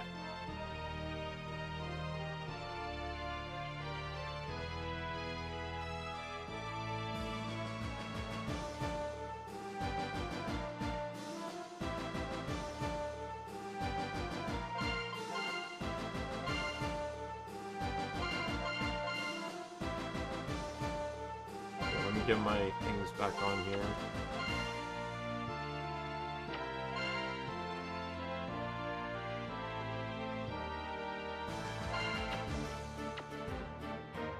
There's about one final escort mission. You must escort Nienna out of the dungeon. Remember to have healing items on R1 and the quick save often. She moves faster than Stein but has lower HP. Trapdoor in the room nearby is disabled, so it cannot be used as a shortcut, unfortunately. It is a lot easier than escorting Stein due to her speed and the lack of enemies on the outer edges of the rooms, but remember to quick save strategically just in case.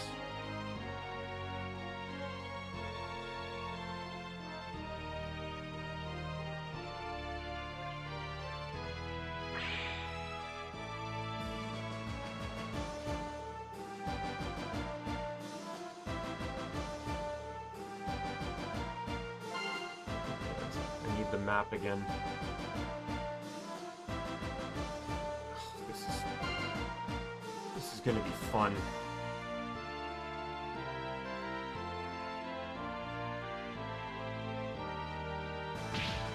Are you fucking kidding me? Are you fucking kidding me? Why do you do so much damage? Why also can she not walk up a fucking step?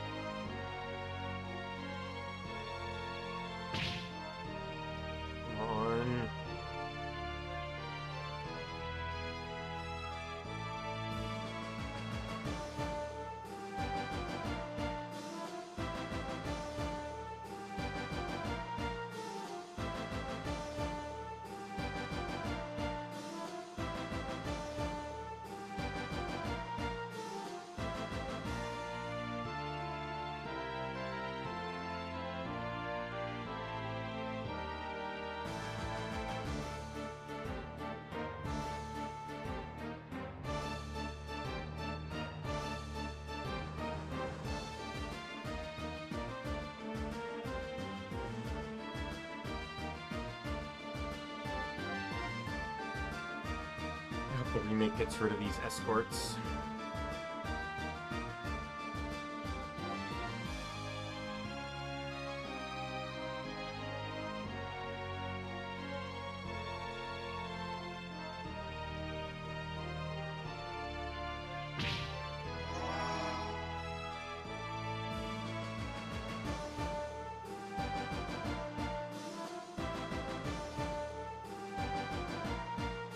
Thankfully, because I got Switch, I already triggered Switch 4, I have the shortcut involved. Because if you don't hit Switch 4, you either have to go and hit Switch 4 with her, or you have to go through B and then go all the way back to A.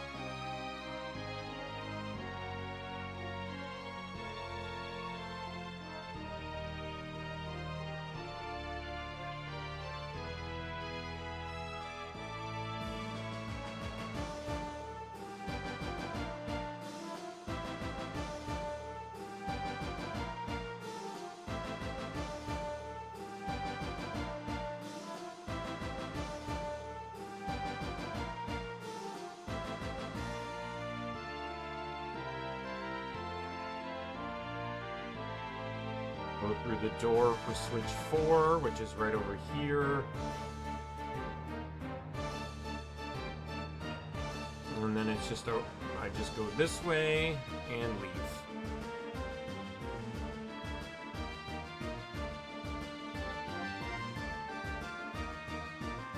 Like, I would legitimately much rather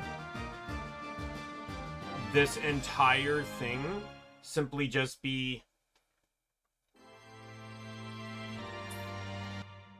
I would literally much rather it be just clear the... She hides and you have to clear each room. That would be, like... How did my controller fall?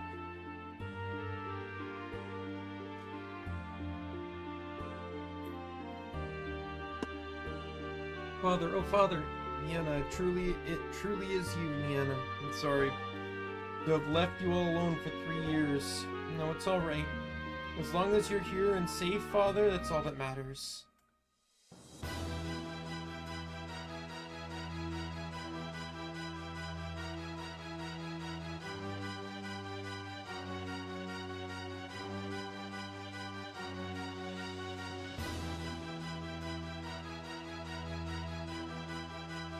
No, you're terribly wounded. Wait, let me treat your injuries. Scratch like this is nothing. More importantly, Adol, I'm begging you, you have to save Terra. You managed to shake her pursuers and make her way to the West Wing, but you blocked by an incredible number of enemy soldiers. Even for the Eber family, breaking through that line was impossible. Straight Terra. The king will drain the life from her. He's Adol, I'm begging you, save my Terra. Miss Alga, wait. One of the resistance members has just returned from scouting the area. Those numbers, it would be impossible even for Adol. Terra, my Terra. Please calm yourself. It will not harm Miss Terra or the others, at least not until the sacred festival tomorrow. What's more, we have devised a plan. Tomorrow, during the sacred festival, the king himself will make an appearance. Forces will not be able to concentrate solely on the West Wing. We will use that opportunity to create a diversion. While we have the enemy's attention, Adol will sneak in and rescue Miss Terra and the others. That is our strategy. That does sound logical. Adol, I feel like I've done nothing but ask for your help, but please, I'm begging you, my Terra, my mama. Olga, her wounds played a part, but mental exhaustion seems to be true cause. Her life is not in danger. I will see to her wounds.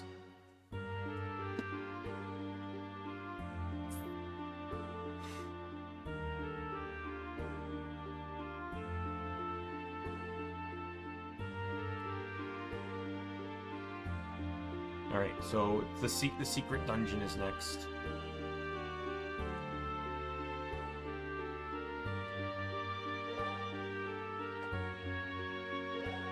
Adol, I ask this of you as well. Please, can you rescue the children?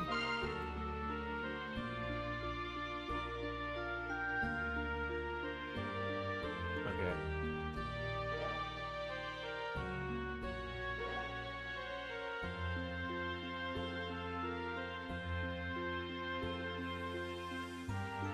Oh, agree to help. Okay, good. I didn't fuck that up.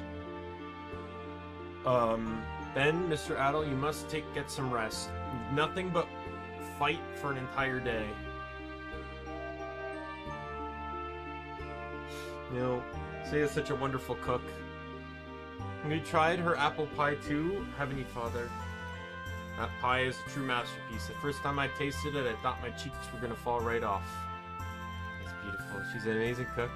You can certainly see why you've taken a liking to her, Father. Never, boy, I wouldn't leave a woman like her alone for a second. Hey, that's enough of that. You shouldn't tease your old man.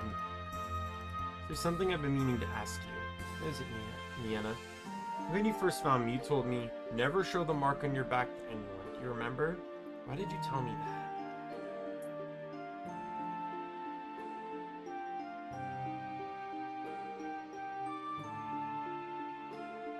Alright, it says talk to Alga for a seed of power. I surprised myself. I woke up this morning with a single ache. They say his medicine is truly something else. It looks like Stein is feeling much better too. By the way, I'm sorry for how I acted back in Ramsden. This is something I found in the Kefin ruins. I want you to have it. See if you can put it to good use.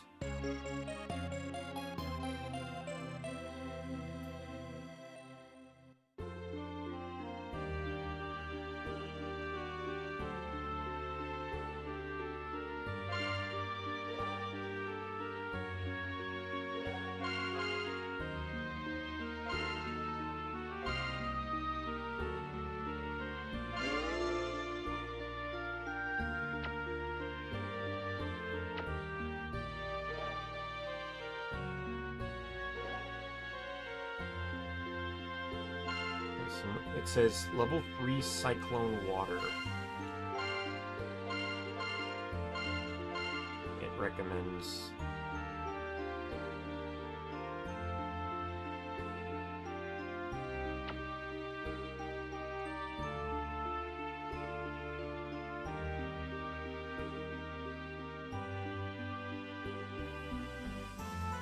Okay, I'm gonna head back to town to just buy some stuff and also upgrade my weapon before I do anything else, before I head to this optional dungeon. So it's the optional dungeon and then the final dungeon.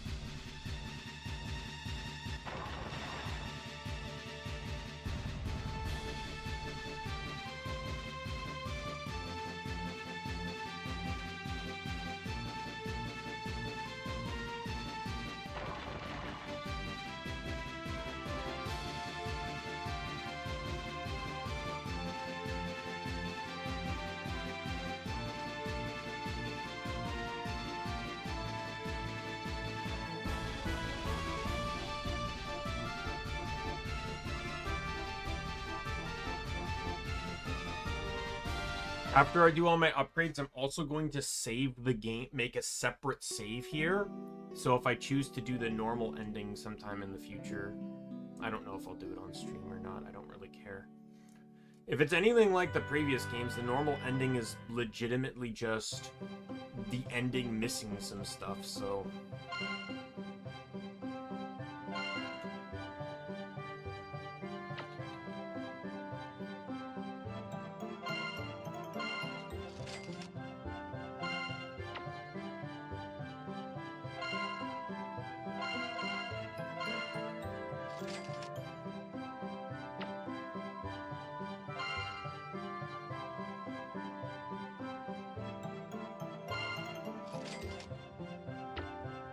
The game just lets me buy Seeds of Defense.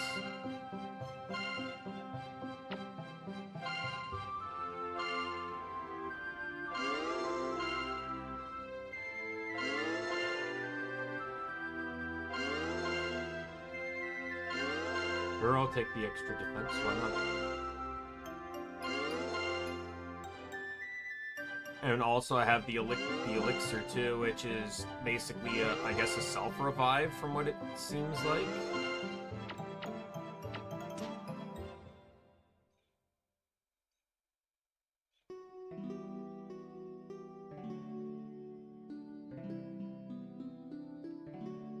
That wasn't the right item shop, though.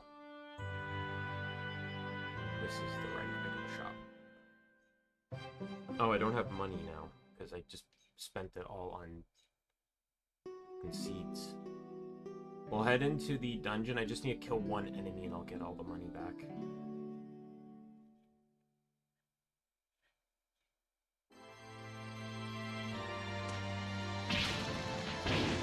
There we go.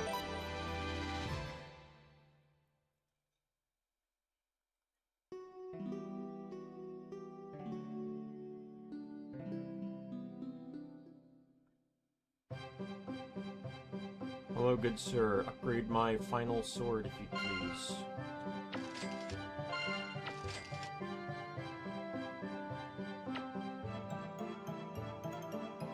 I'm just shy of being able to get a third upgrade on it, but that's fine.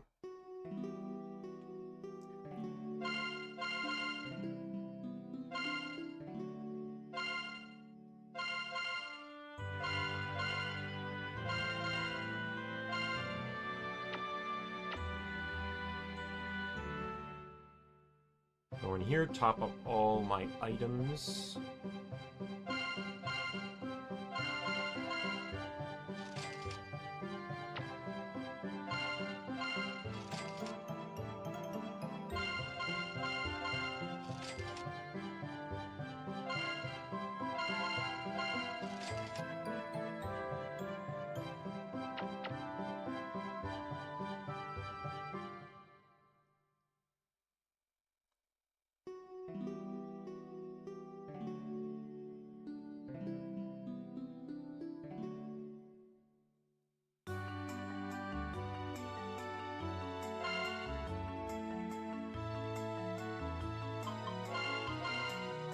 Save slot 3. And then we'll do save slot 1 for the continuation.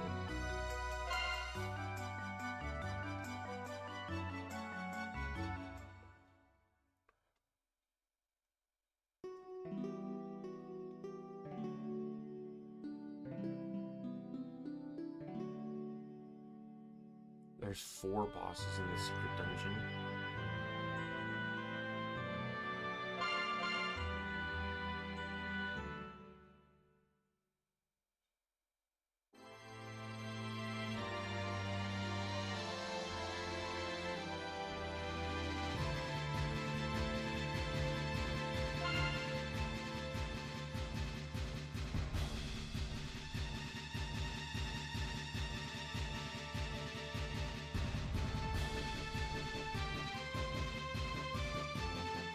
To head to the Eastern District, which I need far left switch will take me right.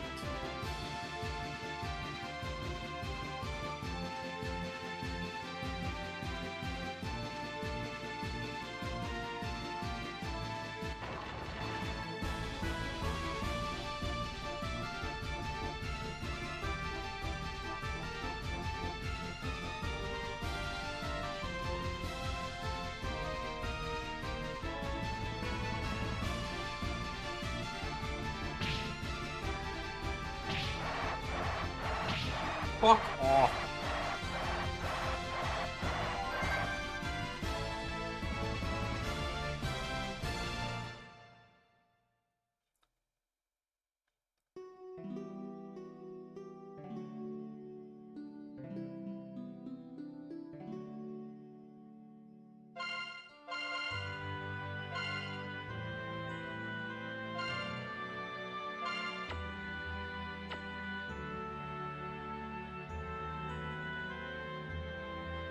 Follow the path south and just a little left. Jump up the cliff here. Oops.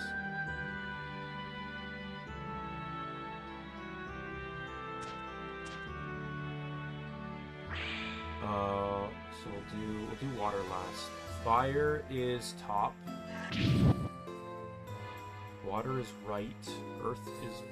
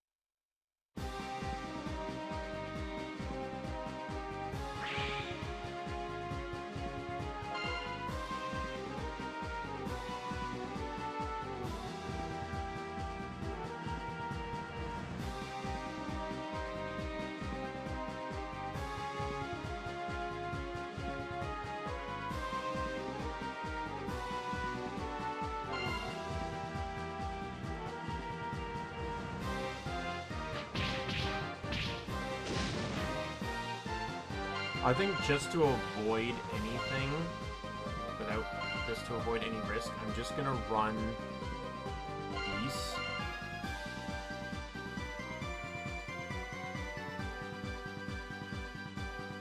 Just the power to increase the owner's life force. I don't know what that does, but it lowers. Does it increase my HP but lowers my defenses?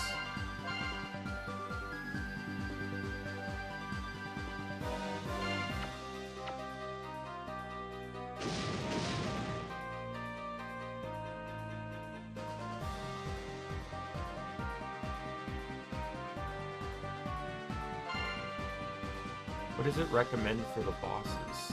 Level 37, all level 37, 37, 38, and 38. I'm already massively over leveled for this, so I can just run to the bosses.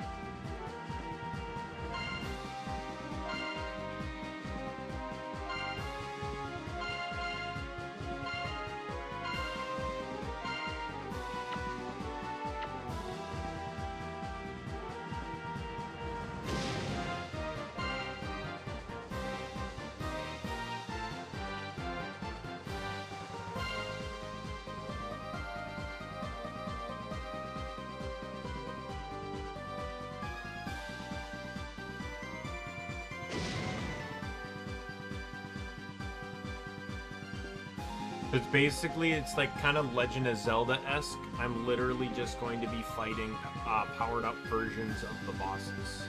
Like what Wind Waker does.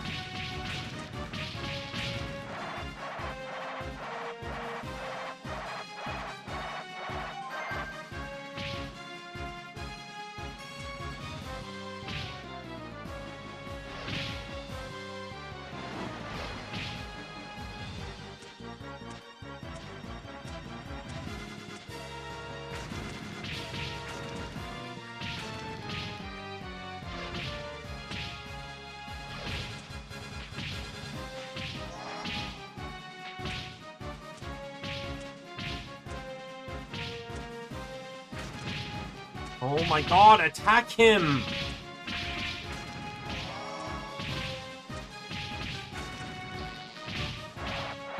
Are you kidding me? I was right in the middle. What did you honestly expect me to do?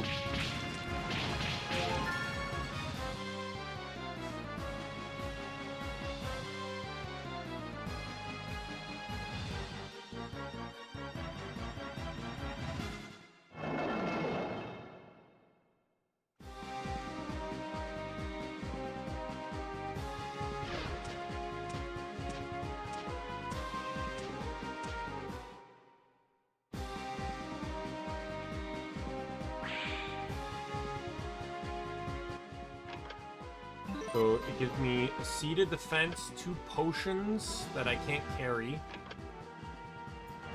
And they're like just basic ass potions for some reason. And then 3,000. And then that seems to be the case. It's going to be 2 different types of potion, 2 of the same but different potions at each stage. Each elemental item. No, I'm going the wrong way. And then a seed.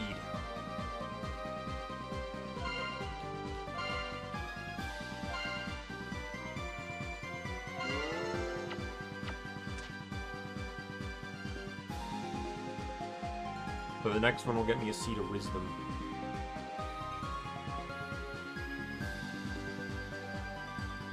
Thankfully, there doesn't seem to be any switches or anything, and since I'm over leveled, I can just kind of blitz through all of this.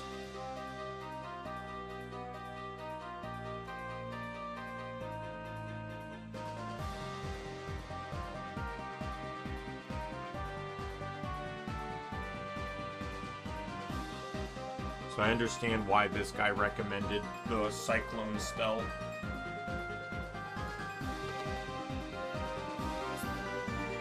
Because this is that dragon boss that was like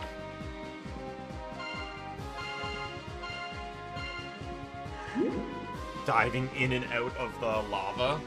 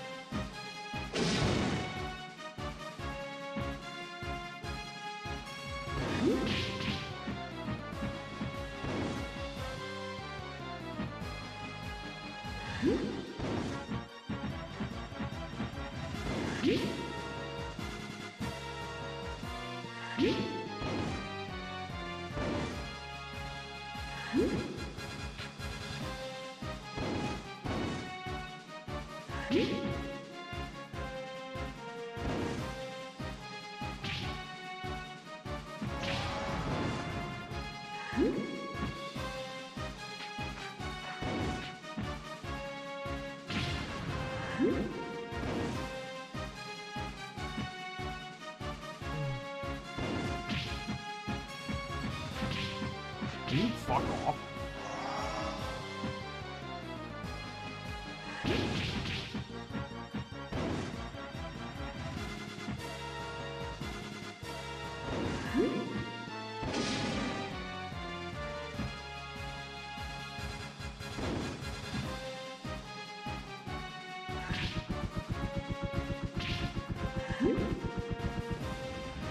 How did that not hit? It was literally clipping into his head. Well, at least I got a couple hits there. Of course he went off.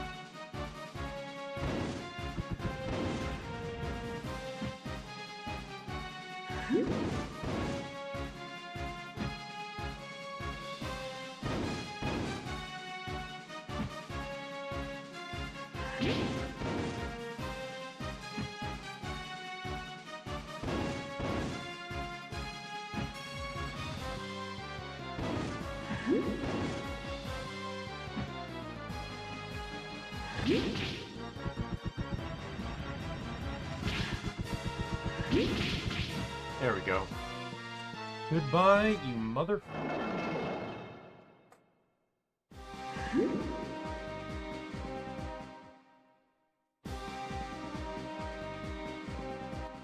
I'll actually be able to open all the chests here because I can use the potions.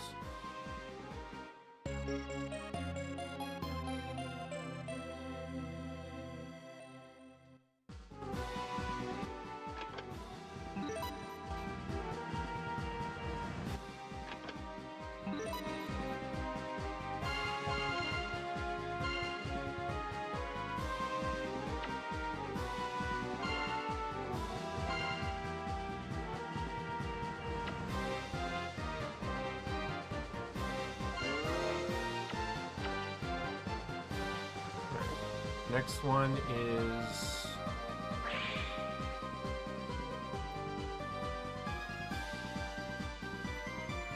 This is very simple, and it's going to Earth.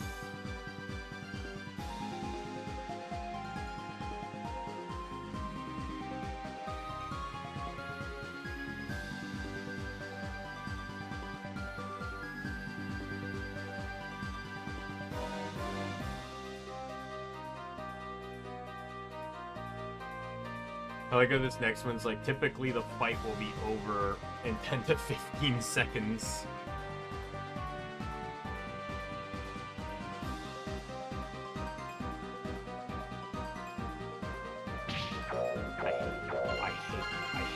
I hate you. I fucking hate you.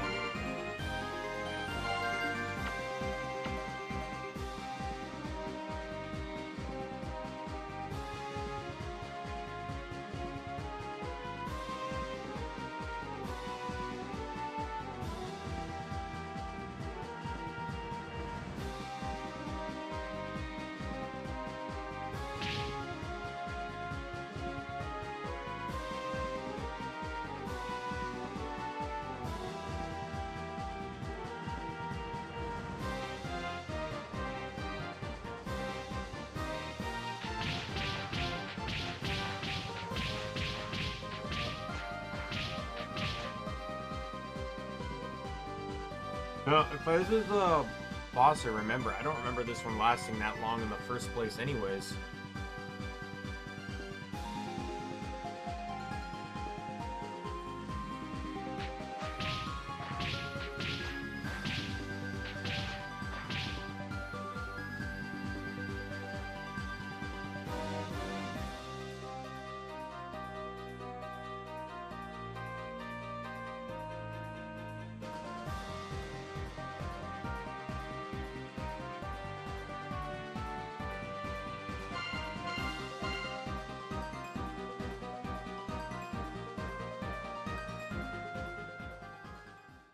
Oh, this one. Yeah, this one didn't last long at all. I just beat the shit out of this guy.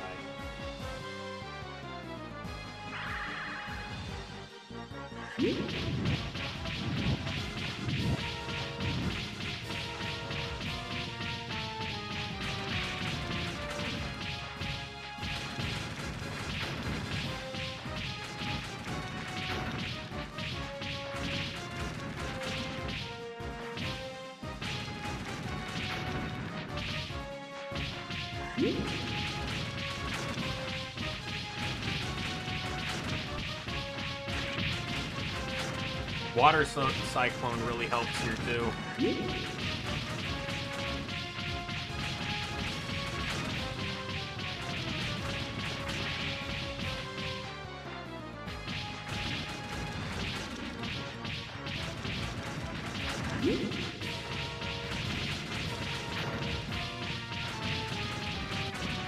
This guy definitely wasn't as bullet spongy as he was the first time I fought him.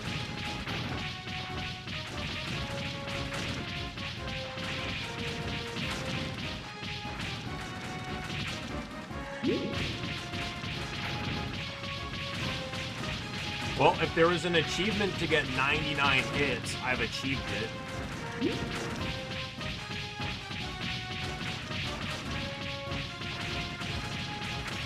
And he's dead.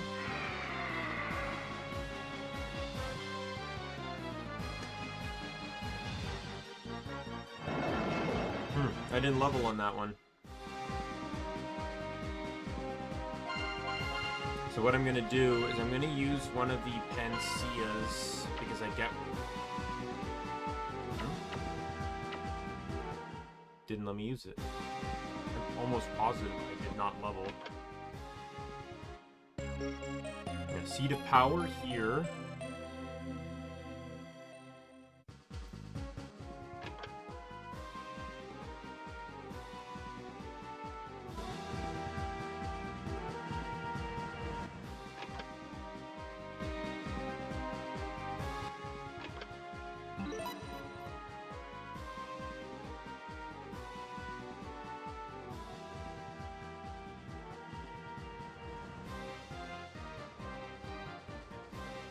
Interestingly enough, it says if you enter this area again, every chest is reobtainable.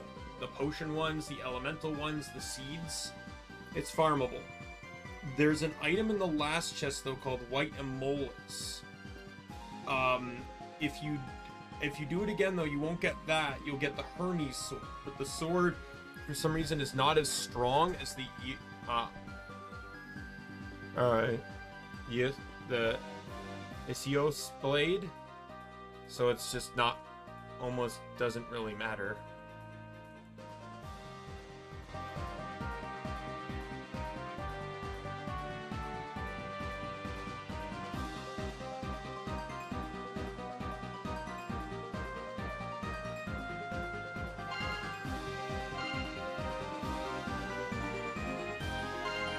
Right, let me see the map here.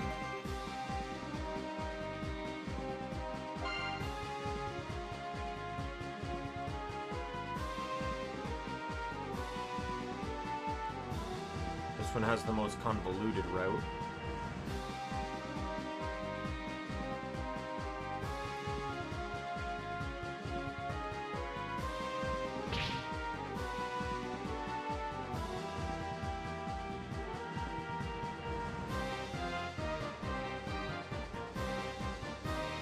Yeah, so far, I'm gonna be perfectly honest. when I say,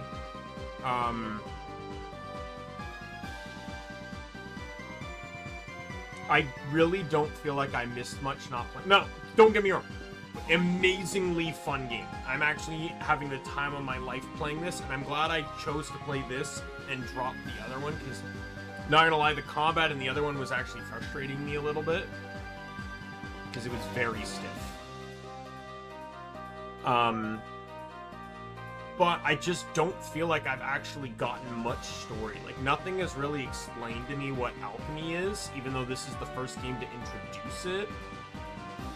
It just doesn't feel like alchemy was explained that much, especially when you compare it to how essential it was to the plot of 9. Like I said, I feel like alchemy made more sense in 9. Alchemy made more sense and was explained better in 9 than it was in this game. But that also could have been by design from the writers. Because you gotta remember, most of the world did not get 5. Only Japan did. So the writers probably realized that they're obviously going to have to,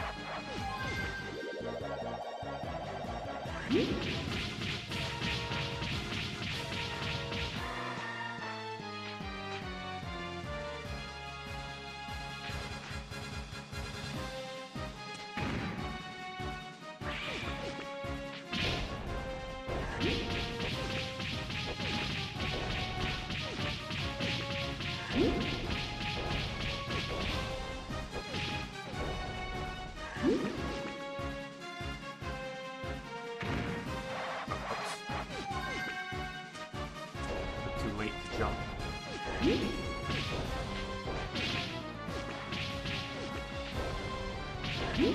Kind of just letting this water spell do all the work.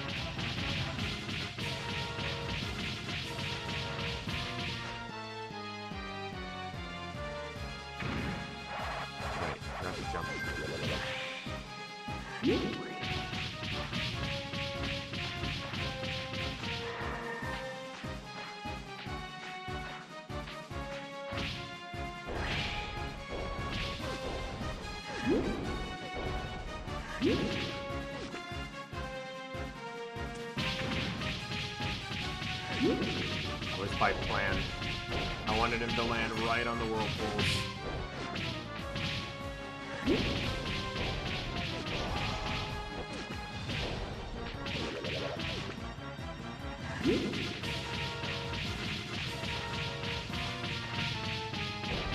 Alright, he's gone. Oh boy. There's also 10,000 Horus, which will allow me to,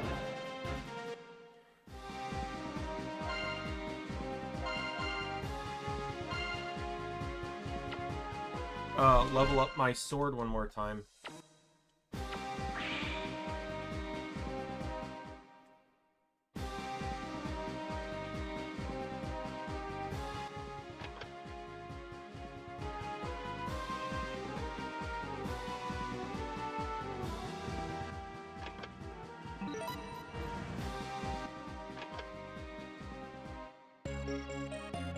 So I'm assuming that's a trinket, I guess?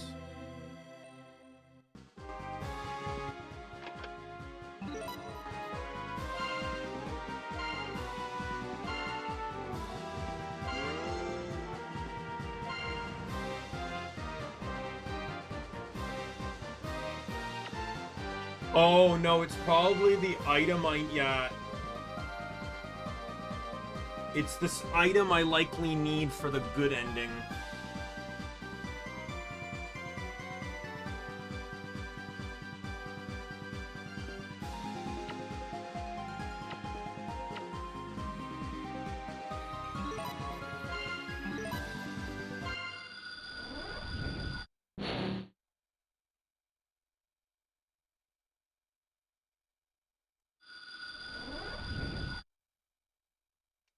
We're gonna head back to town. I'm nearly out of high potions.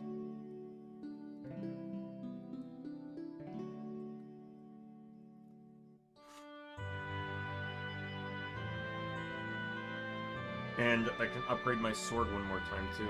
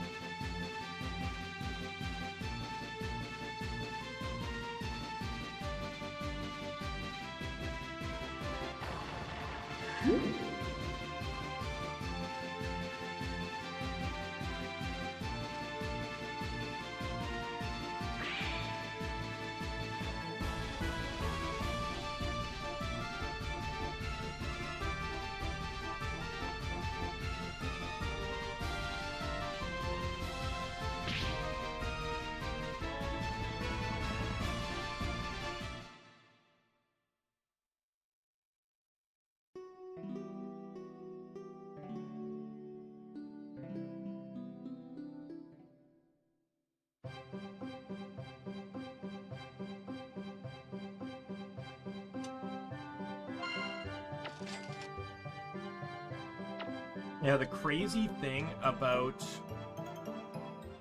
being able to buy Seeds of Defense means that you could go all in on magic armor, like magic defense, and just drop defense entirely. Because you can just buy it better.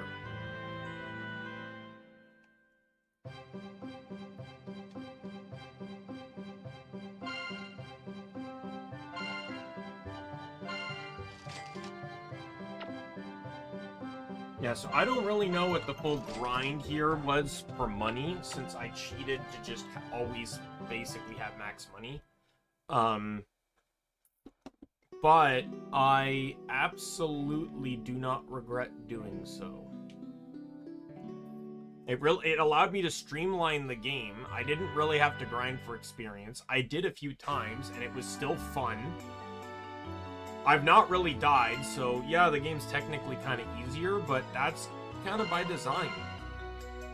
The developers of the Ys games have, like, the CEO, president, whatever, specifically went on to say that they enjoy the fact that these games can be played by almost anyone.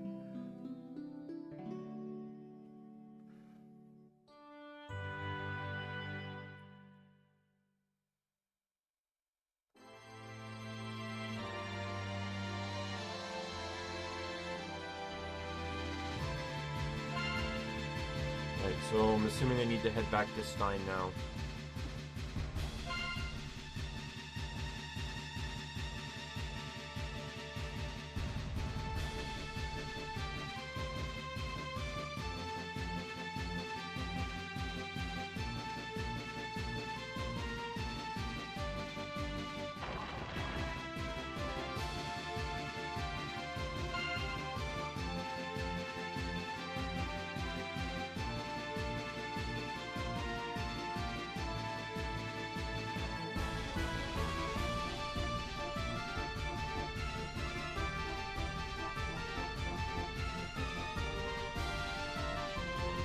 Here.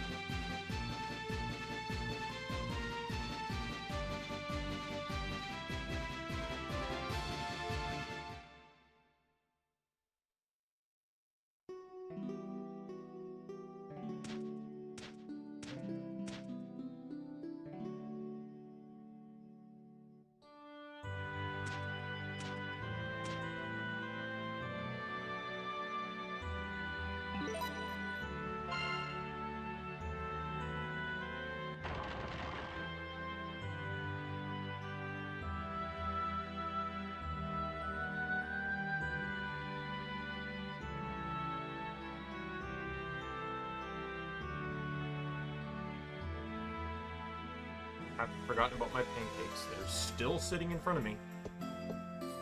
I haven't even eaten half the pancakes, if anyone is curious.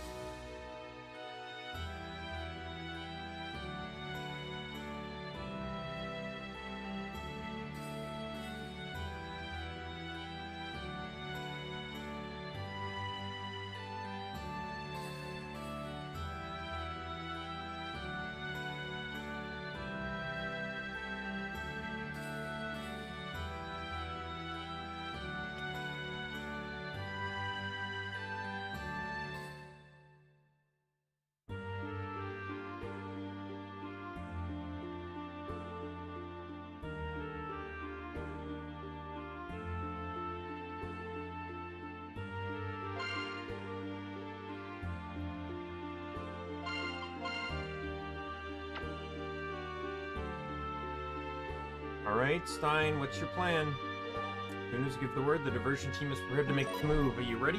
Yep. Alright, let the operation begin.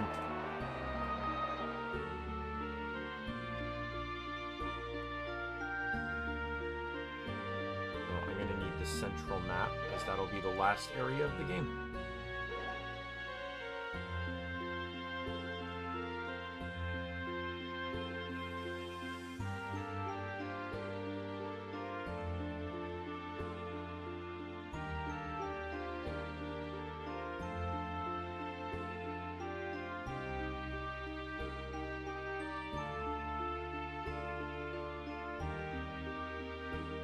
I have to go back to the east wing too.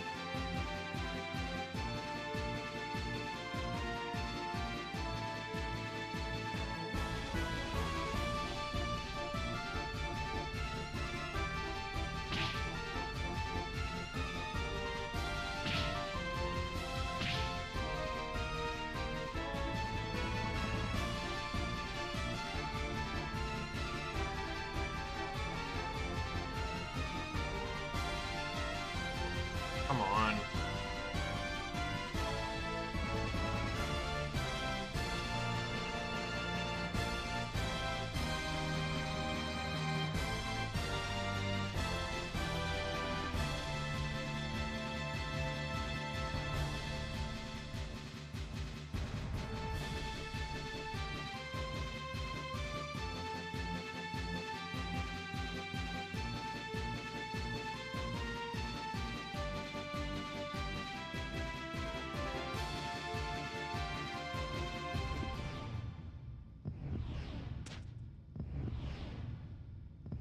Appears to be gathering some kind of power.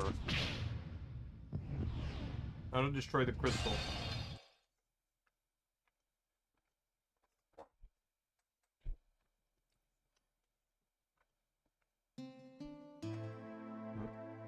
No, it's really you, Adel. You came for me. I feel like I'm dreaming. Really thought this was the end for me, but then just kept seeing your face in my mind. Oh, Adel. I sobbed uncontrollably for a few moments. Thank you, Adel. Calm down a bit now. Oh, Adel, the other children, are they okay? This child is in terrible pain. We have to do something else or he's going to... Tara. Oh, Tara. Oh, Mama, you're squeezing me too tight. Goodness, you're safe. Really, truly safe. You hurt? Did they do anything to you? I'm a little dizzy, but I'm okay now. Importantly, Mama, the other kids. The heavens. Dios, notice. These children to Messiah's place on the double. Got it, Mama. If we don't defeat the king, the strategy will just happen over and over again. To think that all these innocent children would be sacrificed. Adel, leave this to us. You have to go and defeat the king now. Adel, the diversion was a success. Leave this area to us and head to the king's throne through the east wing.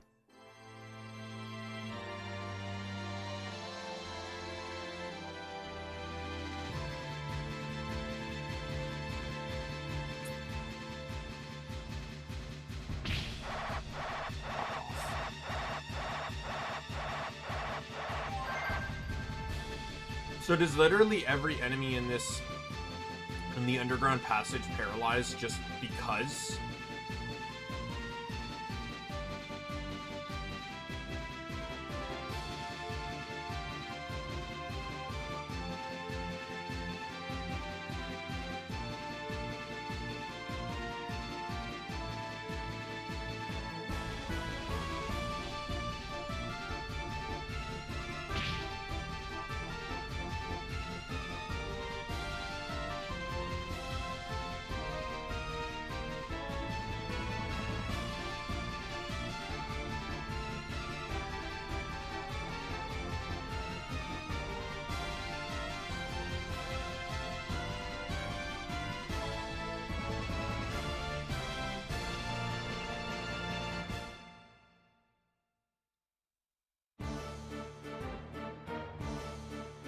Alright, let me get the East Wing map.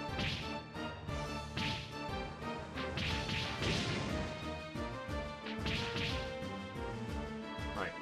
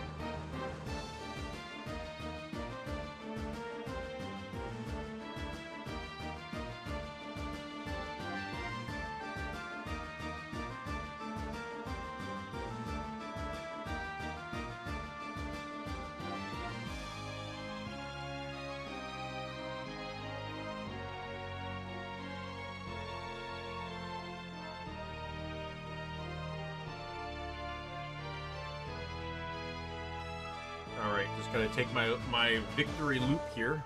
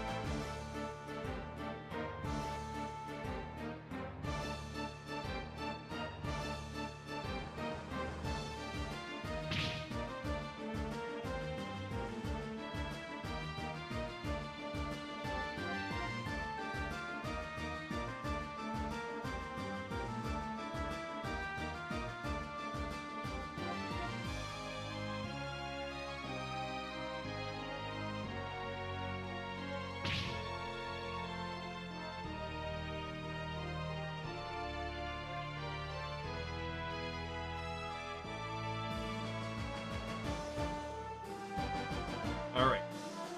Heading up to the next floor here.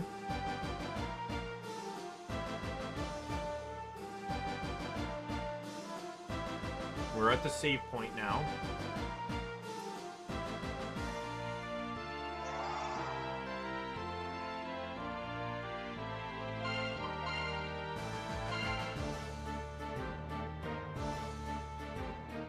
There's no treasures in this room. They're in this last chunk of the game, so. Which is not the standard Ys format anymore. They absolutely... They absolutely include, shit in the final dungeons now. You actually have to leave the dungeons. Like, in Ys 9, the recipe to make the strongest gear was found in the last dungeon.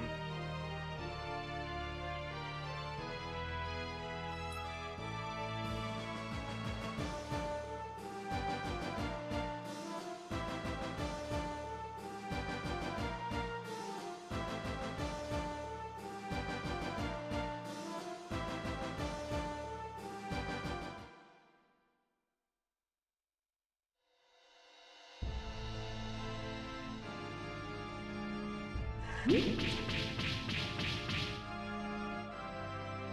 have to go this way first.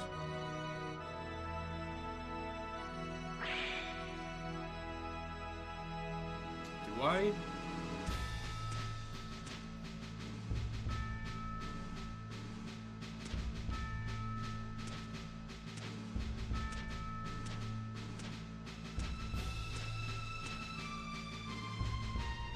Oh, here it is.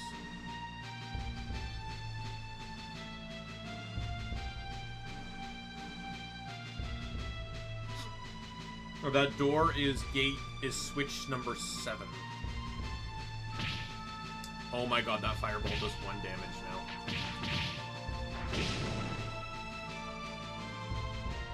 Alright, where are the stairs? They're there.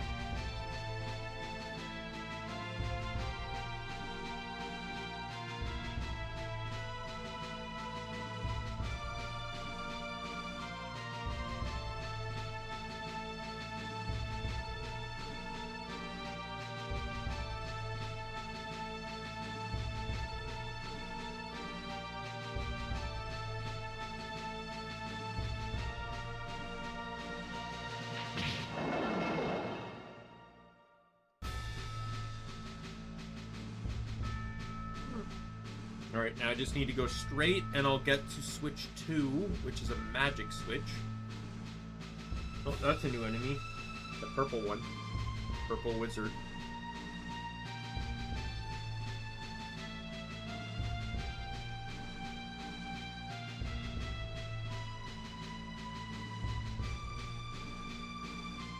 I'm just gonna do one thing here.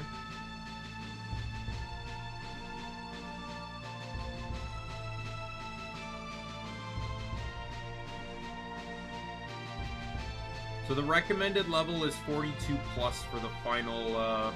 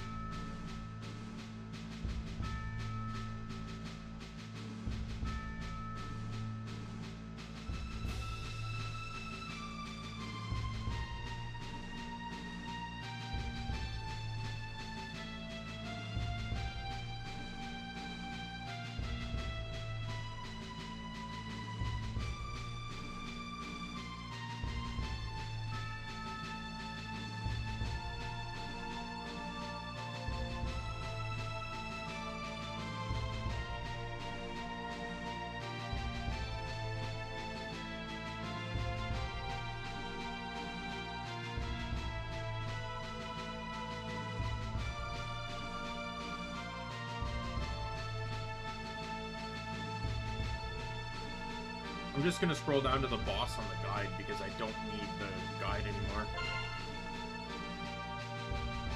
Because the guide is just giving me instructions that I can just follow the map with. The map is way more clear-cut as it's a visual aid rather than just text telling me to go left, right, south, whatever.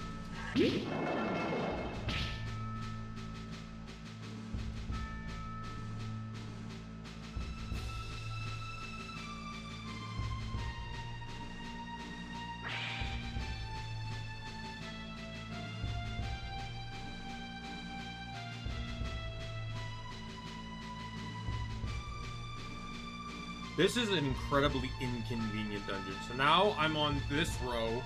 I need to go all the way down, effectively beside the room where switch 1 is, for switch 3. And then I need to go all the way back down again, all the way to the end for switch 4. Holy fuck.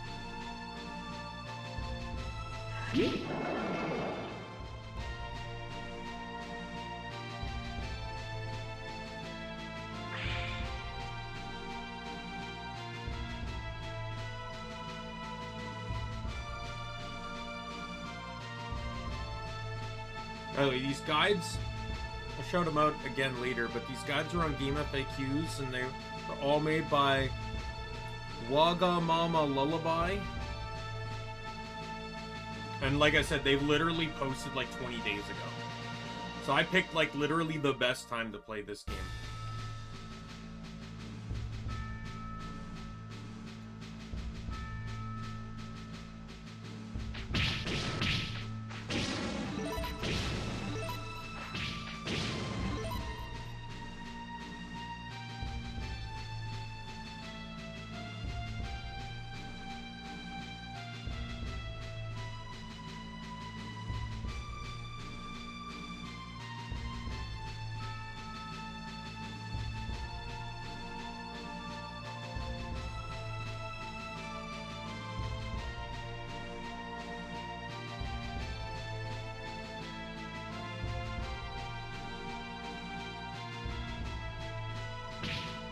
Wow, there's literally some switches that just lead to dead-end rooms. Yeah. This is... Switch 5 is in this room. And it opens up 4 doors, and 3 of them are dead ends.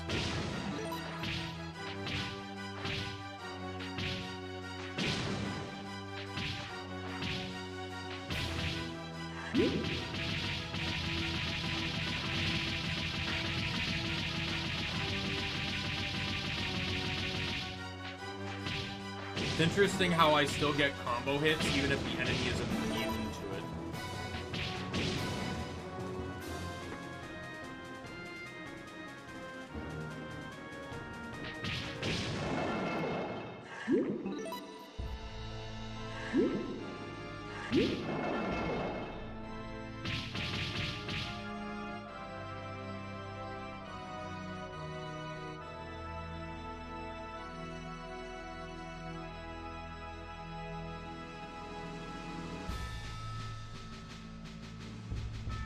Thankfully, the room, the door, the gate 5 closest to gate 6 is the one with switch 6 in it. Boom.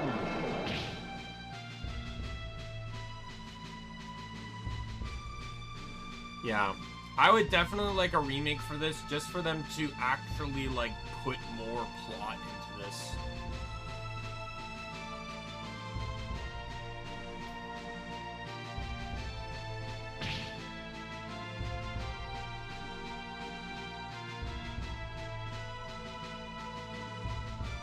Because I'd really like to learn more about alchemy within the world of this game.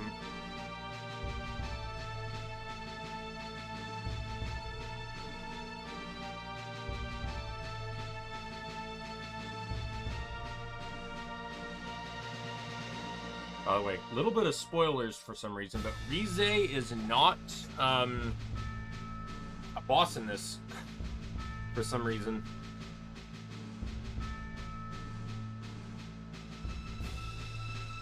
Okay, so this is one large room, and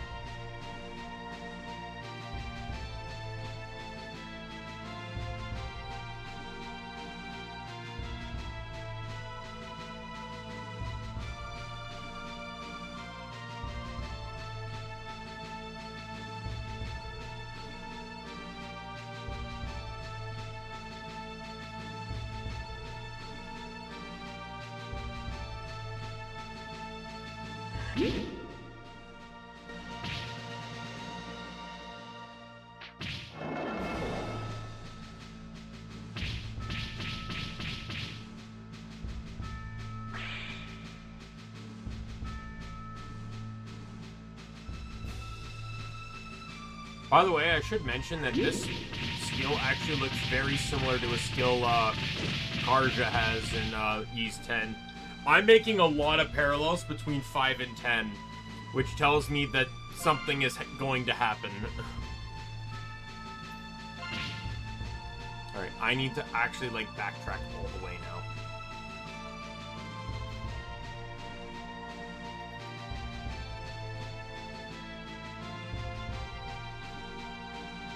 Remember that door that I couldn't go through earlier? That's the door I need to go through, and there's no other shortcut to it.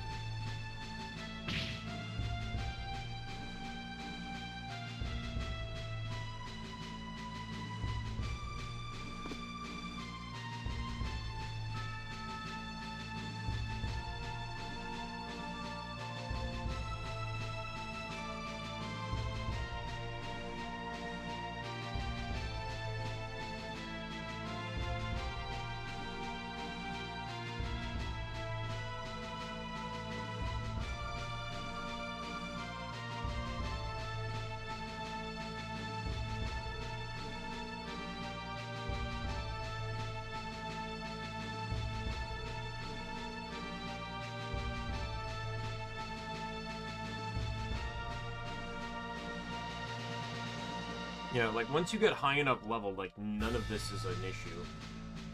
But then again, that's a lot of the later Ys games, too. It's once you're high enough level, you're kind of just running past everything. Let's be real here, that's what I was doing in Ys 10. Especially when I was replaying through for hard mode. I only fought the bosses. I legitimately ran past every enemy that wasn't required in the fight. Hell, since I carried over my level, my stats were so high that the skateboard was straight up able to kill most enemies for like half the game.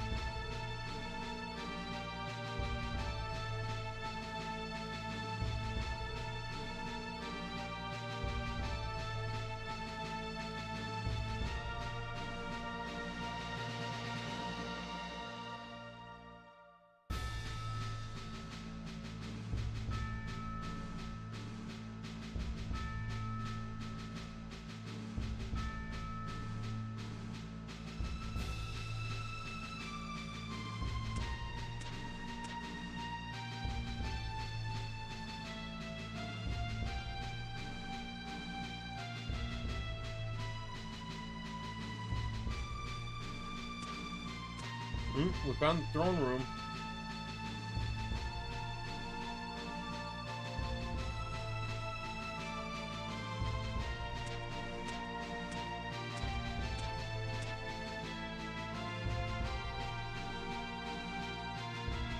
Man, to think that after we kill the king, this castle just goes to waste. It's just gonna become ruinous.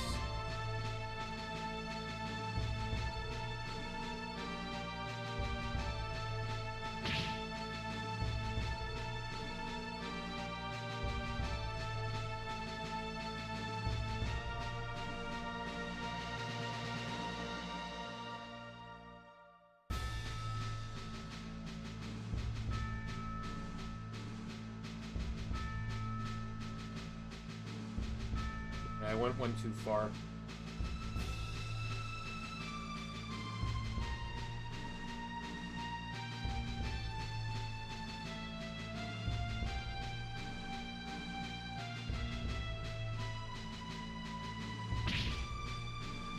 So there's 2 switches in the next room.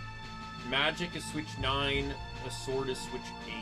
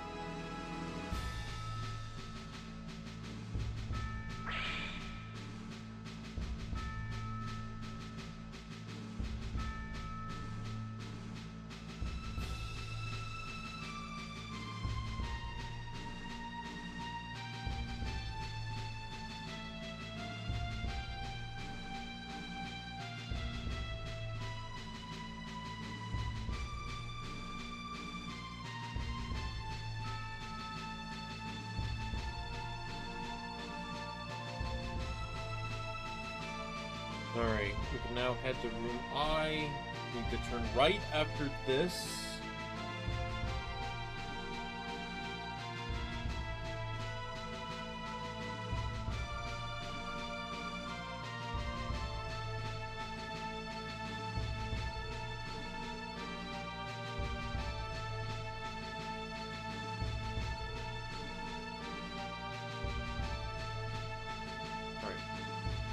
We are now on floor number 5. Once again, this is where the double switches were. Alright, we're just gonna be heading straight this way, and we'll reach switches 10 and 11.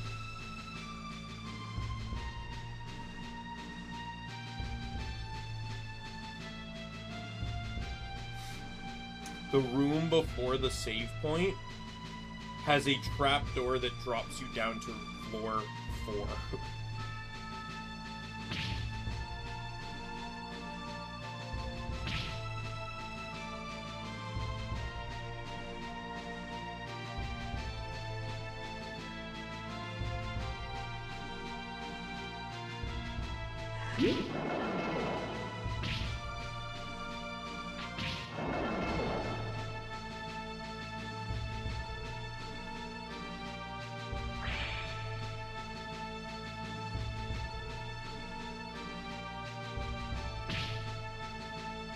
So 10 unlocks 2 staircases, J and L. L is literally a dead end. It's the furthest from where I am. It leads in a big loop to M, and then M just leads to a dead end on the 7th floor.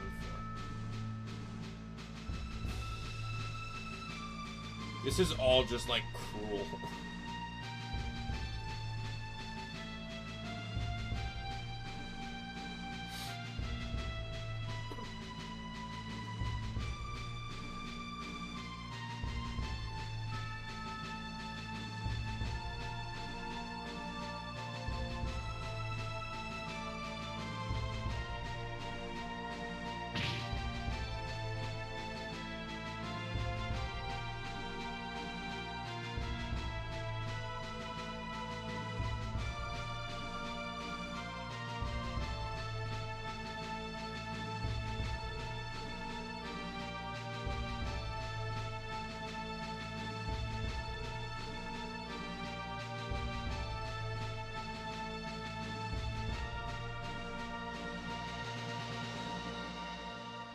Outside. I was helping prepare for the sacred festival when soldiers suddenly appeared and shoved me into this room.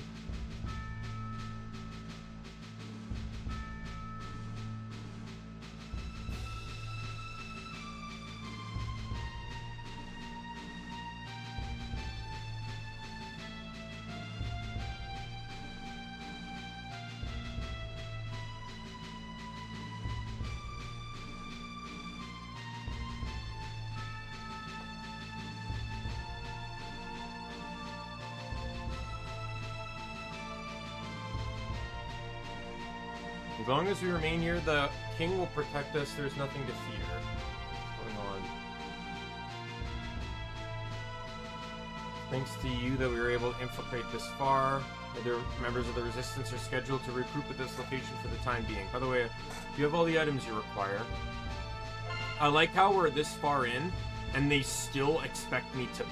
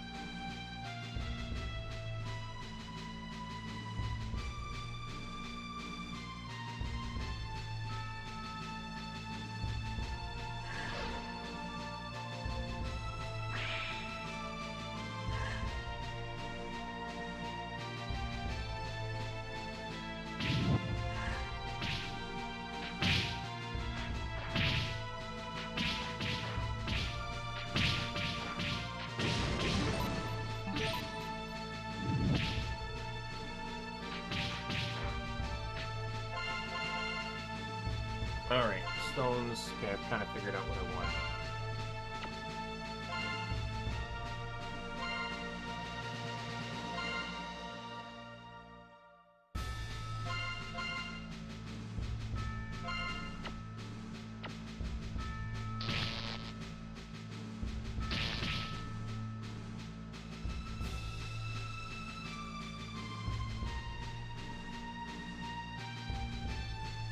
I went one too far.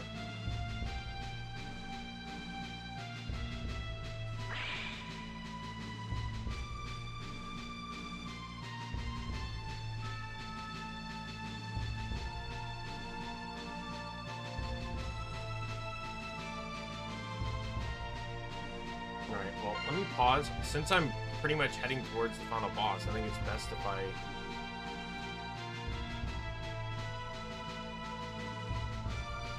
edit the title for finale.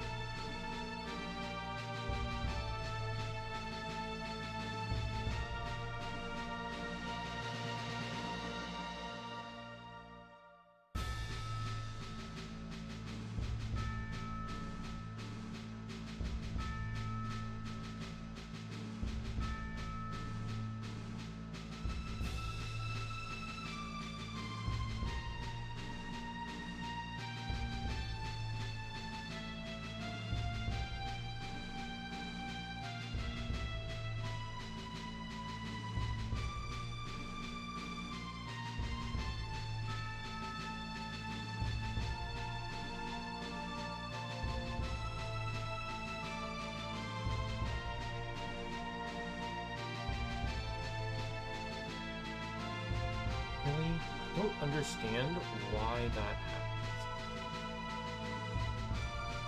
Just basically, like, after a certain point in time, I'm going to assume it's after 6 hours. The chat on my tablets just crash.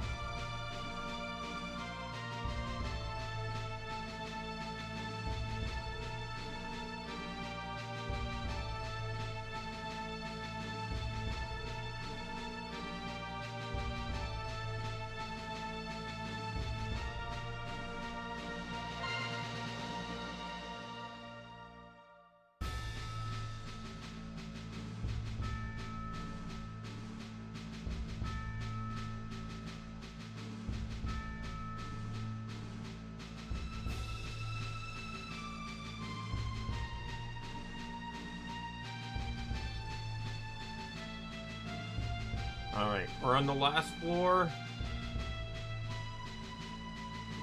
Heading towards the final boss. So the final boss, there's 2 different bosses, and the third and the second boss is 3 phases.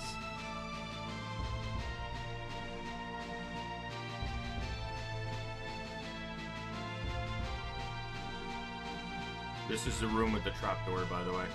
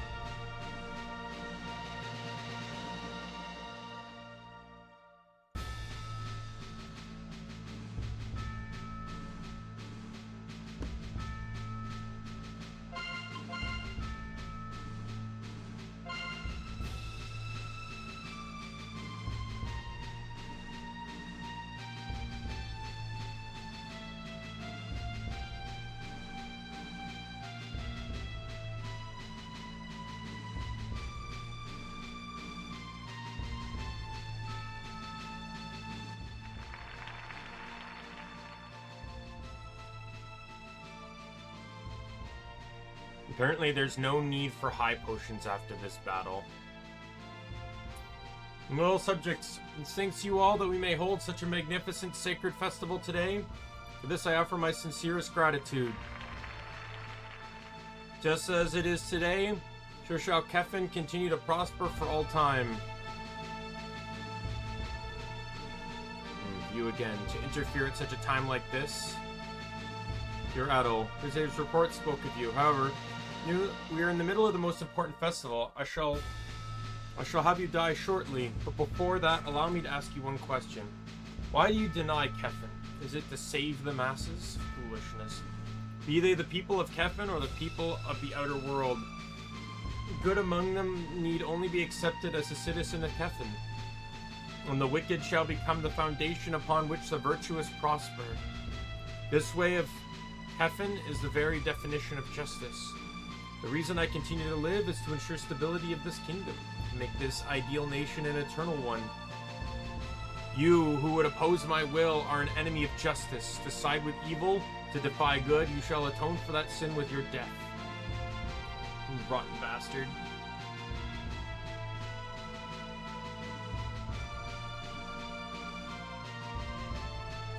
How many more children have you been How many more children have to be sacrificed for you to keep living? You cannot create something from nothing with alchemy, and the same principle applies to life. In order to attain your own eternal life, you've stolen the lives of innocent children. Silence. What nonsense do you lowly commoners speak? Those children are proven to be wicked by the judgment ritual. The virtuous are punishing the wicked. That is the justice of Kefin. There's no such thing as a person who is purely good. There is certainly no one who is purely evil. Well, he's purely evil. He's literally sacrificing children so he can live longer. I'd consider that purely evil. This child, perhaps he was a bit of a prankster, perhaps he was moody at times, but he's just a child who has lived for a mere 10 years. To label him as wicked, to tear him away from his parents and his friends, and then steal his very life. Is this justice? Is this the order of Kefin? Curse you, you peasants from the outer world, to think you would all dare to raise your blades against the order of Kefin. Very well, I shall deliver my judgment upon you myself.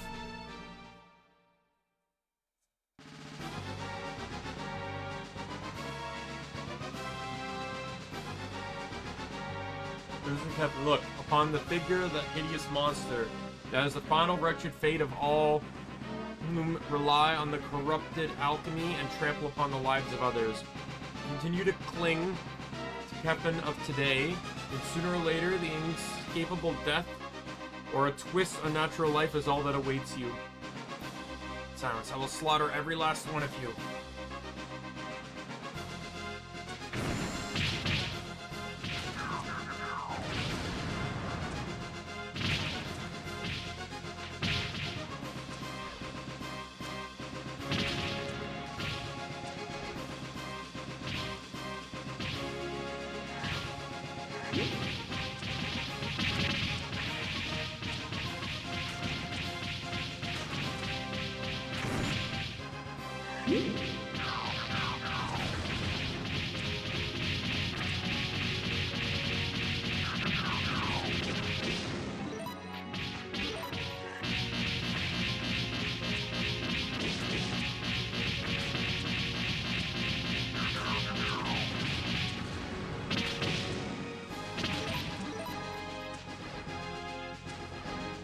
Come on! Of course, he summons the one enemy.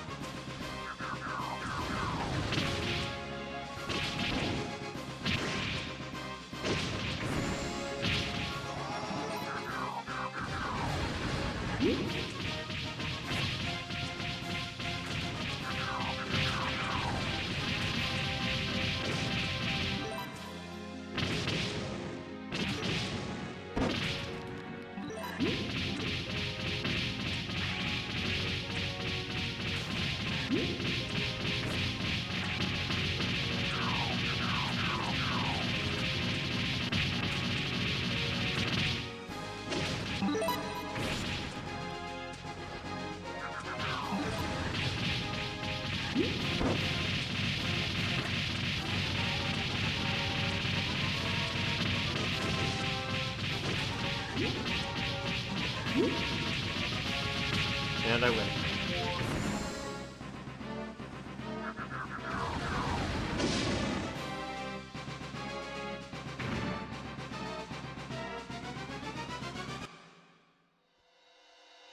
Possible, I who have attained immortality through the miracle of alchemy. We have a life of utter reliance on Kefin. It's the final result, the form of a hideous monster? More than that. Never knew that we ourselves would be judged as wicked and killed for the sake of the city. Everyone, citizens of Kefin, have you opened your eyes at last? This way of life is wrong. We must cast aside the Kefin of old and seize a new way of living with our own hands. There's no need to fear. The outside world will surely accept you. You can and will find a way to live in happiness. He's right. The King of Kefin has fallen. There is nothing left to fear. We're saved. Curse you. You think the royal line of Kefin can be ended by the likes of... If it comes to this... Jabir! Jabir, my great alchemist, aid me. With your power, it should be possible. Jabir, it can't be. Jabir, what is the matter? At this point, there's nothing to hide. There is no need to hide your form. For my sake, for Kefin's sake, lend me your strength. For 500 long years. I never thought a problem such as this would arise. This is unexpected. What's that voice? So you were alive after all, even after 500 years. Remember, this fight is not over. The king is nothing more than a puppet, a true enemy. The true enemy, still living here in Kefin, is the great alchemist Jabir. Messiah, Jabir is supposed to have died 500 years ago. Jabir is alive. He's merely been hiding his presence all this time. And for 500 long years, he's been ruling Kefin from the shadows. Impressive, you figured it out. Seems you are more aware of the entire situation. For a mere woman, you're quite the alchemist. In all honesty, I could see this not being the end of the game. When they remake it, this would not be the end of the game. So the reason why I justify that, like, the Jabir fight would absolutely be the final boss fight, but it wouldn't be now. This is the equivalent, to me, this is the equivalency of in 9, where you fight, what's his name? The leader of the Hyrulean Knights. The Hylian Knights or whatever. Him. He is effectively the king in this situation, where you think he's the final guy, or like a high up guy, but then you realize he's nothing but kind of a mid-boss within the middle of the game. There's still so much game to do after that. There's still quite a bit of game after that. And,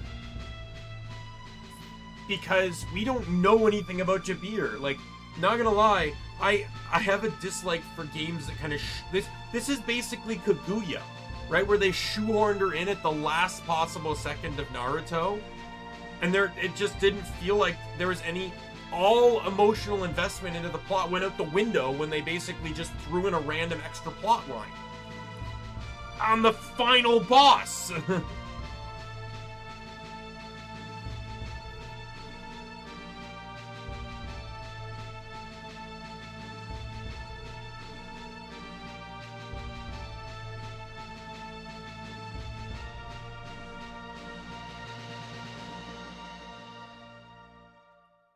I see. I had assumed a gathering of insects would accomplish nothing, but so you were among the resistance as well. I understand. For the uproar to have grown this large, I shall not underestimate you. You finally revealed your true form. Now hurry! Hurry and save me! What are you talking about, you useless failure? Ah! Jabir, my deepest apologies. This is my life's greatest failure. But I cannot let it end like this. Please, I beg you, grant me one more chance. Your power, Master Jabir. If you would but heal these wounds, I swear that this time I will defeat the red-headed swordsman for you to see. To think you too would betray my expectations. I took such great pains to create you. Was my judgment so mistaken? Created? Do you mean created? You believe yourself to be human, do you not? But you are mistaken. You are homunculus, the same as Kaisaan and the others, the product of my alchemy. That's impossible. I am of the royal bloodline of Kefin. And was once a swordsman of great skill among the royal family. You are a homunculus crafted from her body and soul. That is all you are. You mean you've been deceiving me this entire time? Curse you, Jabir! Nope, I skipped that. I can create a number of replacements for you, now die. It's just awful. She was a nasty piece of work, but to do that to one of your own... Hey, I don't know where you're hiding, but why don't you show your face? Very well, then come.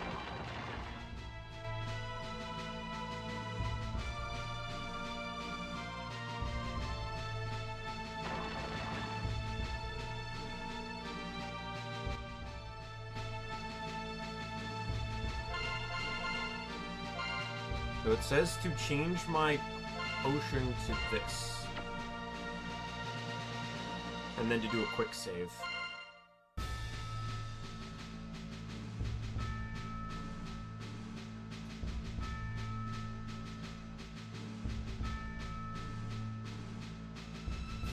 I don't know if the legends are true.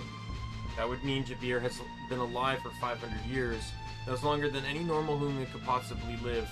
For an immortality so potent, even for alchemy, there can only be one answer. Philosopher's Stone.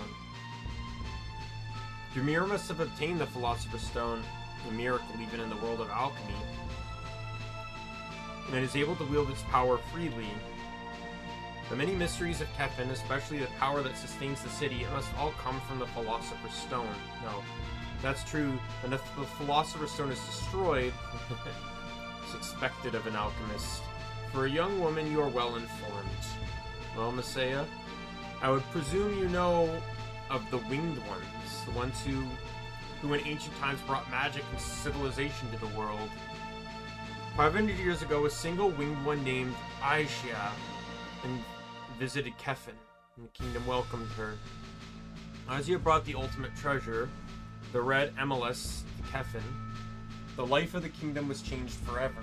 The red MLS enabled advanced alchemy, allowing Kefin to banish hunger, conquer disease, and attain immense wealth and peace. At the time, we alchemists devoted ourselves to its study, and it was I who finally discovered the method to create the Philosopher's Stone. It was to fuse the soul of a winged one with the red MLS itself. I deceived Aisha, and my experiment was a magnificent success. Just as I had theorized, I succeeded in creating the Philosopher's Stone. You would do something so horrible just to create the Philosopher's Stone? Why would you make the king immortal? What is the purpose of the sacred festival? I became absorbed in my study of the Philosopher's Stone and grew fascinated with immortality. The one I set my sights on was the King of Kefin. First, to avoid any pointless squabbles from the outside, I sealed Kefin away with a barrier. That act alone earned me the king's complete trust. The next I bestowed upon the king was, for the time being, my perfected art and immortality. The man had a blind obsession with alchemy, and he was a very useful tool. It would have been a problem for me if he were to die. However, the art was imperfect. Once every 10 years, his life force had to be replenished. Thus, the sacred festival was born. And besides, both the sacred festival and the judgment ritual were most convenient for my own research. What do you mean by that? For the advancement of alchemy, experiments using human life are a necessity. The king seemed to have his own agenda, but I cared not. It was most useful to me as a source of subjects for my immortality research. These are byproducts of that very research. It can't be. They're called homunculi. Artificial life forms were created with alchemy. As part of my research into creating an immortal body, but there are things even alchemy cannot create from nothing, namely a soul and an immortal body. So it began my next phase of research, and this is the result. These crystals. They're alive. Since an immortal body cannot be crafted, I turned my attention to an already immortal substance and devised a way to bind a soul within. Yes, these creatures are the fruit of that experiment. Human, yet also stone. Of course, the stone itself is merely powerless crystal. They can do nothing. They'll simply remain as they are for all eternity. By fusing with stone, one can escape old age, but their power is then bound to it. Thus I set my sights on the Philosopher's Stone. I conducted experiment after experiment, and then at last I perfected it. The wicked that the king judged, and his rituals were of great use to my experiments. How cruel. What a monstrous thing to do.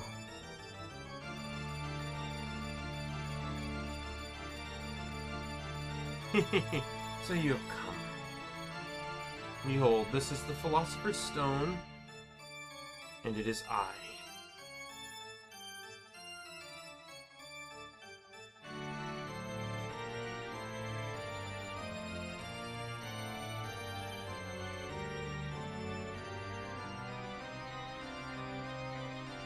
And it's just as I feared. Yes, just as you have surmised, I have fused with this Philosopher's Stone and am now the stone itself. I can take human form when I please, or I can be the stone itself. In other words, I am Kefin. To kill me is to destroy the Philosopher's Stone that sustains the city. Do you understand the meaning of that? In other words, if you kill me, Kefin will collapse. So tell me, you are called Adel. Can you truly kill me? If you do, you will take every citizen in Kefin down with you. What's the matter? You cannot do it, can you? Not that it matters. You could never hope to defeat one who is fused with the stone. How much more of a coward can you get? Crystals that control the Sandstorm barrier are all in my possession. With them, I can now travel to the outside world as I please. As a result of my research, I know that there are other forms of Emelas in this world besides the red Emelas. Black Emelas, which hold immense magical power, and white Emelas, which form the very power of a winged one. Fortunately, the white Emelas that Aisha's body was hidden by those other alchemists who opposed my vision. But that is no consequence now. I have all the eternity to obtain it, and with it, I shall obtain an even greater, more powerful alchemy. I and Kefin will live on for all time. You're wrong. Nienna, why are you here? You know, Kefin was meant to have perished 500 years ago. Because the Philosopher's Stone and the power of Kefin's alchemy are things that will destroy the outside world and endanger all life. What do you mean by that? The Philosopher's Stone draws life energy from the outside world. That is why the lands surrounding Kefin have been swallowed by the desert. If Kefin is allowed to exist any longer, it will eventually drive the entire world to ruin. While alchemy can be used to help people, the power of the Philosopher's Stone is the power of destruction. How do you know all this? Oh, there's no sign of sorry. Of alchemy, the Philosopher's Stone.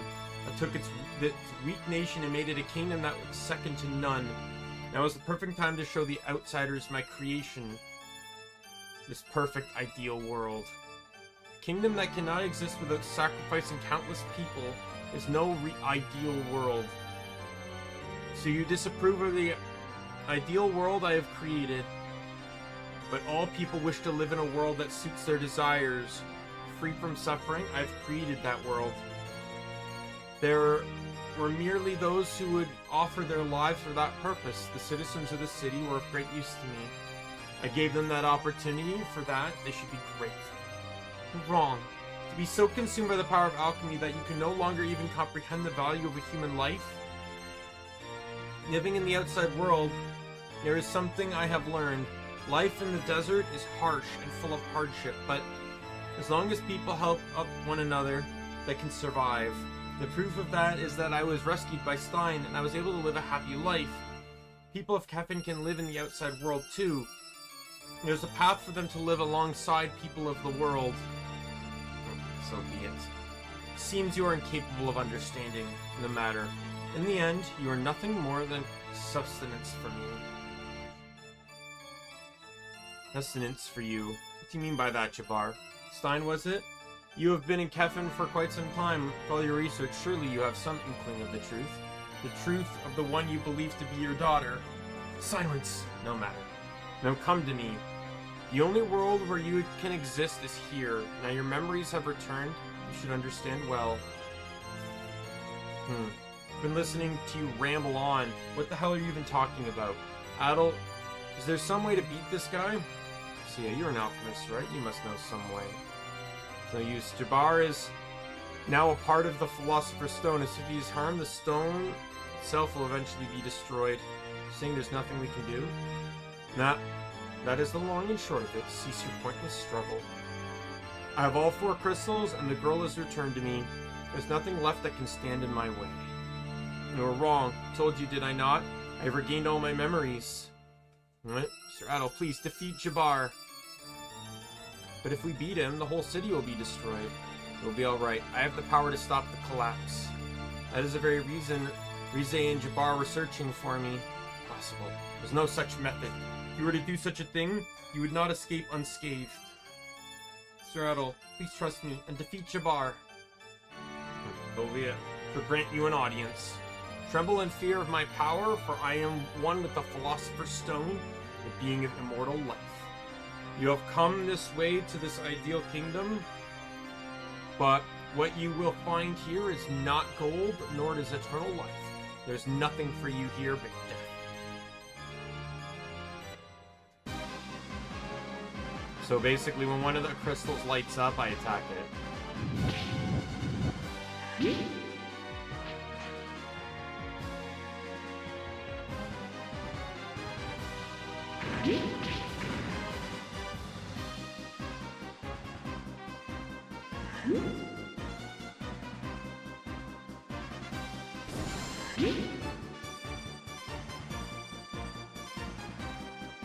I mean, this is the slowest segment of the fight.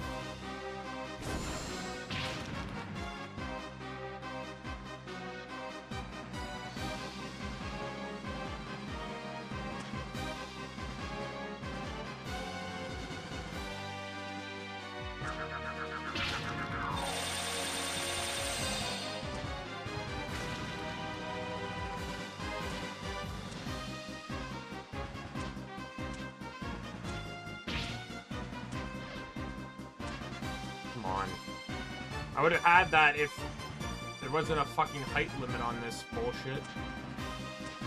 Oh, I only got one.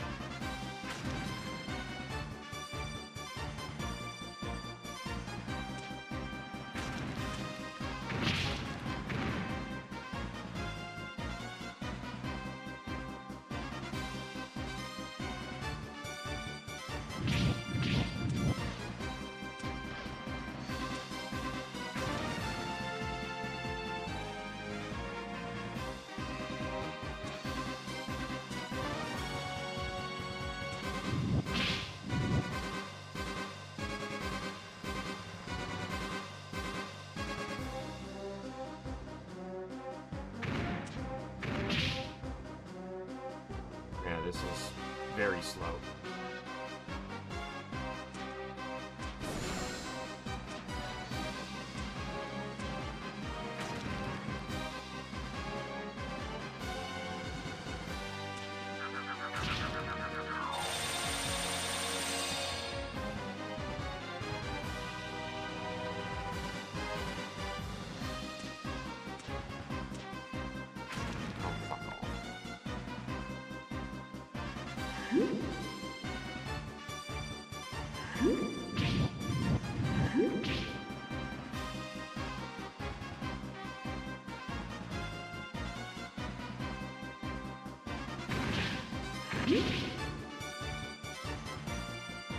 It seems like Earth takes neutral, Fire is strong, Wind resists, and Water is immune.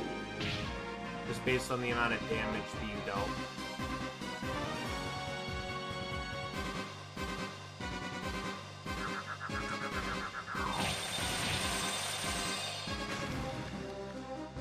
Man, if I could get the down strike the first fucking try, that would be fantastic.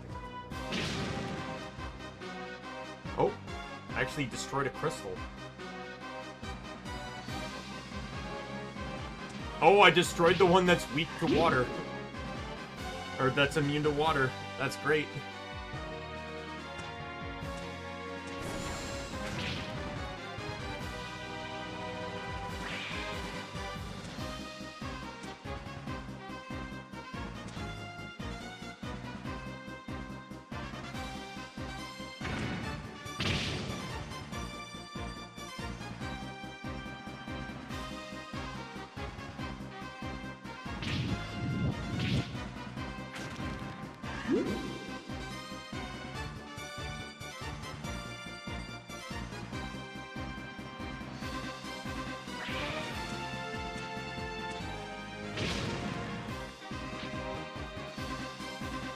I was really hoping that fire would be the last one.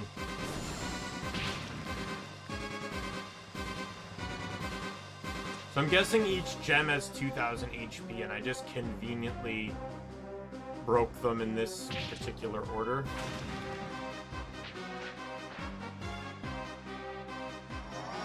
Oh, I did not need to do that. Well, it's rather convenient that I have a...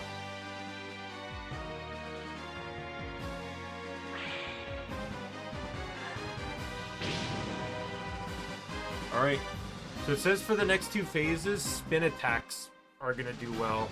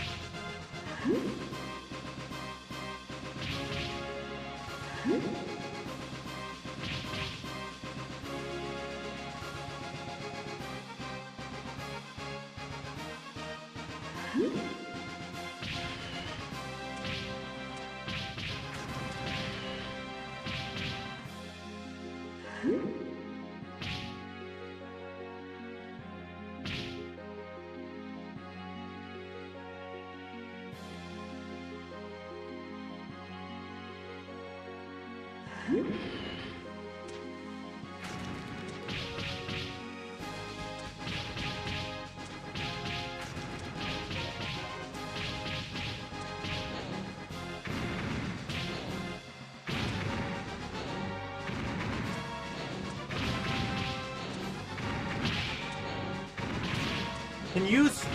Now I'm doing ground strikes when I want to do air strikes. Fuck off!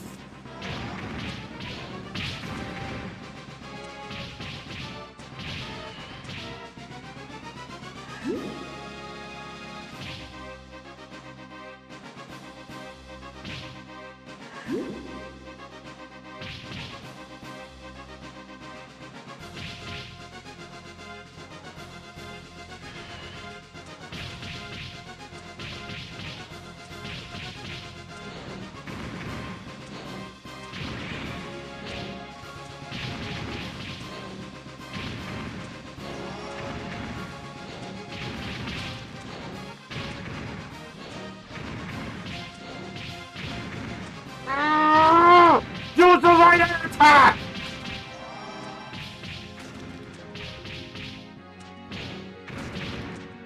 I could never time the fucking ground pound for the life of me.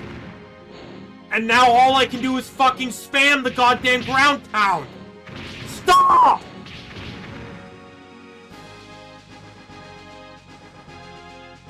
It's less dangerous than the second phase and also best out with spin attacks.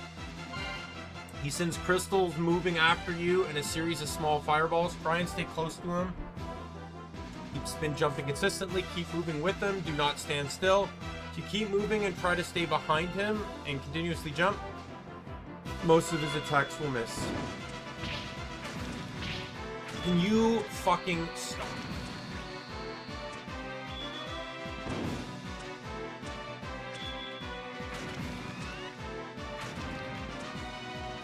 Oh my god.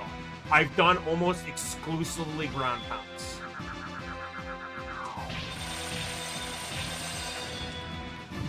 Ah! This is so immensely frustrating. I spent the entire fucking game not being able to time my ground pounds properly. And now all I can do is fucking ground pounds when I don't want to do them!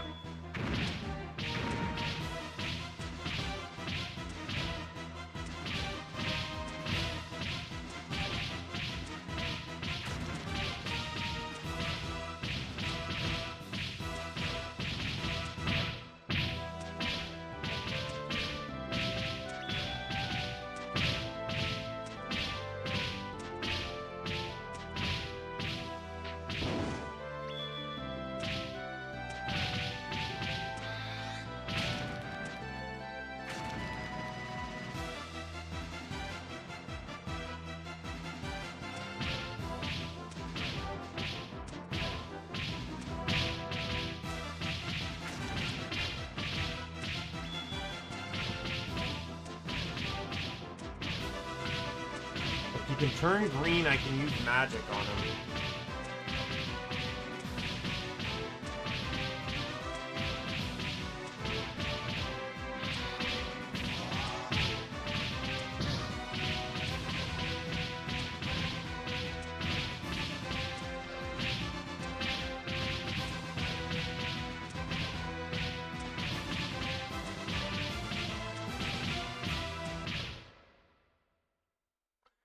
And that's it. Game. I mean, I'm gonna get the good ending because,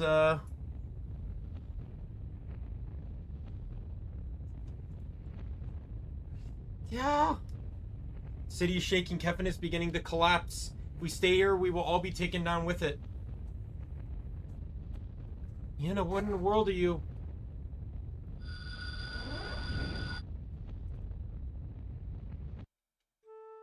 I'm gonna stop this foolishness. I'm sorry, Stein. I told you I've regained all my memories. So I now understand. I know who I am and what I must do. I was born in this city of Kefin, but I am not human. I am a homunculus, created by Jabbar. Yana. No, it can't be. That's impossible. Truth is, even by fusing with the Philosopher's Stone, one cannot achieve true immortality. Because while the stone itself may be eternal, the soul within gradually wears away over time. It was the same for the ancient winged ones. Those bodies were formed from white Emilus, and the soul of Aisha, the winged one sealed within the Philosopher's Stone after 500 long years, is finally on the verge of sublimation. When that happens, the Philosopher's Stone will lose its power, and also Jabbar needed a replacement for Asia's soul. You know what's crazy? All these games, up to I'd say Ys 6, involve the winged ones, but starting from 7, they don't appear anymore. Right? 7 didn't have one, right? I don't think it did. 8 did not. 8 just had different gods entirely. 9 absolutely. Well, 9 technically didn't. You could argue that some appeared as, like, you know, like the girls from Ys 1 appeared technically in voice only. And you could technically argue that the final boss was part winged one because he was created through the memories Adel had of them. But then 10 didn't have any at all as well.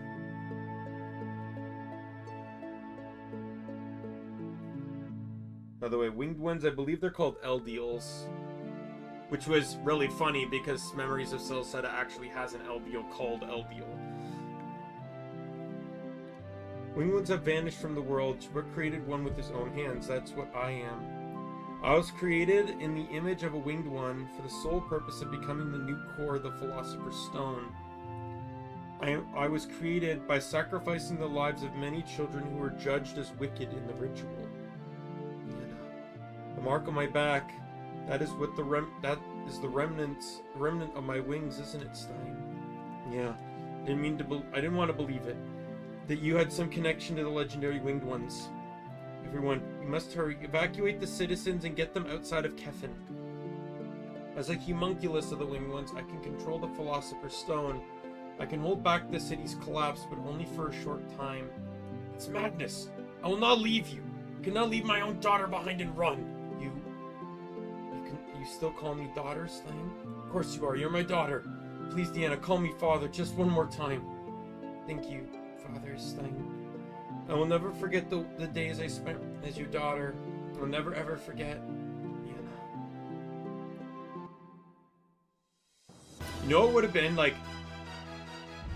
Nienna's an interesting name, but I think it would have been much cooler if they teased it by making her name either a palindrome or is it a palindrome? Like they basically took Ozzy's name and then shuffled it. To everyone in Kefin, please listen to what I have to say and do not be afraid.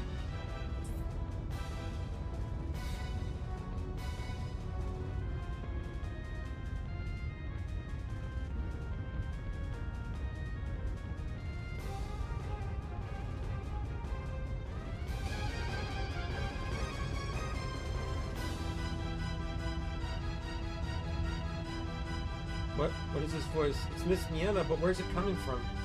Soon the city of Kefin will crumble and vanish from this world. The alchemist Jabbar, who manipulated the city from the shadows for 500 long years, has been defeated. Kefin, a city that existed only through the sacrifice of lives of its people and the energy of the outside world, will now meet its end. Members of the resistance, you must hurry and evacuate the citizens to the outside. For a short time, the sandstorm that surrounds the city should have subsided. I will save Father Stein and Miss Messia myself, so please, I'm counting on you to save the people of the city. It seems this is truly happening. If this is the case, we have no time to waste. Everyone, get the citizens of Kefin and evacuate immediately. Hurry!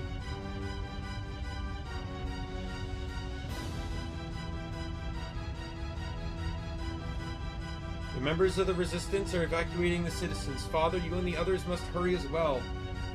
No, I'm not going. If you expect me to leave you and run, I won't do it. That's right. If you intend to share Kefin's fate, then I too must remain. As a fellow alchemist, I must share the burden of the sins Jabbar committed. So true. Alchemy is a power that can be used for good of humanity. Miss Messia, you are the only one left who can pass on that truth. I'm staying too, Nienna. So sing that song for me one more time. Truly thank you. I'm so happy to have been able to meet such wonderful people. Goodbye. Please don't forget me. What are you talking about? As if we could ever forget. Is this one the white? Oh, she's banishing them from the area. I can now wield a small fraction of the Philosopher's Stone's power. With it, I have sent Miss Terra out to the outside world.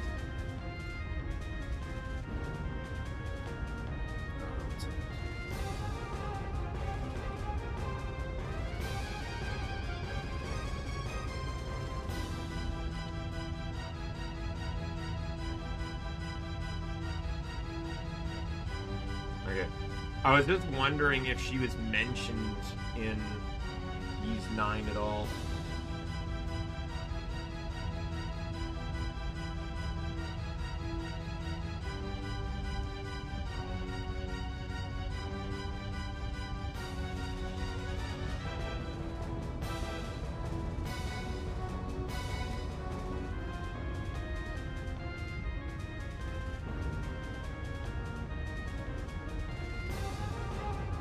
Oh yeah, they... You fuck off, knife. God fucking damn it. naughty and all over the good. Yeah, I just realized they changed the plot. So, Masaya's role in this was done by Orwell in the original.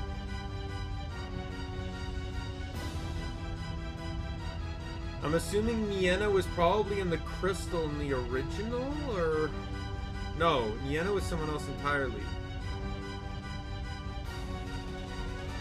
Yeah, Orwell wasn't even in this game. So I wonder if they're going to put Orwell in the remake.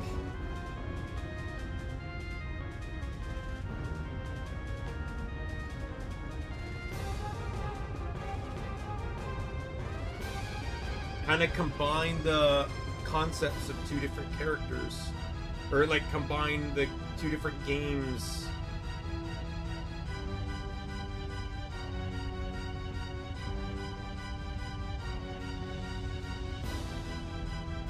Yeah, so I guess it's not explained now, but Orwell is the one that sent Nienna to the outside world to repair the barrier.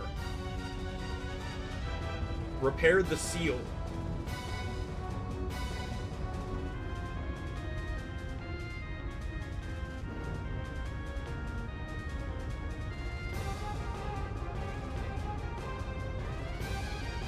And then Foresta, who doesn't even exist in this either, was the girl in the crystal in the original Ys that we never, that they just basically cut from the game entirely.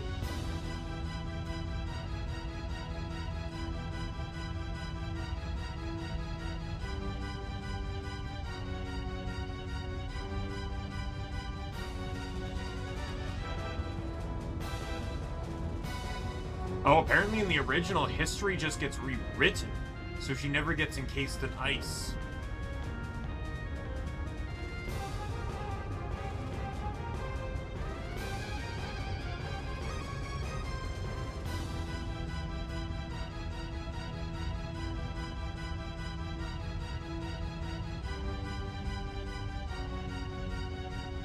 And Stoker is straight up removed from the game as well. Yeah, it almost feels like the original had almost an entirely different plot. Just had characters that didn't even need to be in the game.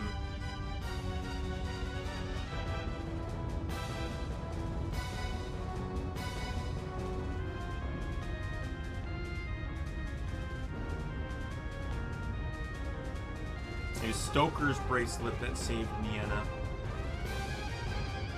Kind of interesting how they rewrite the story.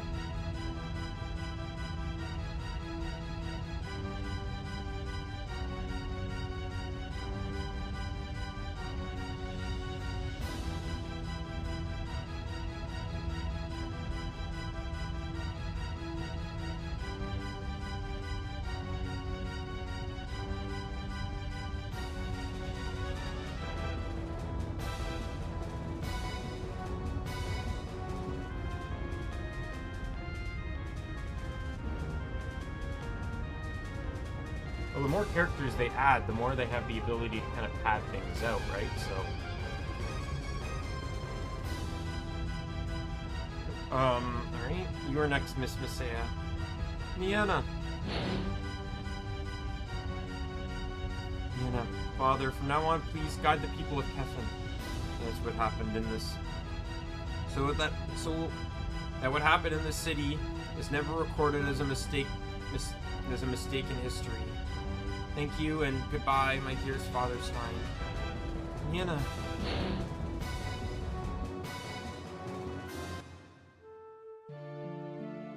Master Adel, I'm so very glad that I was able to meet you. Thanks to you, the entire truth was brought to light, and because of you, all things were set right. I have no regrets about my fate, because now, no one else will ever have to suffer because of Kefin or its alchemy. What? White Emilus in Adel's possession is reacting to something. From deep within the Philosopher's Stone, there's someone there. Impossible.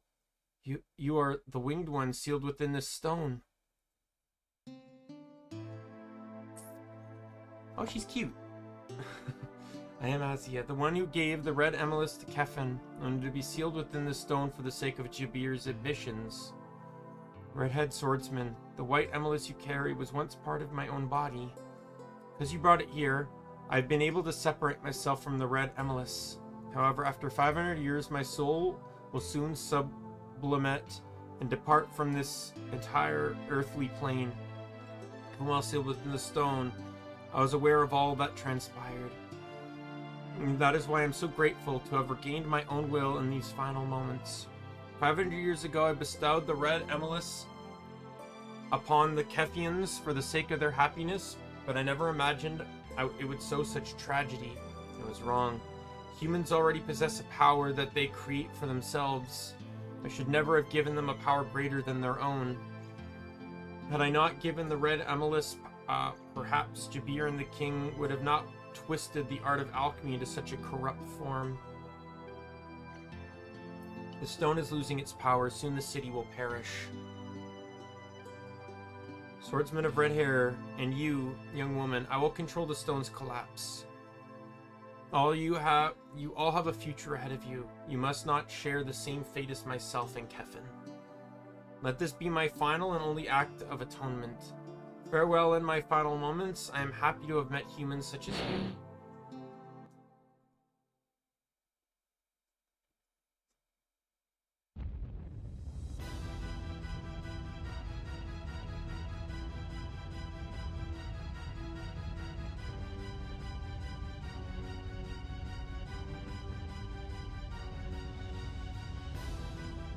Everyone, we have to move. The city isn't going to hold for much longer. Tara, where are you? That girl. I know she was worried about Adel, but did you really have to sneak away from us to follow him? He's about to collapse, Mama. It's dangerous to stay here any longer. You have to trust in what that Nia girl said. You're right. And Adel's with her, besides. She's my daughter. I know she'll make it out. Let's move, you two.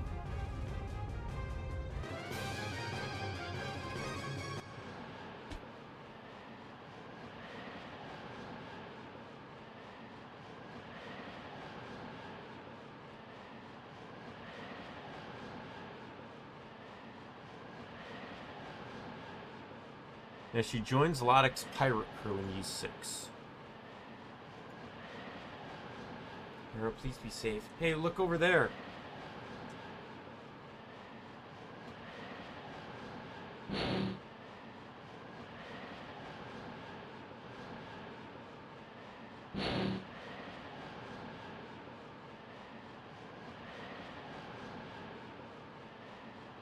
Hera.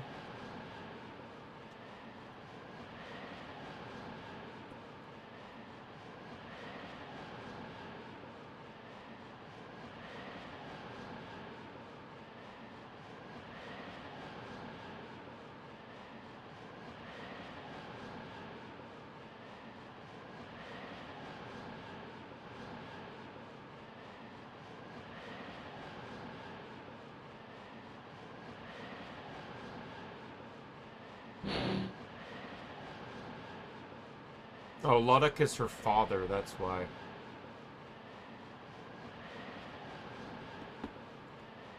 Stein. This is all auto-playing, by the way, so... Thank goodness you're safe, Stein. You made it back just in time. The citizens, it seems they are safe. They're all safe. Yes, and it's all thanks to the others, Stein.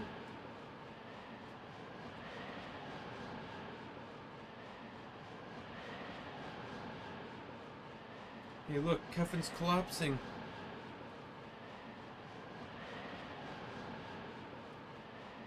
Hey, What about Adel? What happened to Adel?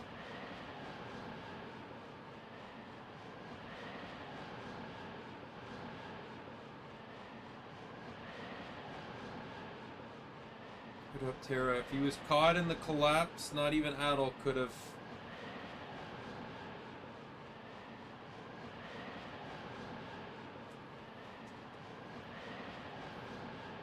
No, that's impossible. There's no way Adel would die like that.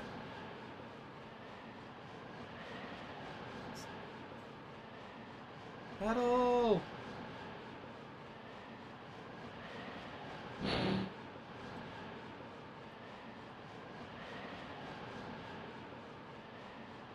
Adel! Vienna! You're both safe.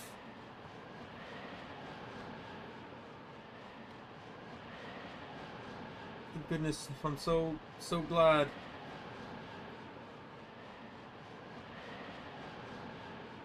I like how it's not confirmed though that her brothers are Terra's father, or her brothers are related to Ladok. You're welcome. Yeah, I knew it. I believed we'd meet again.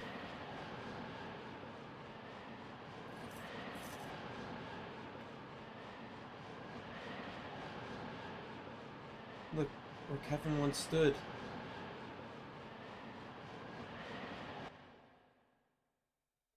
But that at least explains as to why the desert was growing. It was growing because it was siphoning the energy from the land. Not gonna lie, this is the first scene in the entire game that shows this was actually made for the PS2. Nothing else in this game basically said it was designed for the PS2. I could have believed this was made for like the Super Nintendo or something.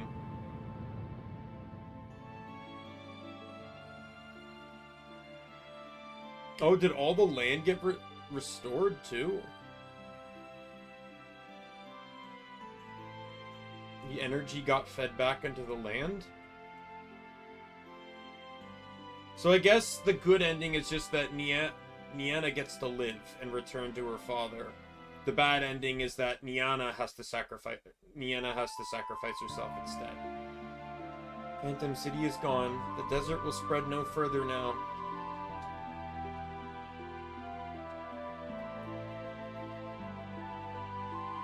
The Phantom City now has become the lost kingdom of sand.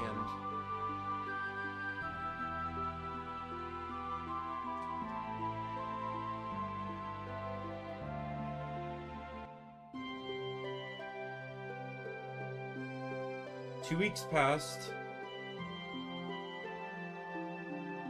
Man, pretty much every leader in this game except for the town Dogi was in is dead.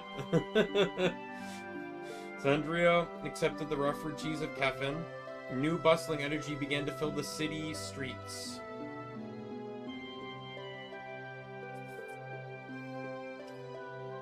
This was a life different from the one they had known before.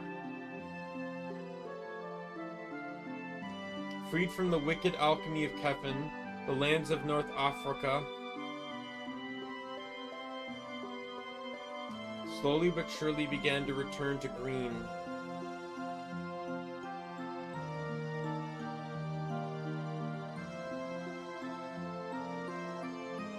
This year's harvest is going to be a big one, no doubt about it. They've been so busy. It's the best kind of busy. Oh, sorry. Bridges repaired so travelers from Ferte to and from Ferte as these travel and here on both towns are going to prosper. I hear that Stein has finally returned for good. They say he's given up adventuring his life to settle down. Well, of course he has. He's got that cute daughter of his, Niana, and now there's that beautiful woman living with him too.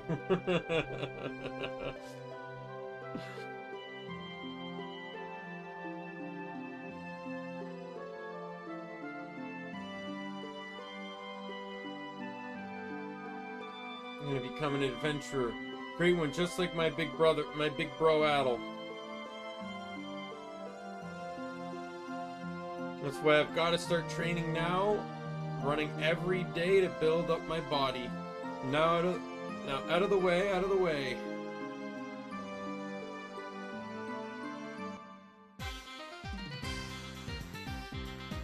In the end, after all that, we didn't get a single piece of treasure, oh well. I hope at the end of, now granted, Ys 6 takes place 3 years after this. So, but I hope maybe in the remake, they talk about her relationship to Laddick. Shut up, Mom. Don't be a fool. The Eber family is officially retired from the thieving business. Wait, are you serious, Mama? That's right. We almost lost Terra this time, and that was the wake-up call I needed. We're gonna find some faraway land and start living on the straight and narrow.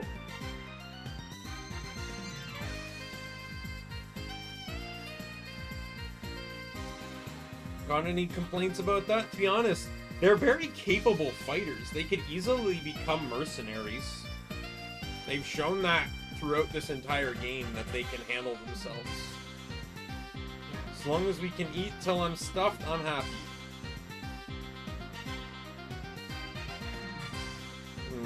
In honest life, huh? Doesn't sound so bad, to be honest. I've always kind of wanted to try it.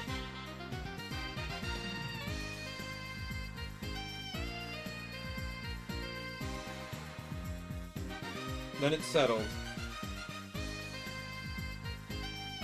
But first, let's relax for a while. I mean, we are the celebrated heroes who saved this land, after all.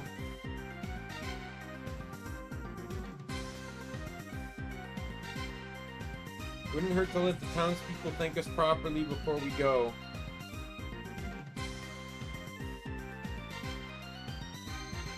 You never change, Mama.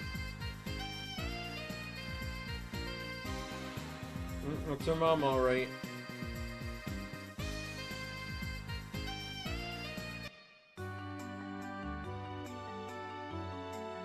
Man, but still, the desert turning green, life has gotten so much easier. It's all been for the best. Yeah, and it's all thanks to Adel. Speaking of Adel,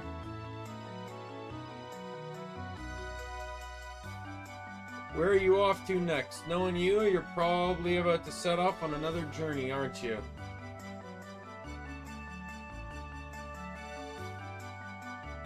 You're not seriously thinking of going alone, are you? Of course I'm coming with you.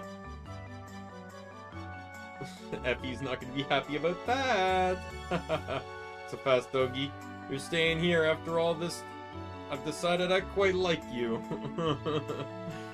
Is he gonna embarrass his daughter? Wouldn't even mind you having Effie's hand in marriage, doggy. Father, stop it! What are you even talking about? You had too much to drink?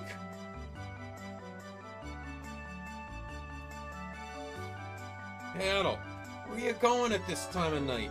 More importantly, help me out of here. I am glad, though, that we did get our one requested Dogi the Wall Crusher moment. That is a stipulation in every single game, that Dogi is contractually obligated to crush a wall. So plenty of food, too. Please, eat as much as you'd like.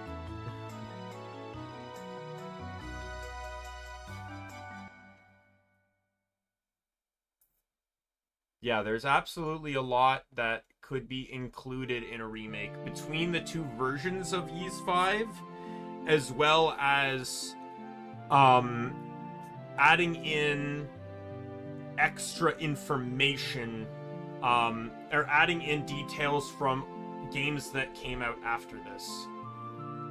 Sir Kefin is solved and your memories have returned. There's nothing left for me to do. Now on, I think I will write a travel log of all my adventures up until now.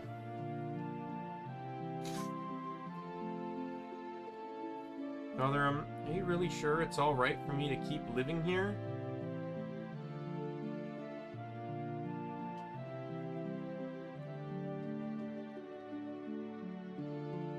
Painful past vanished into the sands along with Kefin. That's the truth of it now, isn't it, Nienna? You are my daughter.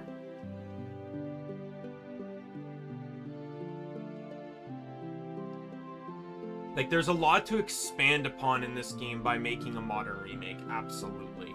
It still feels like there's bits of information missing from this. They also completely cut out information from the first version of Ys 5 that they could include back in. Like, Stoker doesn't really need to be in here, but, you know, like, there's tons of stuff, but... Yes, but I mean... What's the matter, Miss Masaya? Truth is, I've proposed to Masaya. Family is better when it's bigger, right? But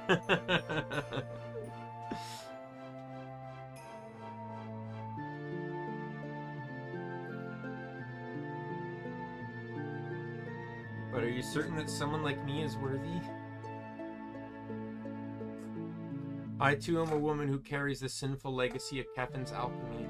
If I were to stay, may ruin that happiness with the two, or happiness you two have finally found.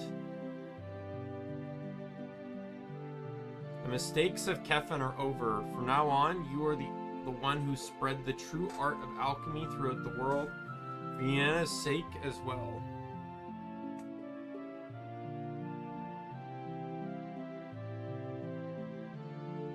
That's right. I've made my decision too. I'm going to cast aside my past and live a new life as your true daughter. The life that Mr. Adel gave back to me.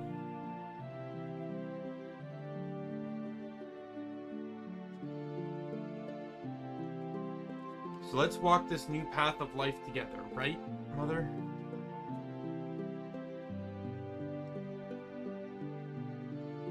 Thank you, Nienna. Eustein.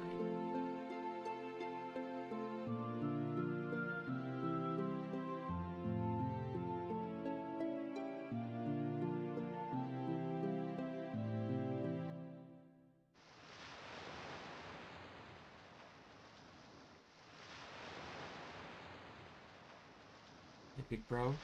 There's something I want to ask you.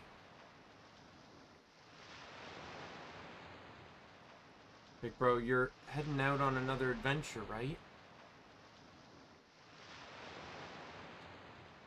So, come on. Won't you take me with you?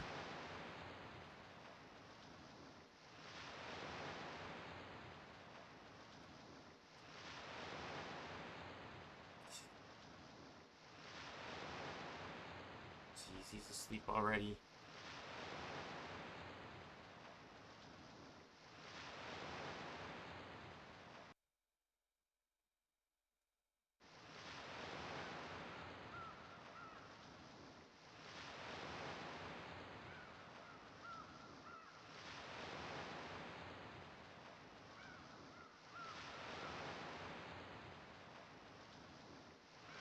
They're also gonna obviously remake his outfit. Even despite the iconic outfit with Adel, it's not so modern. Like, as you can see with Ys 10, right? Like,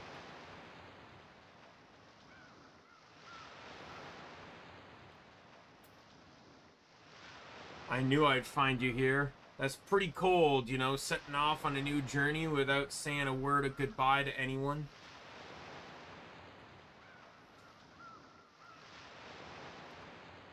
Yeah, that's cold, big bro. Truth is, it doesn't look like Muhaba and Effie are going to let me go anytime soon. So sorry, pal, but it looks like I can't go with you this time.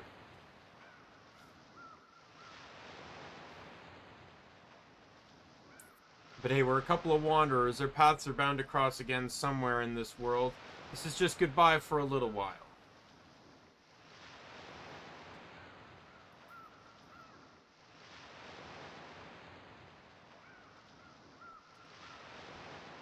Adol, thank you again for everything. I pray you will go on to become an even more wonderful adventurer.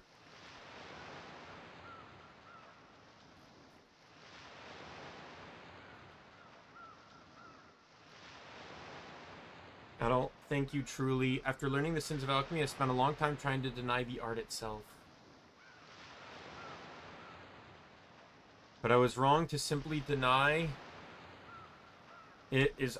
That's no different than running away. The courage you taught me, the courage to stand and face things. This is the alchemy that I have learned. From now on, I will do my best in my own way, to use it for the good of people.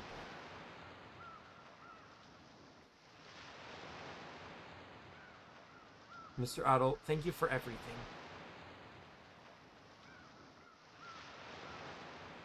Here, with my new family, I will cherish the new life you gave me.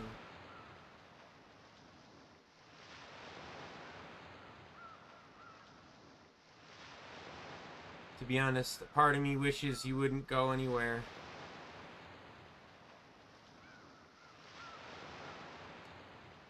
But I feel that somewhere out there, someone needs you. Someone like I was long ago.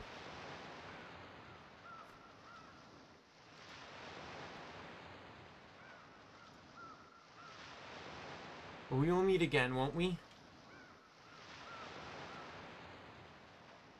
I'll be waiting for you always.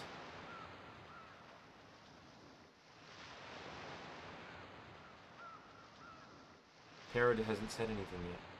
Hey, bro. Oh. I might have fucked up the screen capture there. A new adventure is calling to Adel, you understand, don't you?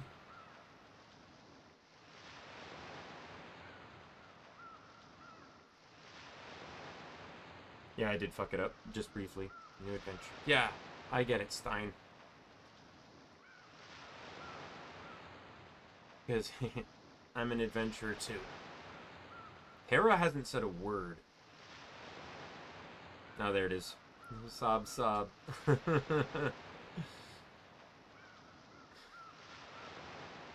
Adel, you big idiot. You better wait 5 years for me. 5 years? You're absolutely meeting again. You got that? Oh, you meet again in like 3 years. So, because by then, I'll be absolutely, definitely, positively, without a doubt, grown into a woman who will knock you off your feet. So you better be ready.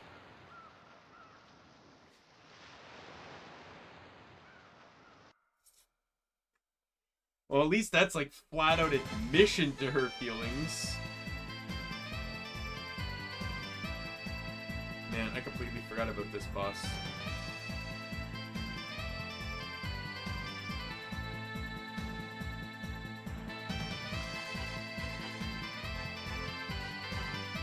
Yeah, there's so I'm glad I finally know some of the story. A little bit anyways. I will say I'm really excited for the eventual remake of this. I'm excited to see how they go about adapting it, what they take from this one, what they might take from the other one, from the original. How it will play. You know, going back to an adult solo game seems kind of interesting. How they'll implement the whole alchemy thing, because if there are any few similarities between the original 5 and this 5, I say that like the original 5 is still on my channel, but the little I played of the original 5, the alchemy system, the magic system of the game was basically identical to a degree. Except in this one, the magic recharged on its own, and you pressed circle to use it while X was attack. In the original, X was attack, or not X on the Xbox, like whatever. You had your attack button, and then you had to hold the R button to charge up your magic to then use magic off the attack button, which was very inconvenient.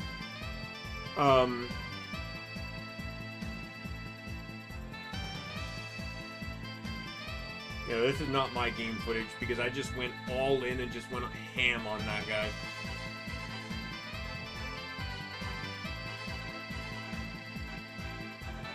Yeah, so I'm 100%. Like, yeah, I cheated money, but beyond cheating money, I 100%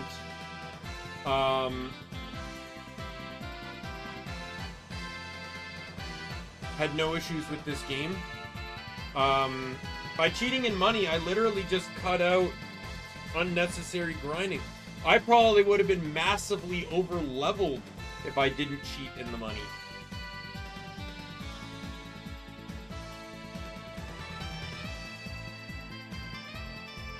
So, but yeah, so we'll call it here. Like, it's just playing the credits. There's nothing else going on here. Yeah, so I'm finally happy to have successfully played through Ys 5.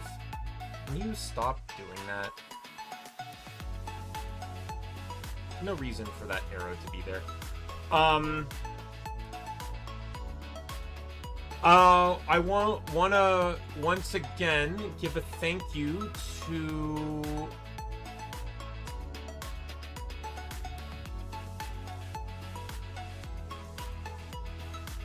Kaisaan for making the fan translation for this PS2 version of the game.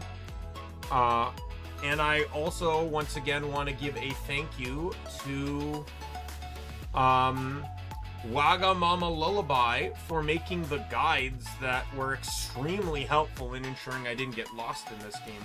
Guides, by the way, well, the map, not so much, because the map just tells you everything on the map, including the bosses. But the guide itself, the walkthrough that just writtenly tells you everything, is completely spoiler-free, right? Outside of the bosses as well. So it just says, like, after this event. Like, it doesn't reveal anything, so kudos for that as well. So thanks both of these individuals and anyone else that was also involved in the process of making the translation and making the guides. And I'm glad I played now. I don't even know when the original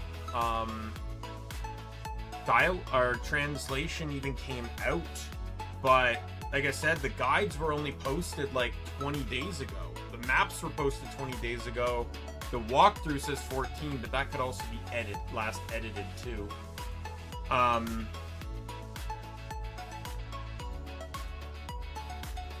So, but yeah, so with that, so tomorrow, I think we might just play some Guild Wars, and we'll try and finish up those story achievements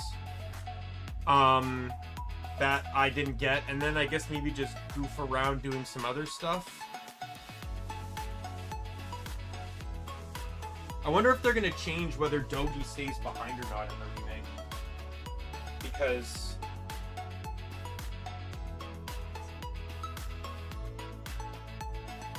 the Phantom City of Kefin, finally accepting the time it had lost, became a city of sand and vanished from the world. The courageous actions of a single young adventurer brought the curtain down on a wicked plan that spanned 500 years. This is this is at the end of all the scenes here. The courage to advance without fear, a peerless curiosity, a strong will to never give up. This young man possessed precious qualities that many of us had long since forgotten. I'm certain that he will go on to have more grand adventures from this day forward. I wonder how much he will have grown as a person by the time we meet again. It is a prospect I cannot help but look forward to. From the Diary of Stein.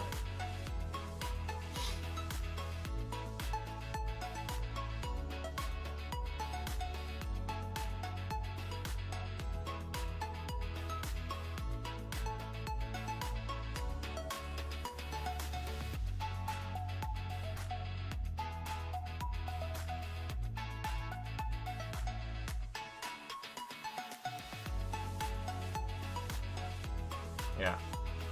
And then Finn. Or no, is it? Yeah.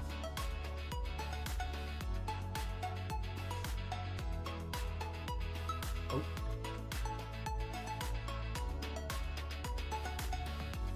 Controller.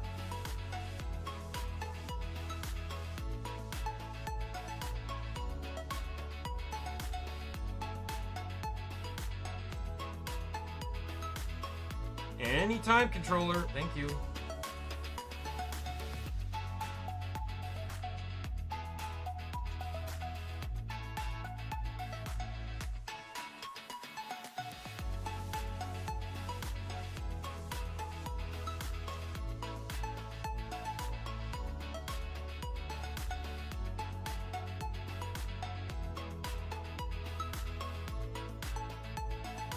Alright, so that's it.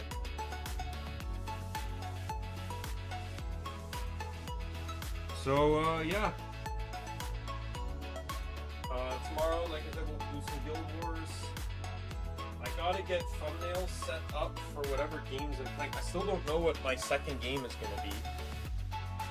I know it said Super Princess Peach, but I'd have to figure out more things to do with that, so I'm not sure on that one. We're doing Divinity. We're going to start Divinity on Monday. It's a very hefty RPG. As a matter of fact, even streaming Monday, I could stream for 8 hours and still probably not be off the tutorial I love. So I want to make sure that I have everything covered.